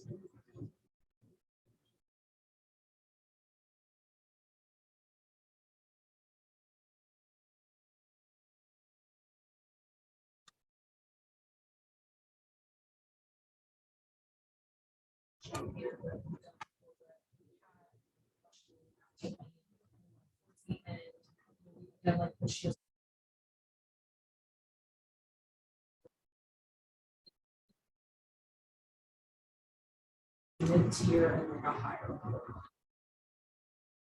Getting those low, they were always good at getting those lower level ones, but the critical thinking ones, so I just kind of scaffold it.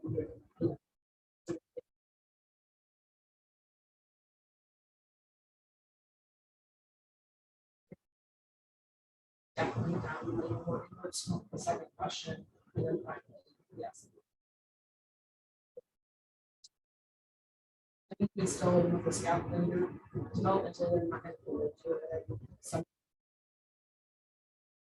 Yeah, I mean, because really your goal is to move your kids from where they're at more nuanced. It's not to get them to be PhD historians. You can't do that. So you've got to really assess where they're at, where their starting point is at. And so for some students, it's more scaffolded and it's an incremental move towards more nuanced causation. For other students that are more in the middle, it's going to be moved like that. And one of the within the whole session of it, talk about what they call open and closed questions. What are questions that you have discussion, what are questions that you just answer yes or no, or yes, maybe, something very short as compared to something that needs a little bit more detail, as in, and I always use the sky is blue. Is the sky blue? Yes, it's blue. But then, and I kind of do something simple like that. And then you, as we say, you kind of expand on that as, well, if I would ask, well, why is the sky blue? Not is it, then that's going to require a bit more information. And you kind of work like that. And sometimes when I use it, I actually start them out at the beginning with prompts. Like you can pick, fill in that sentence, what was, and then you can pick something. And I'll do that even when I show pictures. They have to pull from the three, and it is actually of prompts, and you have to take one, at least one from each one, and it gets, will point to the, if they wanted to, and they can pick whatever they want. Some of them will do a lot of the simpler ones, and it takes them a little bit longer, to do the more complex, as Grace was saying. So a lot of times I start them out with where they have to pick the prompts, and do that in sentences, and then as we move further through the year, then you kind of slowly take that little page away to where they can try to see if they can come up with that, formulate that sentence from that question from the beginning out, the whatever dot. Just for a show of hands for me, how many folks in here have had QFT training?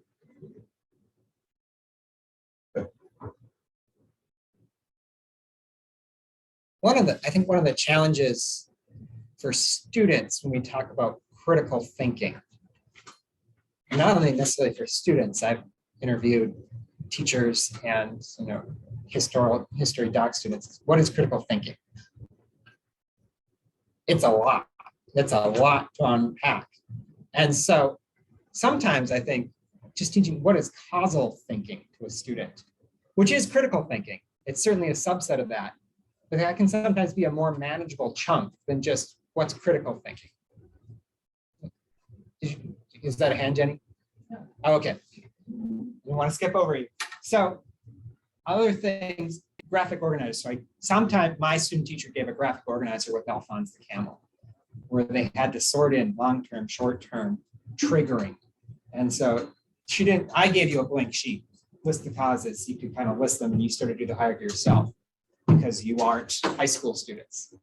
But my student teacher was working with, I think it was freshmen she was working with. So she had the scaffold of, if I give them this graphic organizer, they can't just say it was the straw. And then if I give them the same graphic organizer for the start of World War I, they can't just say it was the assassination.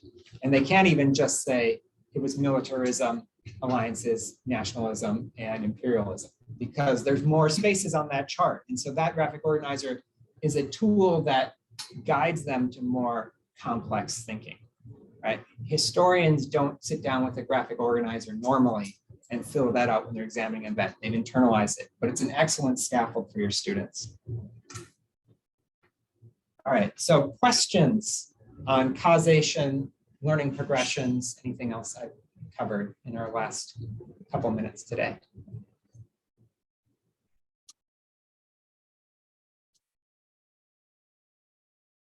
So I think this is our last talk. Steve, is there any announcements? Yeah, or I'm things going to make a couple of quick announcements. If you've not done the evaluation sign-in, please do. You have to do it to get credit.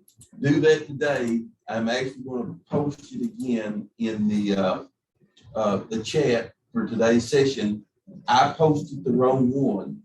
Thank whoever caught me on that. I posted a cheat for this session, not Aspire. So the second one to be posted is it. I guess the one thing that I'm afraid to get out of my computer because I'm running the chat through it, those folks that are online asked to see those responses to those slips. Those slips are in the resources we're not shared. If we could take that computer and show them before we exit, I'll put the evaluation in there. I can do that. Everybody else, we'll see you guys in the morning if you've got your evaluation sign in. Thank you guys for your work today. We will see y'all. Good morning. Carry that back there.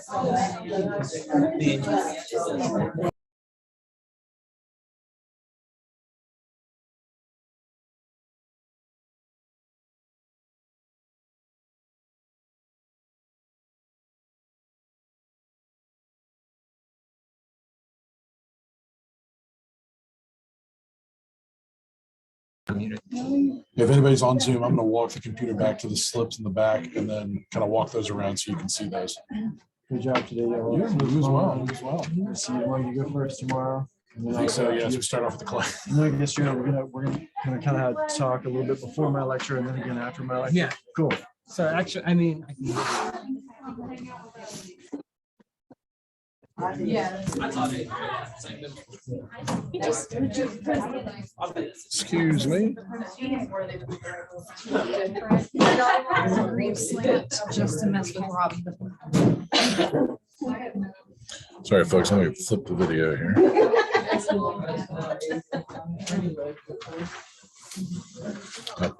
Turn it this way. I was, want that to Ooh, be. there the slips.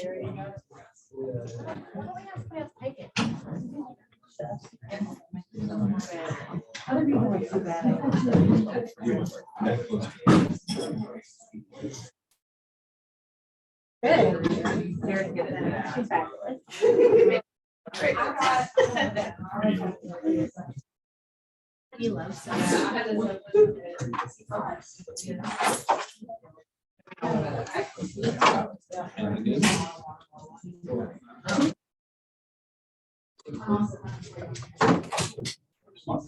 You could also just take a picture of them. And put them in the folder. Yeah, that's probably what I'm gonna do next. Just because there were a number of people that asked.